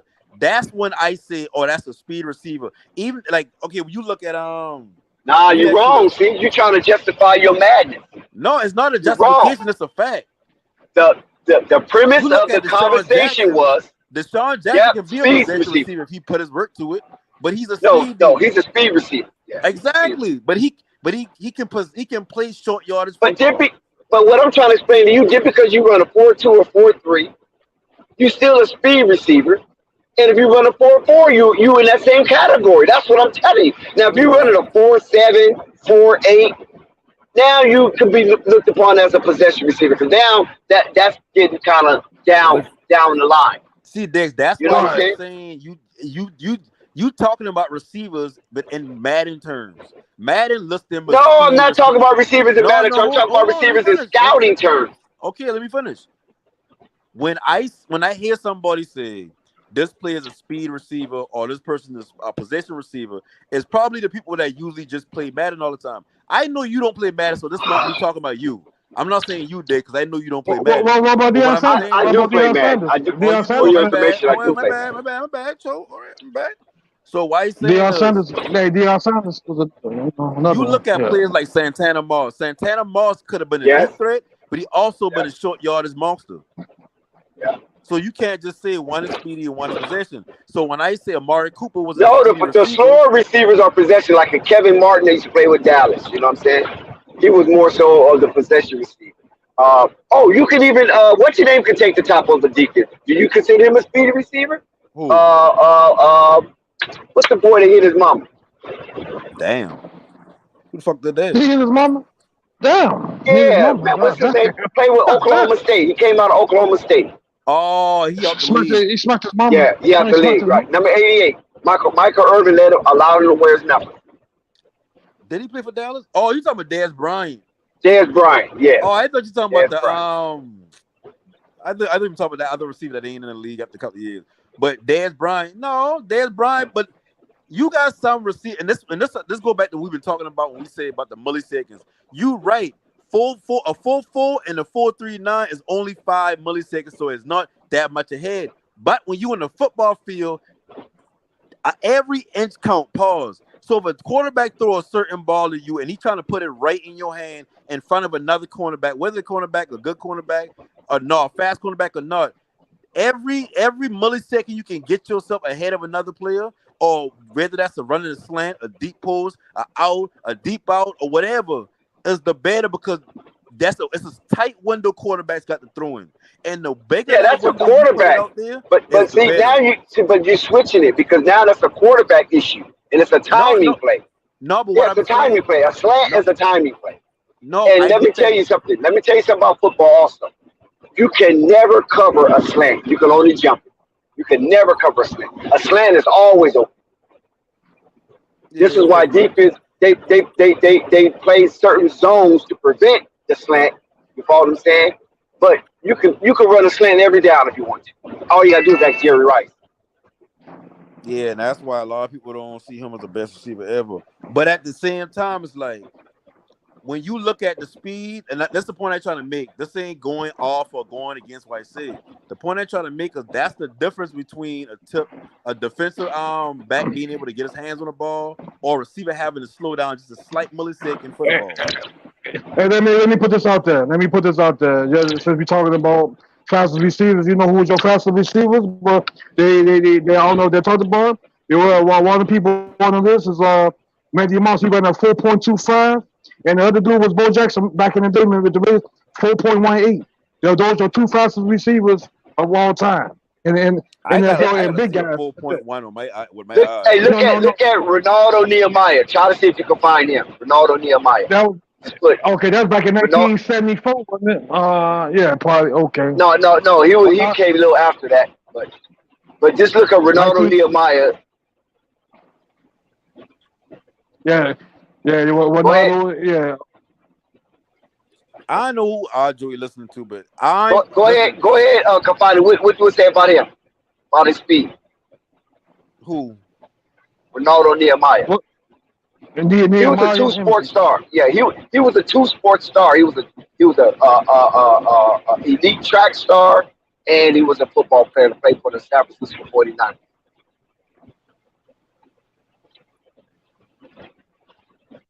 Okay. But I mean, that's all. But when I say about Amari Cooper, when they look for wide receivers in the draft, the things that receivers got to work on outside of catching is route running. When Amari Cooper get brought into the league, whether he been a speed demon or not, that ain't even been a conversation I'm trying to make. He still had elite route running abilities before he even stepped on the NFL field. He had natural route running abilities. To me, as a receiver, you're a polished receiver. As long as you catching the ball, that's why he been so good so fast, especially with when he first come to the league with Oakland. He been the only one. They had bad quarterback play, bad offensive line play, all that shit. Yeah, my bad, man. Ronaldo Nehemiah, he ran a 4.1, man. Yeah, seconds. That dude was fast, bro. Yeah, buddy. Cause you look and that dude used to run track and field. That dude used to run track too. And this dude used to run track also. And he played football. Yeah. Like Peyton Manning and Tom Brady run like a 4.9 or 5. Yeah. But your fastest quarterback. But your fastest quarterback in the history is Mike Vick and some other guy that they used to play for Washington Redskins. That quarterback. Yeah, those are two fastest. RG3. Yeah. That was another. Yeah, that was another fast. Yeah, those are two fastest quarterbacks ever to play in the NFL. Yeah. That's why. Yeah, and your two wide receivers, and your two big boys, the two big dudes, your wide receivers. Like I said, is Randy Moss. He was the fastest wide receiver out there, and Bo Jackson is right there. And Bo Jackson is right there. Yeah. Y'all see, I always say like when you look at. Let me ask you a question. Who you think is the better receiver? I'm from 1 through 3. No, 1 through 4, because I personally feel like this is a receiver that you talking about all time. If you talking about all time, I would say I would say Chris Carter. Chris Carter. I wouldn't put him as number 1. He was before Randy Moss. Yeah, Randy Moss just was good, but you know what I'm saying. He wasn't the fastest, but he get open though. Chris Carter, he was kind of fast, but yeah, Chris, because he'd jump over a lot of guys to get that pass. Yeah. See, Chris Carter, another one who been a good route runner. Like being a good route runner helps you more than having size and speed. Speed is what turns you into a number 1 receiver. Size will turn you into a number 1 receiver. But if you can run routes good and that's it, you probably gonna be in a slot. So Mark Cooper, go ahead. Yeah. No, my bad. No, what I said about Randy Moss, he was fast, but he didn't have to be that fast all the time though. His speed was, but guess what? Because he was 6'6". Plus, when they say Randy Moss used to play basketball too. You know what I'm saying? He just hadn't played football. And he had sloppy route running on the same team. Yeah. If you look at his route running, he has sloppy route running. So when I say when they first bring Randy Moss in, Even like he's a physical freak. We gotta mold him into the type of player we want. Just so happened he been an amazing fucking receiver as far as catching the ball, and he been tall. He could have won any jump ball. You really saw Randy Moss run a quick slant. That shit he ain't never do that. They had Chris Carter for that. Yeah, Chris Carter. You know what I'm saying? Chris Carter. Chris Carter. He taught him a thing or two. You know what I'm saying? Make him better. You know what I'm saying? So you know what I'm saying? You mad respect to Chris Carter. Cooper. You know what I'm saying? When Dallas bring him in, they ain't bring him in to be the number one receiver or the receiver that go deep. They had plans of putting him next to a player that actually can go deep or can be a number one receiver. But he just like they had Dez Bryant. Dez Bryant had the size. Dez Bryant, his catching ability ain't been elite, but I mean he been serviceable. And when I say catchability, I ain't talking about like he dropped passes. What I mean is like if you look at DeAndre Hopkins, he ain't really running no crisp routes. He just got a wide fucking catch radius. No matter where you throw the ball at near him, he gonna come down. Amari Cooper came in to be the number one receiver. He ain't coming to be nothing else in Dallas. And that's why Dallas ain't had a playoff victory in how many years? Did y'all get that's a whole nother situation. Dallas got hurt. Actually, that was gonna make they was gonna win and shit, man. But it's just they running back got hurt. That's what fucked Dallas up. That they took him out the game. The last time I hate Dallas. I hate Dallas with a passion. So for me to say I can tell you're so anti with your content. Listen, when Dallas, he said he Dallas had a real shot at a Super Bowl, that I been like, this might be a season they might make it. Was the season when I didn't like Dallas either, but I have to respect them though. I said, man, Emmitt Smith and Troy Aikman, those guys was playing some real football. I was like, shit, you gotta give it to them. Boy. Hey, this is what the Dallas Cowboys. This is what their formula was. Their formula of success. Remember, in business, once you find a formula of success, you do it again and again and again and again and again and again. Right? Emmitt left. Emmitt right. Emmitt up the middle. A lot of people don't forget. A lot of people forgot. One of them playoffs there, Emmitt Smith played with crack. He played with crack ribs. They actually want to come on. He said, "No, I want to stay in." Yeah. When you have an offensive line like the Dallas Cowboys had back in the '90s, you can play with crack ribs because they ain't going to give you a gaping hole, Paul, to run right through. Sure, they had a good offensive line the last couple of years, but not maybe the last 2 years, but they had a damn good. They had like the best offensive line in football for like at least a 3-4 year run. Shout out to Devastate. Never capitalized. They had one of the best running backs, one of the best quarterbacks. Like they are a talented ass team every year. I'll give them that. They know how to keep talent and find talent, like name recognition, all that shit. But they don't put it together. Like they got a cornerback right now. With that cornerback, Dick's brother. Good quarterback. Dick. But he more reaction and athletic ability than actual shutdown corner. But in Dallas, y'all don't see it like that. Y'all look at him like, oh no, he had 8 interceptions one season. He's a ball hawking cornerback. He can lock people down. He's not locking anyone down. He's an opportune type of player. He's athletic as hell. That's why I say when I look at Dallas, y'all got the talent, but it's like y'all play the talent the wrong way for some reason. I can't argue. I can't debunk that, so I'm gonna be quiet. Yeah, so you got Chris Carter over Jerry Rice. Jerry Rice was good. I mean, it's kind of. I'm kind of at the. I'm half and half with that because both of them was good. But, I mean, both of them did win the ring. I think both of them did get a ring too. I believe so. Yeah. You get Buffalo. I said both of them guys did. Both of them guys did get won the championship. So you know. Who? Oh, for what guy? You talk about Jerry Rice over Chris Carter. Who would you take? I say Chris Carter don't have a ring. Where did Chris Carter get a ring? I think he had a ring before. Did he get a ring? Only why Chris Carter got a ring, he went to the pawn shop and bought it. I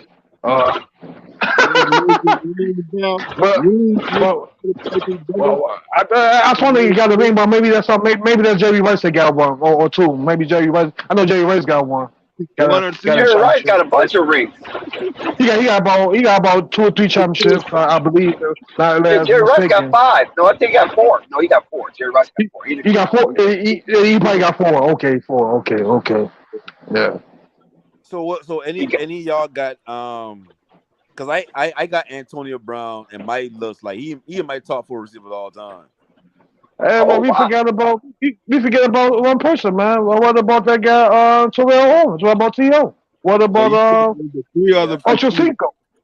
Well, what So you about some guys? See, I don't got Oakland Cinco high like that. So you can't wait a minute. So you saying all time there is no more than 3 or 4 receivers that are better than Antonio Brown? You say Randy hold Moss? on, hold on, say that You again. talking about Say that again. That's heavy, bro. you talking about now? Antonio Brown? We talking about the No, best receivers I hear now? what you said. What you said? Yeah, you said all time. You said you got Antonio Brown in the top 4, right? Yeah. Top 5, top 4, 5.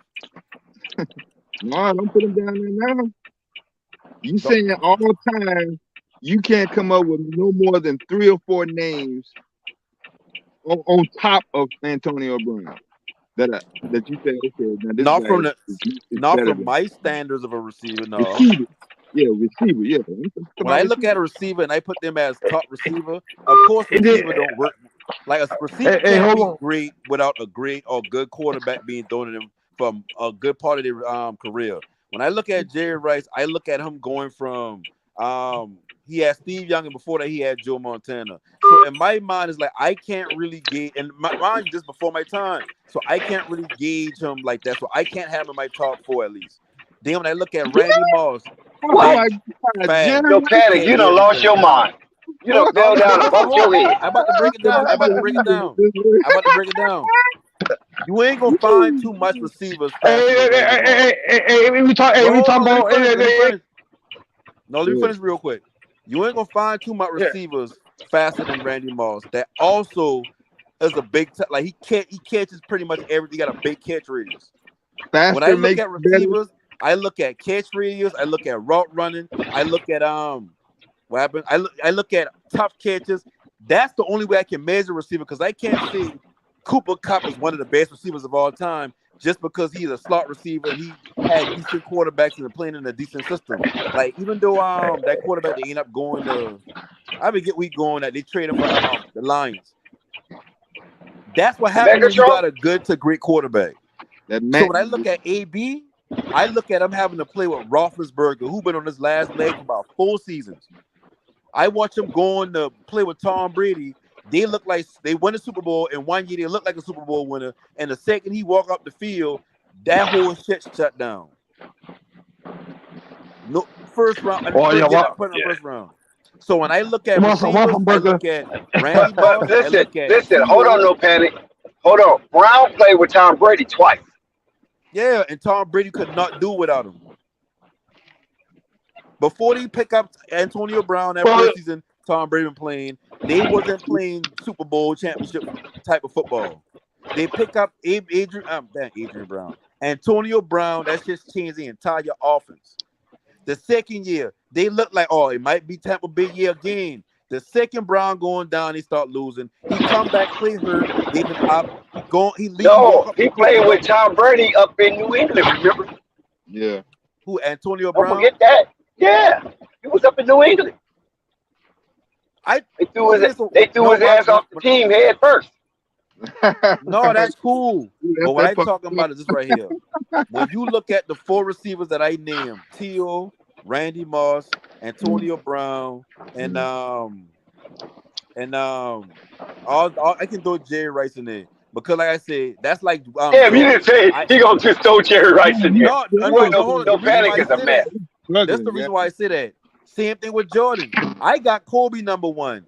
I can't put Jordan under 3 because I understand like bro was a goat to some. If you a goat to a generation, now I ain't talking about these fake goats people just be throwing on anybody at the game. I talking about a real goat like this generation fuck with Jordan. This generation fuck with Kobe. This generation fuck with Kareem Abdul-Jabbar. This generation fuck with LeBron James. You got to take that into account when you making the top list of anything. So when I look at wide receivers, Jerry Rice been an all-time great, so I can't take nothing away from him. But I can't help but to look at old videos of him and watch it. Because I remember seeing him when he went with the Raiders, and that been odd as fuck for a lot of people. But I remember watching him still being good. So, but when I look at that Jerry Rice, and then I go look at like when he been playing in that the 49ers offense, which is based off the run game getting churned up so they can run them slants all fucking day. I can't say you one of It was the a great West Coast receivers running offense. That's what it was slants. called. West Coast offense. West Coast, thank you. West Coast offense. If you look at Let's not get just. go ahead. He said West Coast offense. Like I said, man, I know you're talking about wide receivers and stuff like that. I seen Eddie Moss play most of his career. You know what I'm saying? Dude was fast, and he was like the most athletic wide receiver I ever seen for somebody that's 6'6". You know what I'm saying? And I seen this dude catch football over three guys numerous times. So Randy Moss, yeah, I agree. Randy Moss was out there like a cheetah. He was running like a cheetah with the grace of a cheetah. When I look at Randy Moss compared to like T.O. and A.B., I look at Randy Moss and say the same thing how people look at Kyrie. They look at Kyrie as the most skilled player that ever played a game of basketball. When I look at Randy Moss, I see everything. Whatever you want outside of route running, he can give you everything at elite level: speed, size, catch radius, holding on to the ball, deep ball, jump balls. Like he give you everything. When I look at Antonio Brown, he gives you route running, speed, position. You probably think about Adrian go up and grab the ball. He think about Adrian Peterson. Hey, he was. I mean, I might be because he one of the best running backs of all time. So shit. They think about Adrian Peterson. But what I don't know if he ever won the title, got a championship. That's why I got AB. That's why I got AB in like top 5 because I don't see no team that can put all that shit together like that, especially for her side. Yeah, that's a tough one, bro. I'm not gonna be able to sleep. I'm gonna be up all night thinking about it. How did Jerry Rice award? I said Jerry Rice, but if he was in the league today, he will be one of the best slot receivers. Yeah, I'm just fucking around, man.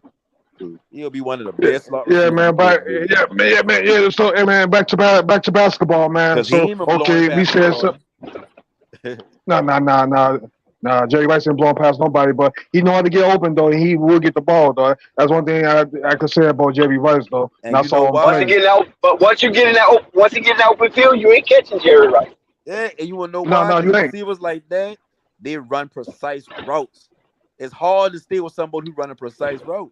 Like all that sloppy route running, that shit don't get you nowhere. And some people just don't know, man. Jerry Rice was pretty fast wide receiver too. He wasn't no slowpoke, man, out there. No, he wasn't no slowpoke. No, he wasn't no slowpoke out there. I can tell you that. He'll run away from McCall Hardman from he plays the Jets now though. McCall Hardman is a speed demon. Soon as the Chiefs let Tyreek Hill go, that's why they ain't concerned because they know they had another speed demon. See what Tyreek Hill, the difference between him and other quote unquote speed demon type of receivers is he actually can go up and get the ball. A lot of other these speed demons, they just be decoys. They just take the top of the defense to take the shot up. Hey, but you know who also another speed demon that nobody mentioned about? He's on defense most of the time. The dude name is Charles Woodson. That dude would catch a motherfucker. I think the motherfucker he catch over the motherfucker with the running back. And I'm talking about he'd catch him and catch over him and tackle him, right? And Deion Sanders. I think the fastest DB of all time. It had to be out of two people, either Deion Sanders or Darryl Green. Darryl Green. Darryl Green. That's the first thing I learned about when I started liking the Commanders. It was Darryl Green. Yeah. That's right. Darryl Green will run you down. Yeah, those three guys will run you down. I seen them. I said, damn, I seen Deion Sanders run the guy down. You know what I'm saying? Oh, you know what I'm saying? When I look at what a dude the dude Dakes from Cowboys, I look at him as a mold of if you just sit him down and teach him how to play the quarterback technique from the man-to-man position, he'll be one of the best cornerbacks in the league. But when I look at Diggs, I just don't see him as a player that can shut a player down. He's gonna get beat more times than often. He just come out with, like an interception. I'll trade an interception for giving up 5 catches. So I mean, like, if you give up 10 catches a game, but you can get me 1 or 2 interceptions a game, I kind of cool with that. But at the end of the day, like, to be a shutdown corner, I should take more than just being reactionary and getting 8 picks for the season. If you know.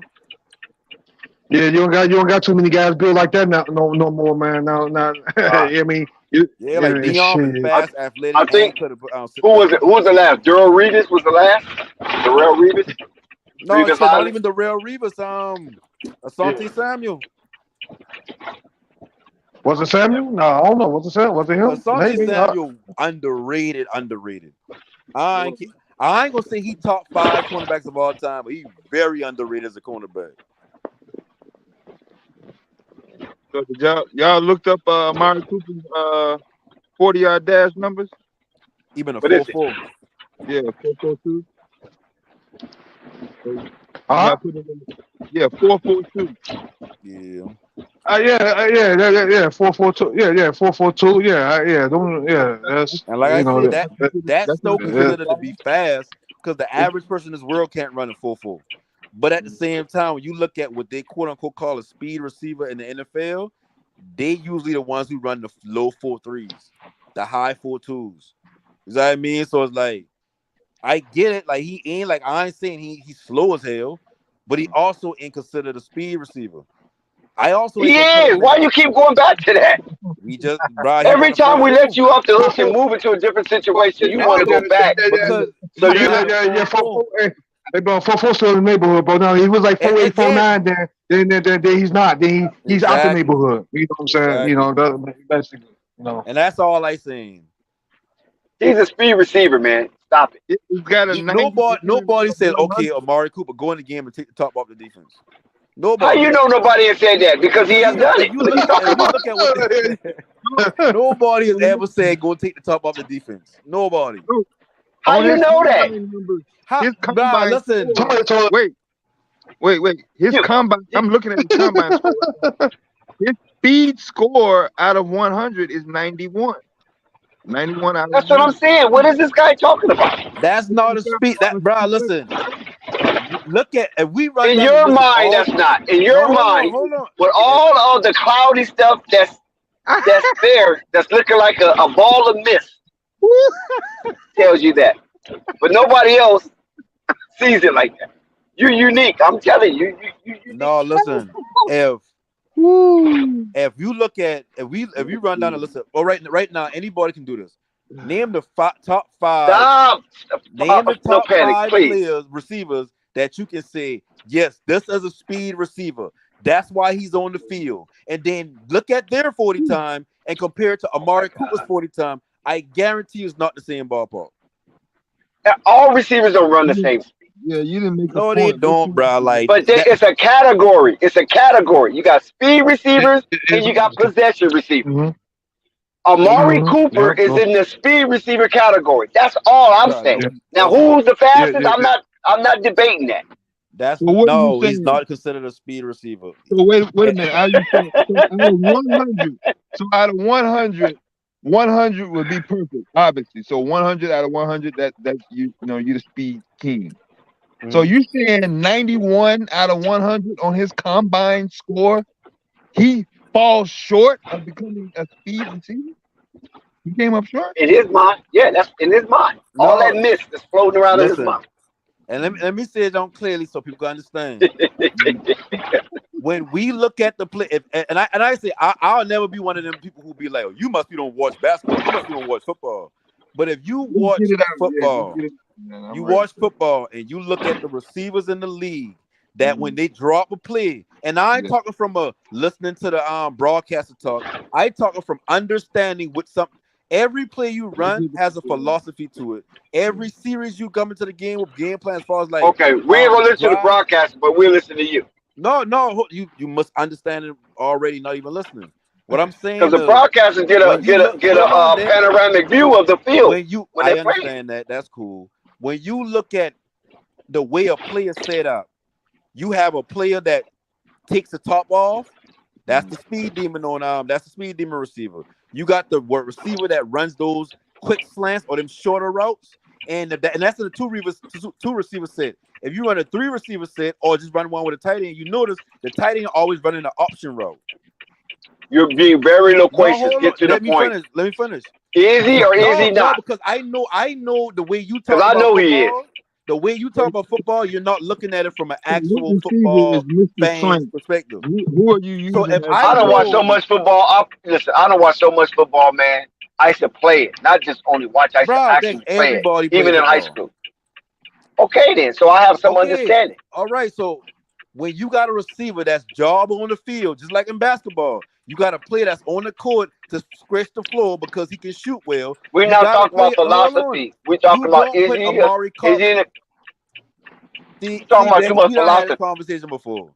Whenever But you're talking you about too much talk, I'll let you philosophy. go. This is not what we want. We don't want that. We want to know, do you say he's a speed receiver or a possession receiver? Which one? No, but that's not the conversation. That is a conversation. No. I always say this about when we talk.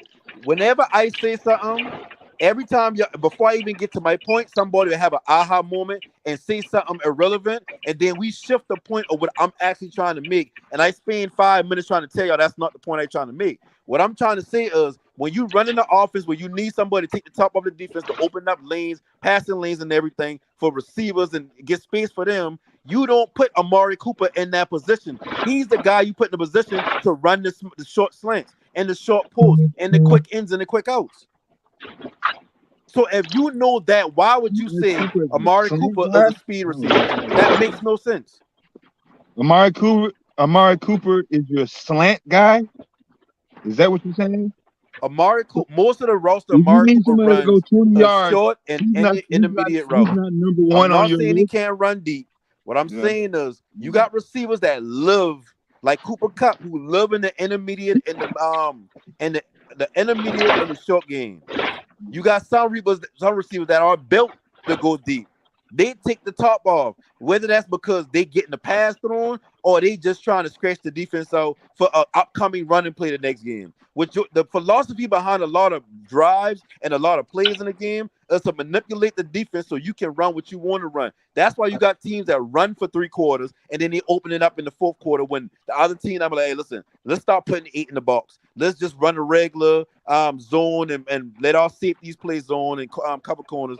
And then we got the slot receiver. Let's let them slot corners, let them just down roam or stay on somebody, play man to man. That opens it up for a quick draw to the running back. That opens it up for a quick pass underneath because you're making space. So when if your philosophy is making space, why would you put Amari Cooper in the speed position as a receiver? That makes no sense. He's always in a position to run short routes. You're talking a whole lot of nothing. That's just a play call. Short? Well, I got some breaking news. I don't know. I've been watching Amari Cooper since Alabama, and I rarely see the word short and his name in the same place. Thank you. Somebody, please.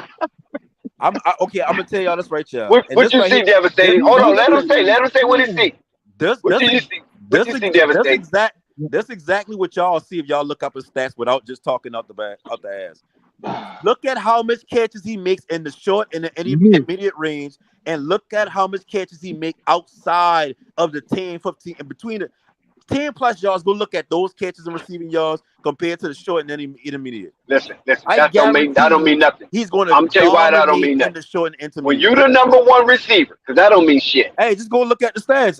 When you're the number 1 receiver, whatever they need you to do to get a 3rd and 3, 3rd and 4, 3rd and 6, they're looking for you. Okay? When they're in that situation.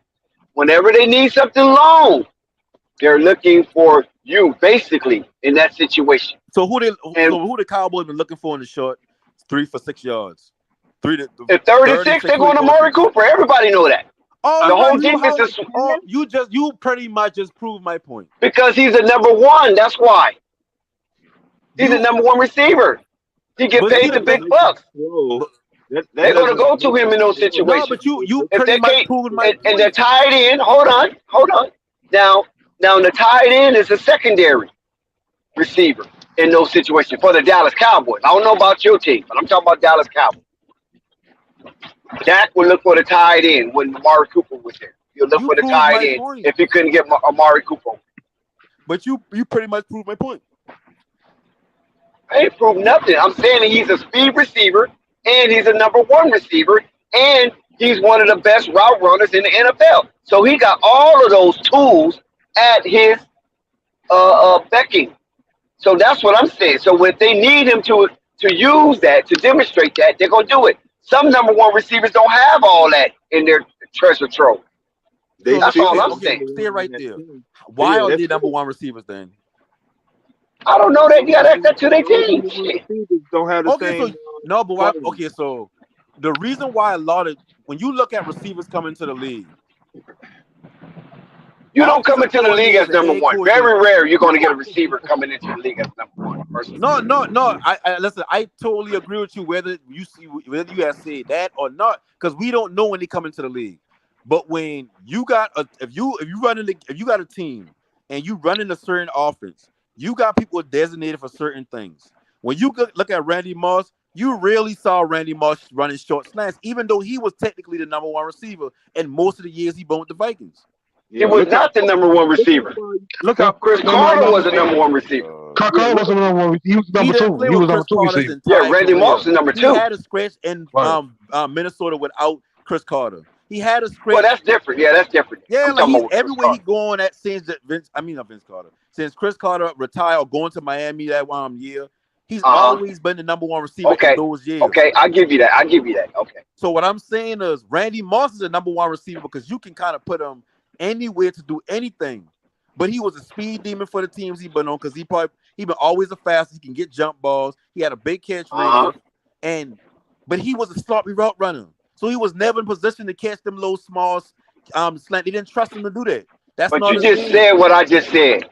Amari Cooper can do it all. Amari Cooper is that. Amari Cooper. Right. Listen. Hold on. I don't want to convolute. I don't want to convolute you.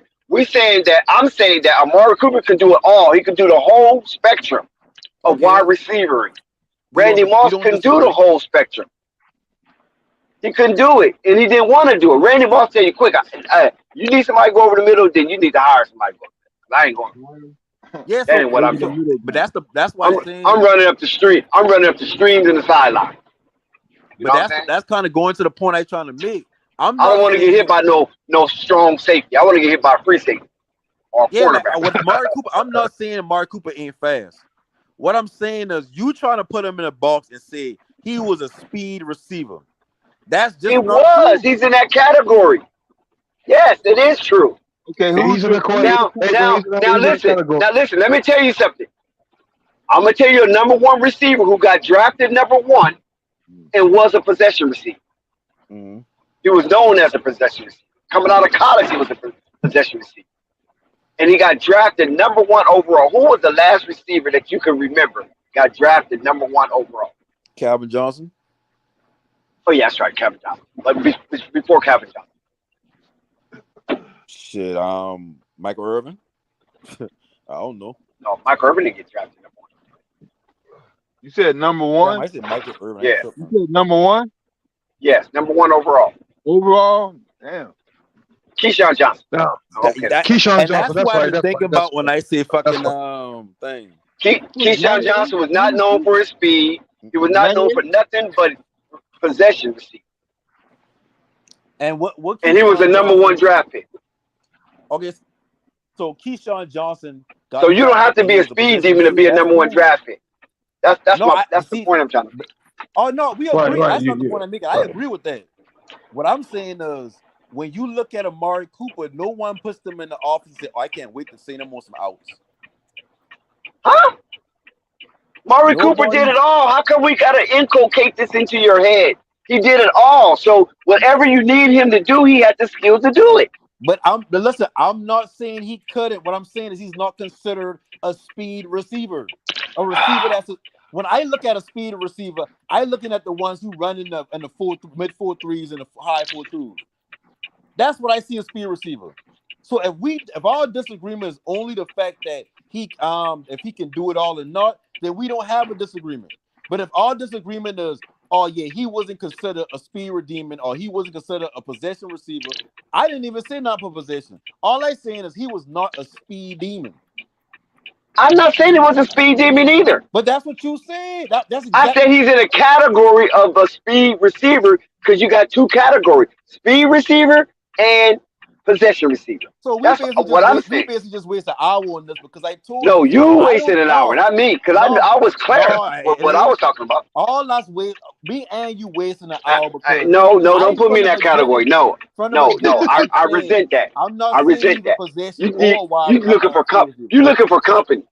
That's what it is. You looking for company, and I ain't gonna be your company. Not in that situation. Anyway, what I've been saying, what I've been saying is, I just don't see him as a speed demon. You say he is. I'm not. Stop using the word demon as the adverb.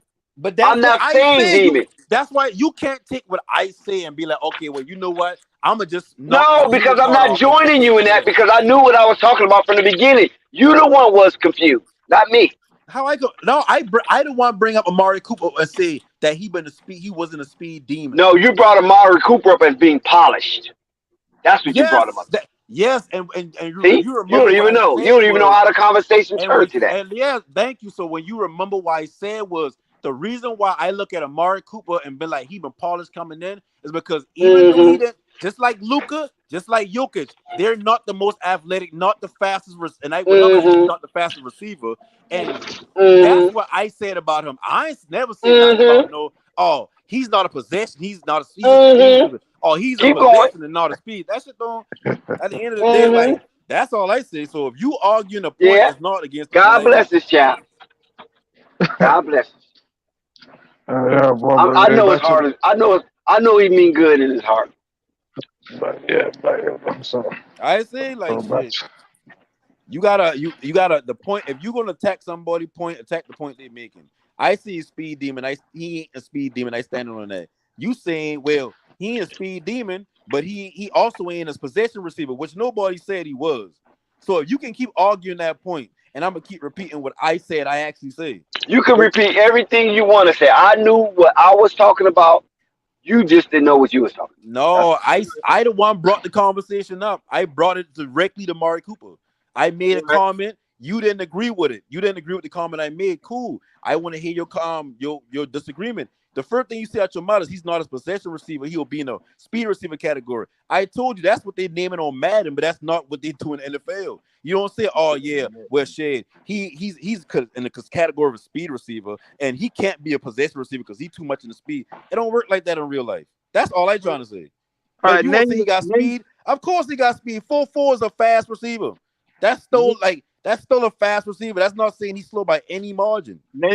Name the top fastest receiver active right now.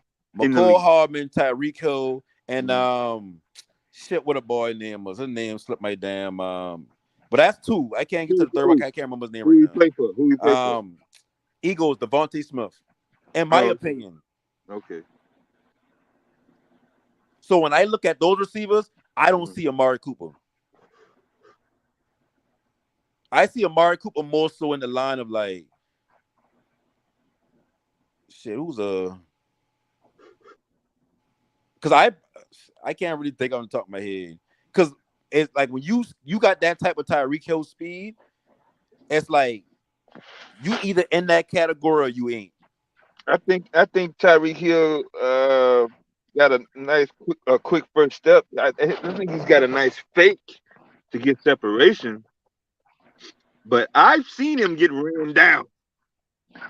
No, I mean he get ran down. All I'm saying is like if you look at his full speed, I guarantee it's in the low threes. I mean the he high had threes. Damn, but the low threes are the high 22s. Like 8 yards. He had him by 8 yards. I don't know if it was the angle, but I was like, damn, he should have made that shit. I mean, he probably started slowing down. Yeah, I don't know. Because think about it, that shit hard as hell to run at your top speed for that long. Man, they weren't going that. Well, you gotta be conditioned, bro. That takes a lot of training time. Trust me, I know you gotta take it. It takes some dedication, a lot of training, and you gotta have a lot of all I know is that boy. He run 24 miles per hour. They clocked him in at 24 miles per hour on a certain play. 24 miles per hour. Get in your car and drive 24 miles per hour right now. That's how fast he's moving. Well, Mari Cooper combine number is like 18 miles an hour. But that's the point I've been trying to make the Dex. 24 miles per hour versus 18. You know what I mean? Like one of them puts you in the I'm speed giving demon you, category. yeah, One puts you in my the fat. You numbers got are speed. 0 in the league. That's no Well, experience. let's talk about it. Did you know in the NBA? Did you know Zach LaVine got the highest vertical rate in the combine, and he still jumps like you know what I'm saying? What's his vertical was up there, highest vertical in the combine. Yeah, like if we can use vertical, like you might have somebody got a 46-inch vertical, I'm talking and then about you somebody jump. got a I'm talking about 38-inch jumping. I'm talking vertical. about That's still jumping high as a bitch. 38 inches off the 38 ground is so high as a motherfucker compared to 46. 38-inch vertical is something, but 48-inch vertical, bro. No, that's something. You know what I'm saying? That's something. You know, is You would say he a incredible. freak athlete, isn't it? That's a freak of nature.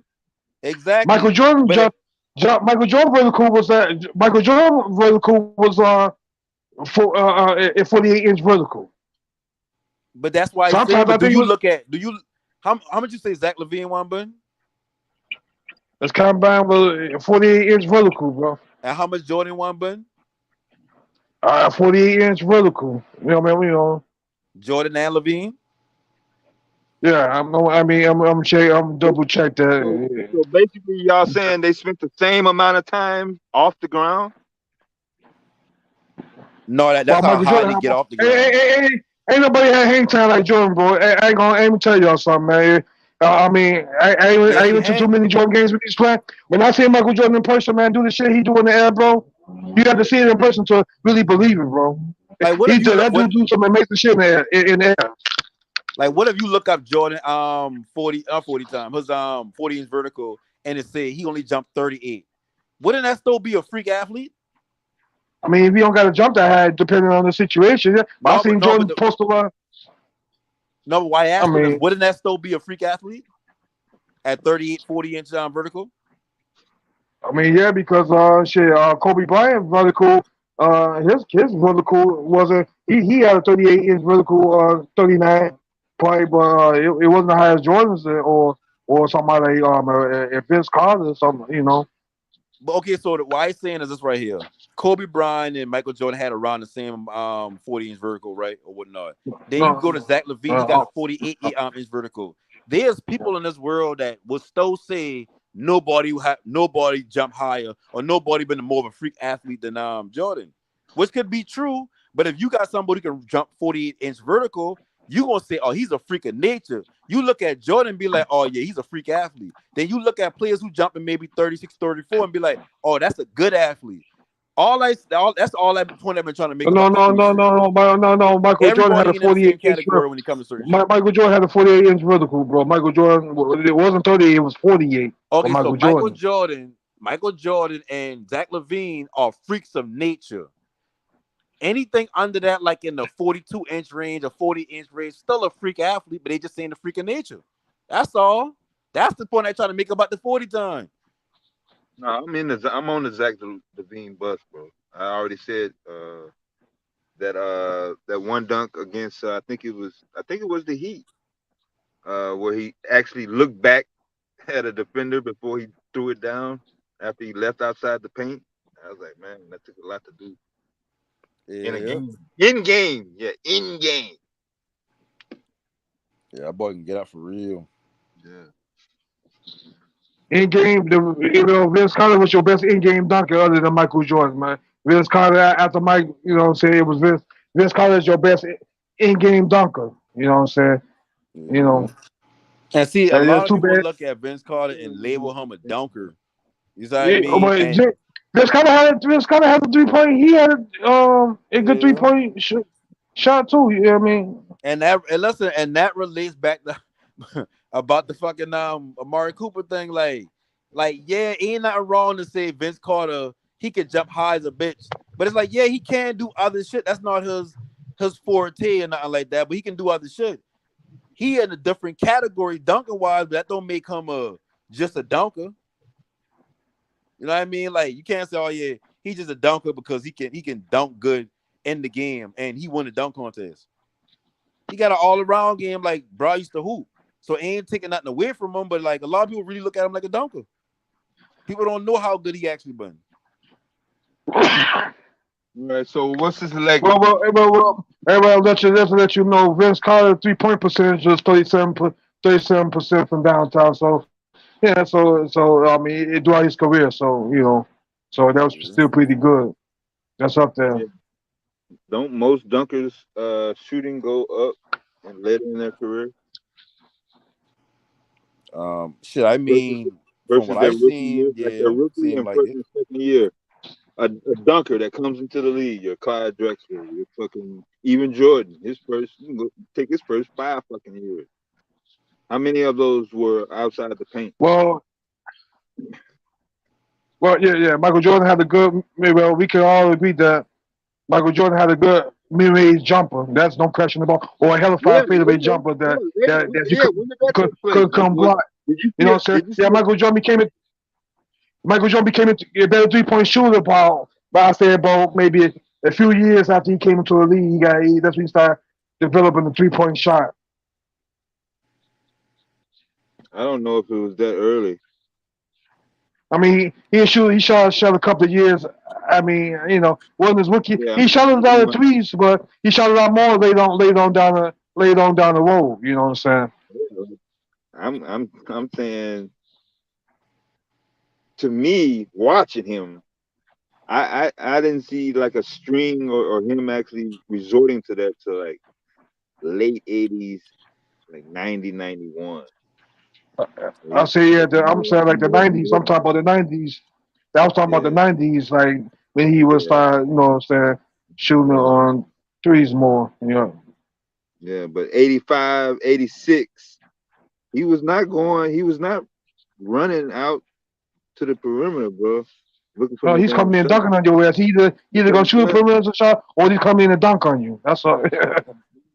Even if he had the perimeter shot, even if it was wide open, like even if I raise up right now, I know I can get it, but I'm gonna go to the hole, whether you want me to or not. See, people don't like. All right, let's do what Joey said. If I taking Antonio Brown over Ocho and Julio, yes, I'm taking them over both of them. Ocho been nice now, but let's be real. Like let's cut the bullshit. Are you gonna put Brown's numbers against Ocho's numbers? Any day, I'll put him against Julio too. Okay. Go no, and listen, I always say I know a lot of people wouldn't say that, but go look at wide receiver stats all the time and look what AB dropped in all those categories. No, I know what Brown's numbers are. I watched Brown his whole career. And it's better than Ocho, it's better than Julio, it's comparable to maybe not Randy Moss and Tio quite yet, because there's certain categories that he just ain't gonna catch Randy Moss in. But outside of that, it's hard pressed to find another receiver, and that's why I say I got to throw Jerry Rice in there because he's another one with the numbers. But I mean, shit, as far as me watching a player, me watching a receiver, hey, listen, Antonio Brown give you all that. He give you crisp route running. Give you Is he back? big Is he catch back on radius. Antonio Brown? Speaking of, did he get picked up by a team? Because I know Nah, he that boy out the got league for good now. Yeah, he Ain't got the lead. nobody about to So pick I him said, back up. so I hope somebody pick him up, bro, because that is a good ass wide receiver, man. So I know the shit that happened to him on the other team that he was on, but he walked out on the and shit like that, man. Yeah, AB gonna suffer. He I gonna hope they suffer pick from him this. back up, bro, because Yeah, you he know how the gonna suffer from NFL the is. same shit that Kyrie suffering from. People want people want to acknowledge that Adrian Brown a good ass fucking receiver, but they ain't gonna want to put him in that echelon that he deserved to be in because of whether we agree with him or not on his off the court antics or whatnot. That right there speaks a little more louder than we actually can enjoy him playing football. Like I get to watch. I don't. When I watch sports, I promise I don't care about these people's personal life. I don't care how much of a fan of your game I is. I don't care what you do in your personal time. I just like the game that you playing. So when I look at Kyrie and I look at something about Adrian, Antonio Brown, I can see like, damn, ain't no other receiver doing all this shit y'all right now. Like I remember watching Randy Moss and it's like, When I think about Randy Moss, I think about the amazing catches. When I think about Teal, I think about like Bro, he ain't scared to go over the middle and get them tough catches. Like he one of them motherfuckers that like he on that field, he going. When I look at down, But Antonio Brown is like he give you all that cross the middle, quick, deep, and like I said, the biggest thing you can have for a receiver if you got nothing else is crisp routes and a big catch radius. You look at DeAndre Hopkins. The reason why he's so good, look at him. He don't be running no crisp routes. He got a wide catch radius. I mean, if the quarterback throw a bad pass, he can bail him out because he can contort his body in ways to catch the ball that a lot of other receivers can't do. right. So when I say Antonio Brown in my top 4 or 5, he ain't gonna never get looked at like that from a lot of fans because all they gonna remember is him walking up the field. All they gonna remember is the shit he did off the field. All they gonna remember is him criticizing Tom Brady or posting a picture of Tom Brady's wife or whatever he done did to make somebody look at him differently, but he's still up there. You can't take that away from him. Too much baggage. I mean, shit, if I know he gonna get Well, me a Super Bowl. I mean, you know what? Sometimes I wish some of these brothers think like, cause you know, always in any sport, you know, including football, or you know, it's all basketball. A black athlete versus a white athlete, you know, so regardless of what a white athlete do, there's some of them, the majority of the time, is gonna get slapped on the wrist. Versus a black athlete is not gonna get slapped on the wrist. I mean, I don't know why it's that way. It's just stereotypical. You know what I'm saying? You know what I'm saying? Still maybe borderline racism. I mean, you know what I'm saying? I mean, it probably got better over time, but it's still some borderline racism towards a black athletes because no, it's already better enough. Okay, you made it to the league. You know what I'm saying? Because it's football, basketball. Okay. Now it's already you made it to the league. You got to maintain that shit because first of all, motherfuckers don't for where you come from because your skin color. They hate the fact that you're good. Now don't give a motherfucker an excuse to take that your ability that you work hard for all your life to take it away from you. I mean that's what that's how I would be thinking if I was in my shoes. You know. Bro, Ocho and Julio clears Brown skill wise. Listen, you can think that. I mean, that's cool, and I mean, shit. I just don't see it. I watched both of them play. I watch Ocho and I watch Julio. When I see Julio, I see big receiver that can catch. When I see Ocho, I see a receiver and the area he played in where it was like just okay, go on the goal route, we got you. Ain't like Ocho, but and that's another thing about Antonio Brown. A lot of these times Antonio Brown do, except for in Tampa Bay, because he did have Vince Jackson or whatever. But when he and with Pittsburgh, name the top receiver next to him that been eating up coverages so he can eat, or was it just him eating regardless of who on the field? Juju. Hey man, And look what Juju do. Look at Juju. Juju is not that type of player. He only played 2 years with him, or 1 year if I'm mistaken. Well, man, I hope somebody pick Antonio Brown back up, man. It'd be sad if he don't get picked up by a team, you know what I'm saying? So, I mean, got talent like that. I know some teams somewhere need him. Hell, I know it's a team right now that could use him right now. I don't know what team that is, but I know somebody could use Antonio Brown right Sure, now. the entire league can use Antonio Brown, but he done fucked that up for his damn self. Well, So he will never go down as one of the greats. Even though I may still look at him as like one of the greats, but I don't knock nobody for criticizing him and say he ain't. I would have knocked that shit. I mean, how'd you play? How long he played? How long he been playing? I mean, he can't. You know, his career cut short there.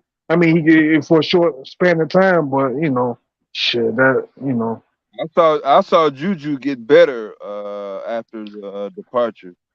Like one series of plays, he caught one ball on a bad angle, like the ball was going away from him. I'm like, damn, that motherfucker got skill. I mean, you don't got no choice but to get better, though. I mean, you got to get better. Like I said, Bo.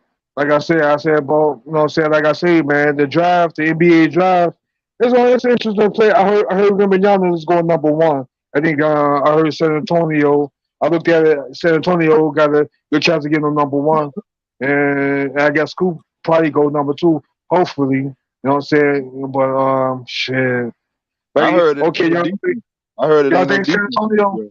Y'all think San Antonio now? You think San Antonio is gonna go to the playoff? I mean, San Antonio had a solid team. Calipari they got some talent over there. So now they get. Let's say if they give him Banyana, which I was hoping that Charlotte would get him, but it's not looking like they're gonna get him. So since San Antonio might be getting Banyana at the number one, so do y'all see San Antonio making the playoffs next season? I mean, shit. Well, Miami proved that it don't take a lot to get in. Yeah. Right. Yeah, Man, like shit. If they can, I mean, all you gotta do is secure a 10 seed, like at least a 10th seed. Shit, I mean, they ain't real hard in the West at least.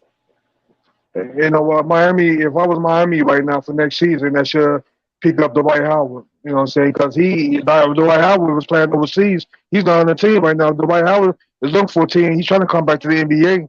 You know what I'm saying? I don't know why the Lakers didn't. So that's why I'm looking at the Lakers kind of strange this year because how come y'all didn't get Dwight Howard again? That was kind of stupid. Y'all got somebody, a center in the hole that could post up, get I can tell you rebounds for why. you. I would have You know gone what I'm and get saying? I would have gone and get Dwight instead of damn Tristan Thompson. Yeah, you want to fuck about because Dwight Howard, but what 36 years old. You know what I'm saying? About to be 37 years old. He got 3 years. He got about 3 years left in him, and plus he's still healthy too. You gonna And he make works him out. wait till he's 40? I mean, Dwight Howard's only 37. LeBron older than Dwight Howard. LeBron about to be 39. And shit at the end of the year. Shit. So shit, I ain't gonna lie. If I was LeBron though, on some real shit though. That's it. No, I've been hearing rumors about in the summer, he's supposed to be talking to Golden State. But if I was LeBron, I'm older now. So if I was LeBron, if he wanted to do it that way, I won't hold it against him. Because Kyrie don't want to play with everybody him. doing that nowadays. I go to Golden State to where I still got young Steph that's a couple years younger than me. Got Clay that's 2 years younger than me that can play more minutes. LeBron gonna do his part. You know what I'm saying? Kyrie Shit. don't want that. I know Kyrie don't want to play with him. Man, they good friends, though. Hey, anything that say it's up in the air, man. Don't be surprised if you see a lot of crazy stuff happening in this off season here, man. So let's say stay tuned. You know what I'm saying? Because From what even I'm Shaq, hearing, even though, Shaq, LeBron ain't going nowhere. even Shaq said it. Shaq said I wouldn't be. Even Shaq said I wouldn't be surprised. He said, "Shit, he older now. If I was him, I'd go probably, go to where I don't got to do too much work because hell, I mean, obviously on the Lakers, he got carried the scoreboard. You got young ass Anthony Davis that's 30 years old, supposed to be the face of the franchise now. LeBron was supposed to take a step back, but you got this 38-year-old still putting up points like he 23 again. But Shit, see, you know that go what I'm too. saying? So you know what I'm saying? LeBron, So shit. LeBron don't I mean, allow his teammates to flourish. That's why when everybody, like, whenever you hear somebody outside of me wanting to go to Kyrie to go to LA, when you hear people saying like LA is the best fit for him, and this, that, and the third, Kyrie's the only player, not Dwayne Wade. Kyrie's the only player that LeBron ever played with that you can literally watch it and see that he didn't have any kind of mistrust towards Kyrie game. Like he allowed Kyrie to be himself. So Kyrie's the only player that ever played with him that didn't look less than what he been on the old team. Like when Kevin Love come to Cleveland, he got look less. When D-Wade, when he going over to Miami and play with D-Wade look less. Chris Bosh look less.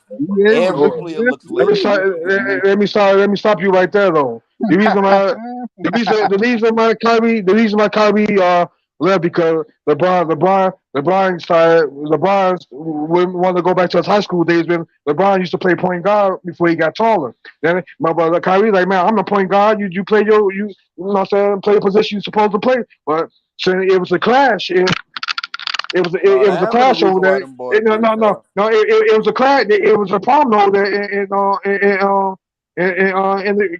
with the Cavaliers. The Kyrie told Tyronn Lue, you talking to me? I'm supposed to be the point guard, but since you want LeBron want to be the point guard, if we ain't gonna this ain't gonna work out.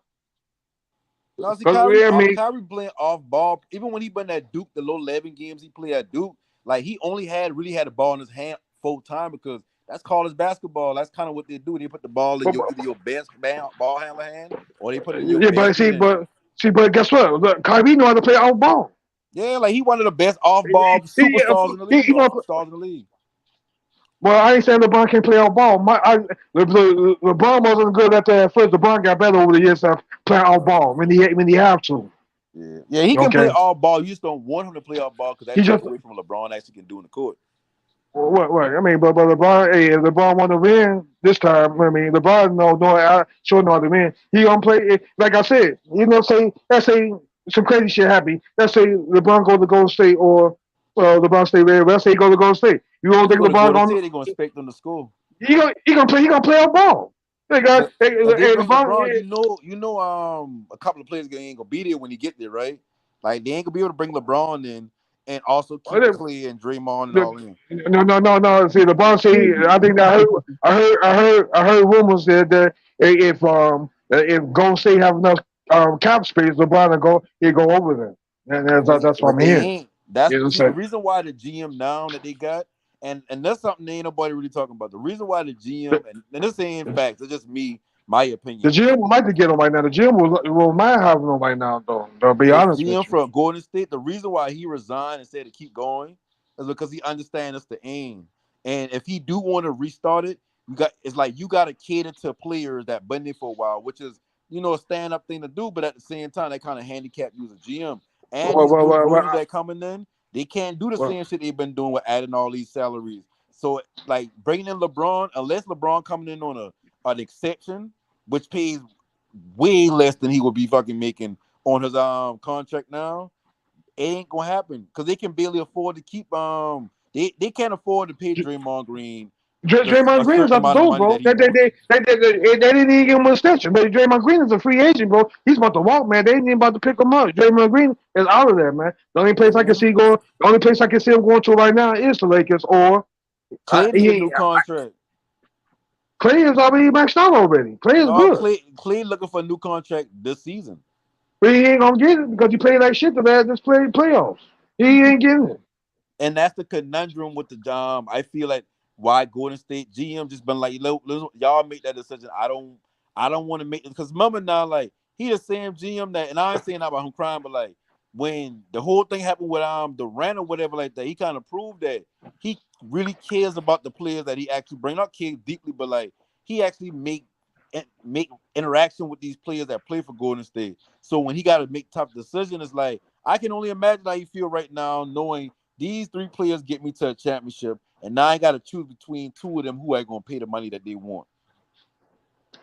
So he just been like, man, listen, and these new rules coming in financially with how the rosters being set up, you can't really add two max players as easy as you thought it used to be. And if you do, then you got to be capped out because you can't sign the players you want to go around them for no decent money because you capped out. They got a real hard cap now. I don't know. The new rules now. You right about something though. But I don't know. Maybe they're trying to even out the playing field for all teams though, because I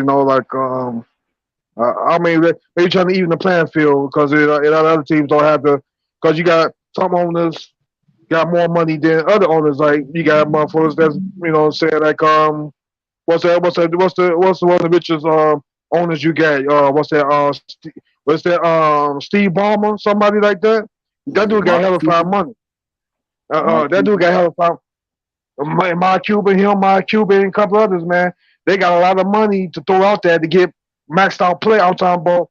You know what I mean? They're changing the rules against that because Golden State been doing it for years. Mark Cuban have been doing it for a long time. It's not the new one under the sun. So they're trying to even the playing field. I guess they try to call themselves even the playing field for other teams to give them a fair shot at getting some high qualified players. I guess.